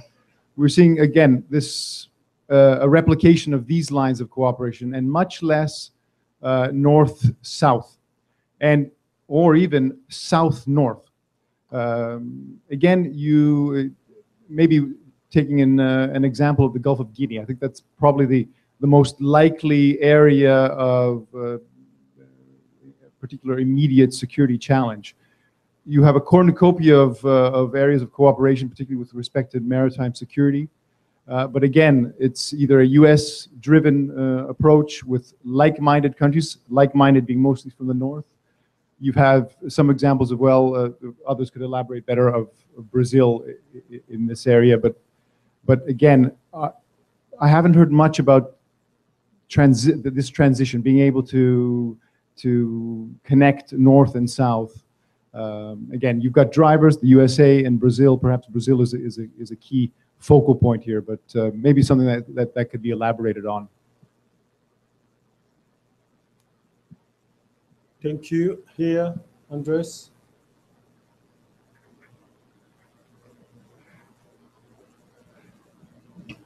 Thank you. And it's a question to Alcides Costa Vaz, but perhaps the others want to contribute to the answer. You highlighted the aim of keeping the South Atlantic free of nuclear weapons. And it puzzles me that there are Brazil and other South Atlantic nations still proposing to build or actually building nuclear power plants. Now, the point is, there is no economic justification for building nuclear power plants in the absence of a nuclear weapons program. Can you square that for me? Okay, thank you. I will give the floor to the panel for comments. Perhaps I will begin under the recommendation of Baladan. Welcome. I will begin with Alcides.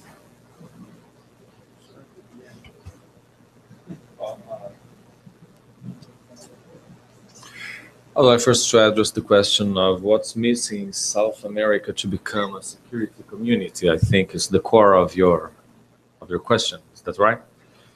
Well, I'll remark just three major aspects to be brief. Okay, we may continue the conversation later on. But first, there are still some bilateral potential for conflictivity on territorial issues in South America. None of them are really active at the moment, but Venezuela and Guyana issue is still one that's subject to the possibility of an eventual conflict if we consider the instability of the Venezuelan regime and the unpredictability of the Venezuelan regime. Defense and security cooperation is a relative new issue in South American agenda. We have just depicted the first institution the first instance to deal with it from a South American perspective, and the continuing differences in how to deal with U.S. security interests and U.S. security policies towards the region. Okay, so this divide as it's much more a sort of a political division.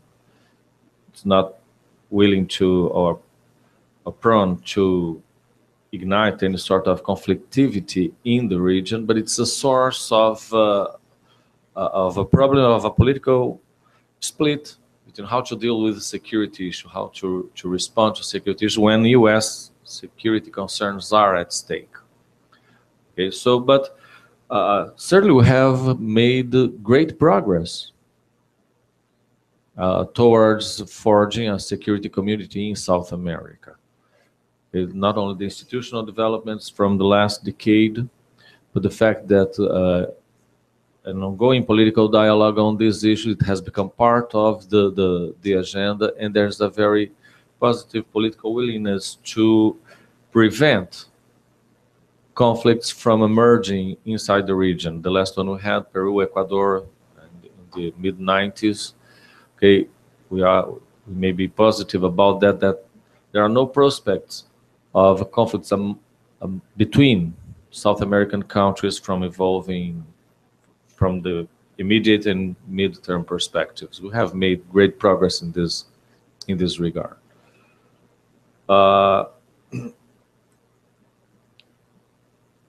Nuclear, being denuclearized, being an area free from nuclear weapons, in my view, is highly different from refraining or abandoning the possibility of resorting to the peaceful uses of nuclear energy. Okay, we may argue about that. Okay, but yes, and the opposite as well. Okay, so far, it would be really hard to indicate what would be in a primary interest of South American countries in developing nuclear armaments. What would the benefit be in being pushed into the rivalries and tensions that nuclear proliferation brings with them? Okay. But at least I see no sound indication that the benefits of changing the course we have had since 1988 and the early 90s, when Brazil made it clear that it did have a military nuclear program, that it got rid of it, that it stated clearly that the option is not to go nuclear any longer, but the legitimacy of developing nuclear power plants. How would Germany explain the fact that it has that it operated nuclear power plants and did not intend to develop a nuclear weapon? How would explain the German case? It has been deprived of the possibility. And if it's free again, it's a democratic state again. But would it develop nuclear bombs, even though it has a nuclear power plant? It operates now. It has refrained for other reasons, but it did operate them. Well, that's an issue we may argue about. Okay. We'll go on discussing during these 3 days. Emiliano. Yeah, thank you. I will try to be brief because I think we are already past beyond the time of lunch. To temper a little bit the sort of skepticism of my initial intervention, I have to say that I think, in the presentations that were made this morning, there were some very compelling arguments in favor of functional cooperation in specific areas, which have an Atlantic dimension, a clear Atlantic dimension, of course, as part of a global context. If you look at the drug trade, which was mentioned repeatedly this morning, there is clearly a South Atlantic, North Atlantic route that goes through West Africa, of course, and that needs a discussion, a very much focused and pragmatic discussion about what to do about it. Of course, the price of drugs and the flows of drugs are global. So again, we have this sort of, it's not a tension, but we have this double dimension that we can never lose sight of. We have the global dimension, which I think we all agree is the sort of overarching context in which we operate. And within this global context, we may have specific issues on which we need an Atlantic chapter. And even in the absence of the big factors that I mentioned, a big hegemonic transition, a common enemy in a traditional sense, I think on these specific issues, there is a possibility of creating communities, security dialogues. Another interesting aspect we have not touched enough upon is the energy revolution in the Atlantic, to quote the paper by Boris Bell, who is here. Again, I'm not sure whether the emergence of an Atlantic energy system, because that may indeed be a sort of self-standing energy system, if that is automatically a guarantee for, sort of security. It may actually go the other way. It may actually be a source of new tensions. There is an energy system in what Paul called the crescent, the great crescent, and that has driven a lot of conflict in that area. So I think another area on which this project and Atlantic-minded, so to say, people should work on is how to reap the benefits of all this energy that is coming to fruition in the Atlantic basin, while minimizing the chances of conflict and competition and resource-based nationalism and all of that. So again, I don't think we are discussing abstract concepts. I think on some issues there is to be progress in institutional terms as well. And I also very much like the idea that Professor Hamilton floated of a human security community. Of course, the term may sound a little bit too general, but I think that there is potential because, as he said, on the level of basic norms, we agree much more in this area, as broad and diverse as it is, than we agree with countries in other areas of the world. So there is potential for bringing together these sort of resources and bringing together people, not necessarily governments, but civil society groups to talk about an Atlantic human security, as in the proposal for a sort of human security forum of the Atlantic. That said, again, a word of realism. I'm not here to finger point. We all have responsibilities. Where did some of the South Atlantic countries stand on the situation in Ukraine and the approach to Russia? How did they vote in the UN Security Council when Europe and the United States were trying to sanction, to create costs for Russian behavior in Ukraine? So there is still a lot of divergence, a lot of tension. Some of this may be a sort of legacy that we're going to be able to overcome. Some of it may require just a dialogue and, getting closer and changing approaches both in the north and in the south. One thing is clear, we will never see an Atlantic security community as an alignment of the south with the north. So it has to be, as was said by the Admiral today, a cooperative approach where the south and the north, in its all different contexts, come together around some common norms. Thank you, Emiliano. Valadão. Thank you. Just one comment on Andrea's question. As you know, one of our wittiest Brazilian ambassadors, Marcos de Zambuja, always say Brazil doesn't need an atomic bomb because it doesn't know in whom to throw it. And I think he's right in the sense that Brazil is a country that officially says it doesn't have enemies, which is a good thing. It's a solution, as said the Admiral. So to have an atomic bomb would be to become a target, to have a lot of enemies and launch an atomic, an arms race in South America, etc., etc. So it's crazy. What I think Brazil wants is technology, the mastering of technology, because we think that mastering technology is important. But I don't think there is any atomic bomb hidden agenda. Second, about what Frank said, why there is South-South going on and not North-South. I think for the one simple reason, because we already have the North-South. For the last 100 years, we have hundreds and hundreds of corporations, security corporations, between each African or Latin American country and Europe and the United States. Concrete things. Even if we don't have it, sometimes you have the OIS, things like that, but you have a lot of things that are totally bilateral and are concrete.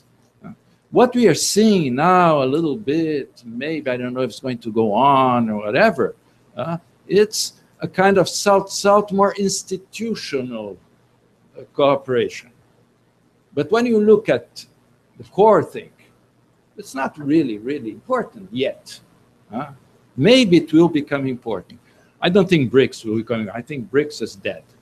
And it's going to die quickly. But, for example, IPSA is not dead. And IPSA, yes, you have IPSA-MAR, which is a small exercise, which is important, but it's a small exercise. So I don't think this is, it's not strange that we're not talking about North-South, because North-South exists already. It's not just institutionalized. Should it be institutionalized? That's another question. Then the last question for Ricardo. I think that this security community of South American security community didn't really exist. Now we are trying a little bit for the simple reason that we don't need it, in a certain sense. First of all, have a very realistic look. There's no security community in South America without Brazil. Brazil's the big guy on the block. And for the whole of its history, Brazil didn't really feel threatened by its neighbors. Brazil lived on the coast and discovered its borders only in the last 30 years. The diplomats used to say, well, we want borders with our neighbors drawn by arbitration or by diplomatic talk, etc., in order not to have to worry about them anymore. Now, for the first time in our history, we have our go west. There's a lot of Brazilians going west, and they found out the border. So now, for the first time, we have to take care of what's happening on the other side of the border. And that's why the whole South American thing of Brazil is coming up. And second thing, for a very long time, all Latin American countries, it depends on our identity. Don't forget, never, that we weren't decolonized. We proclaim our independence. It was the colonizers who asked, who wanted to make a rupture with their mother country. So our identity is not an identity of people living for centuries in the same place with different languages, different ways of doing things, etc., etc. Our identity is juridical. Our identity is we want to be able to manage our own affairs. And so our countries were created around this. We had some wars between, etc., but our identity is juridical. Until today, we are very juridical in our diplomacy. We want to respect sovereignty, non-intervention, all this kind of stuff.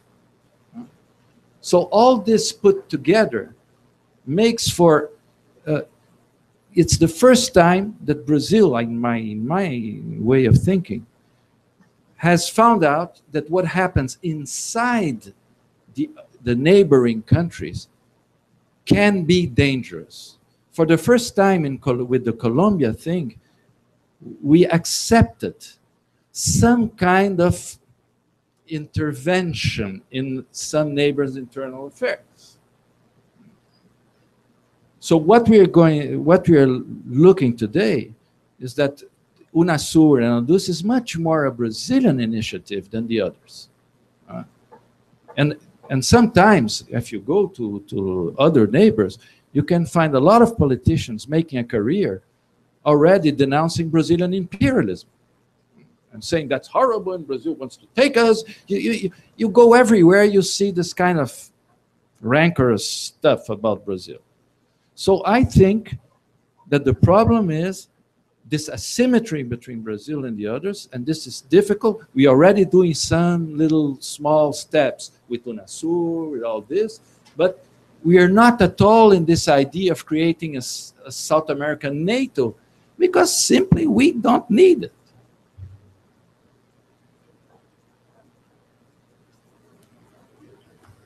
Thank you. We are on our time, but I could take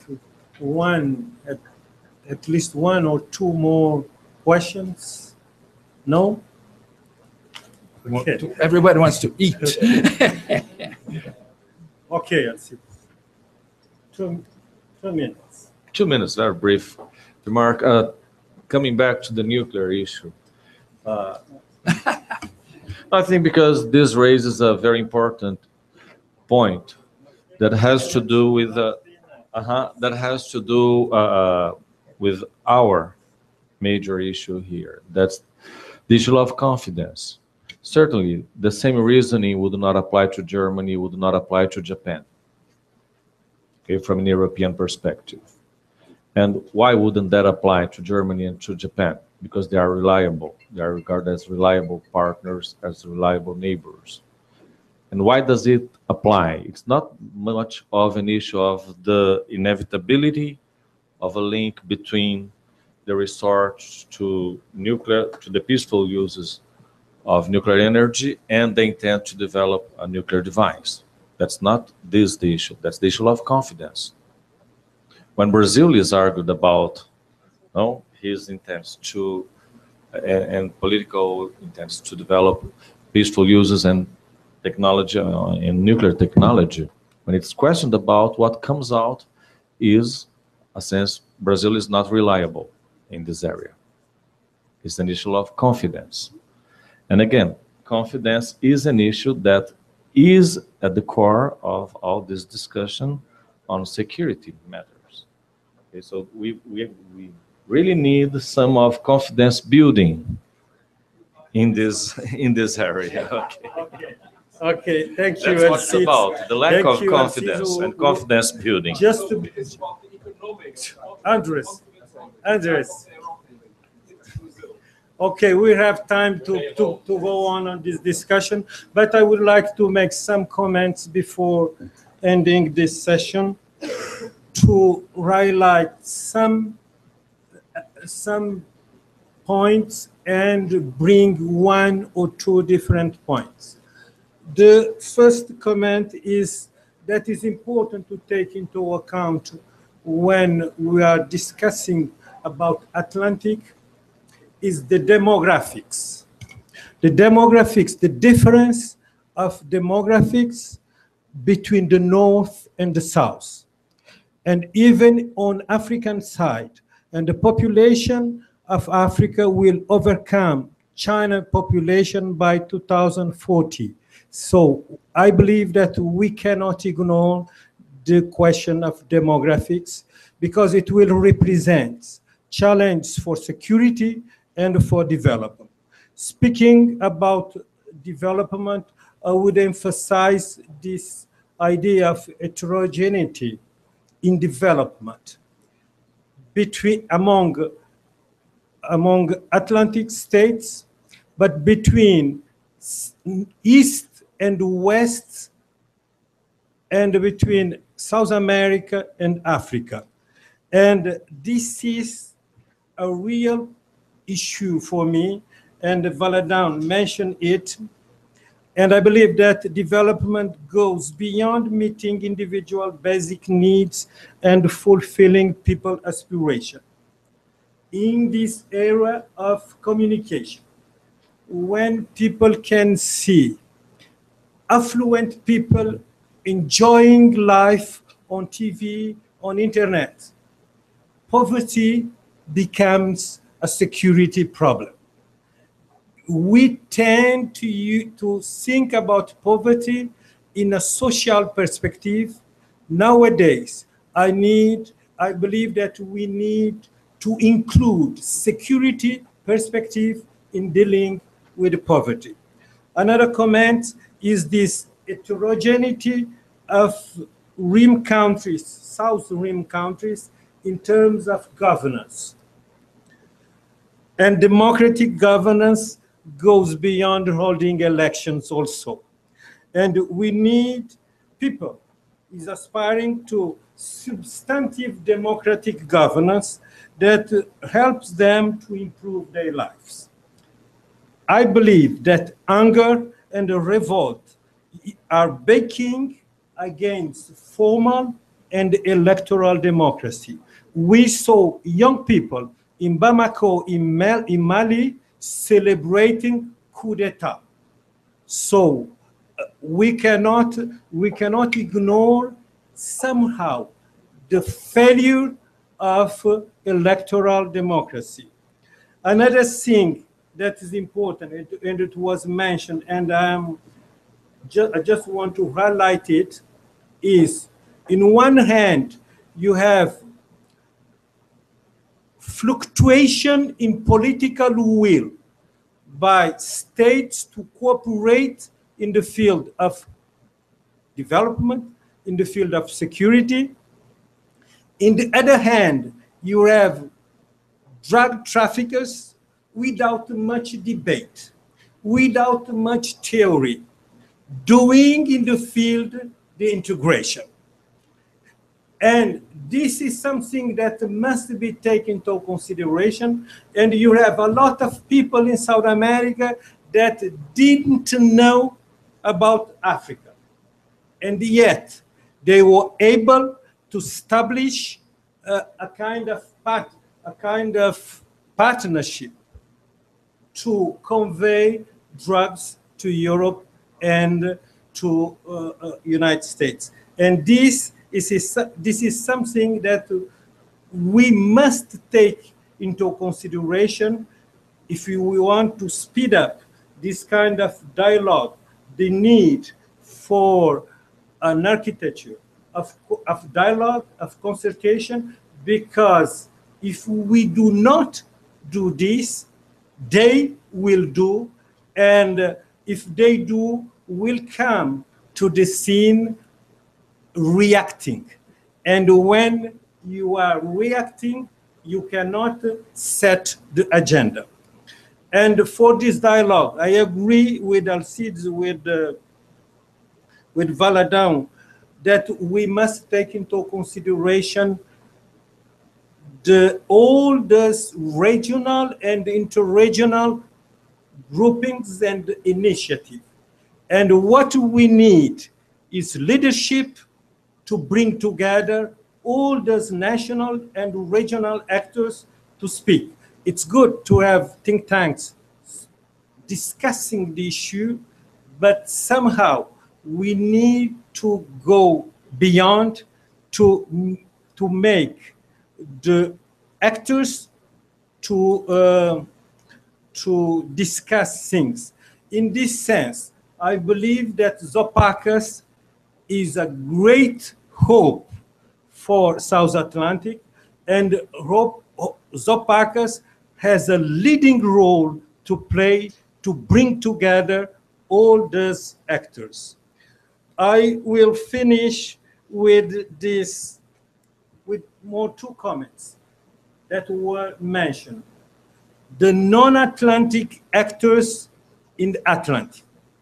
We mentioned China, India, but it's not only China and India. And we can assist to the transfer of Pacific rivalry in trade, international affairs in the Atlantic Sea. And when you discuss with other Asian countries, you feel that they want to follow India and China, bringing Pacific conflicts to the Atlantic. My final remark is about Atlantic as a past collective experience. And I believe that we need to learn from history. And that's the moment when we begin to speak about the future, to go deeper in this past, not to wake up the old ghost, but to build something that could be acceptable for the east and the west side of South Atlantic, and for the north and for the south. It will be a very hard work, and I don't believe that we can get it in 2 or 3 days. Thank you for your attention.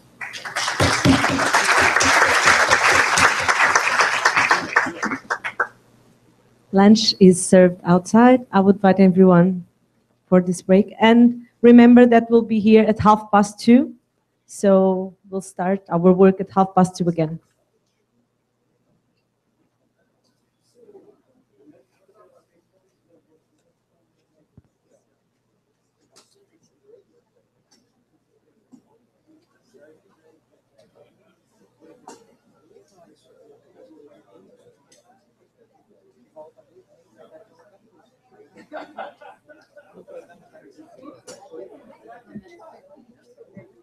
Ah, tá, 2.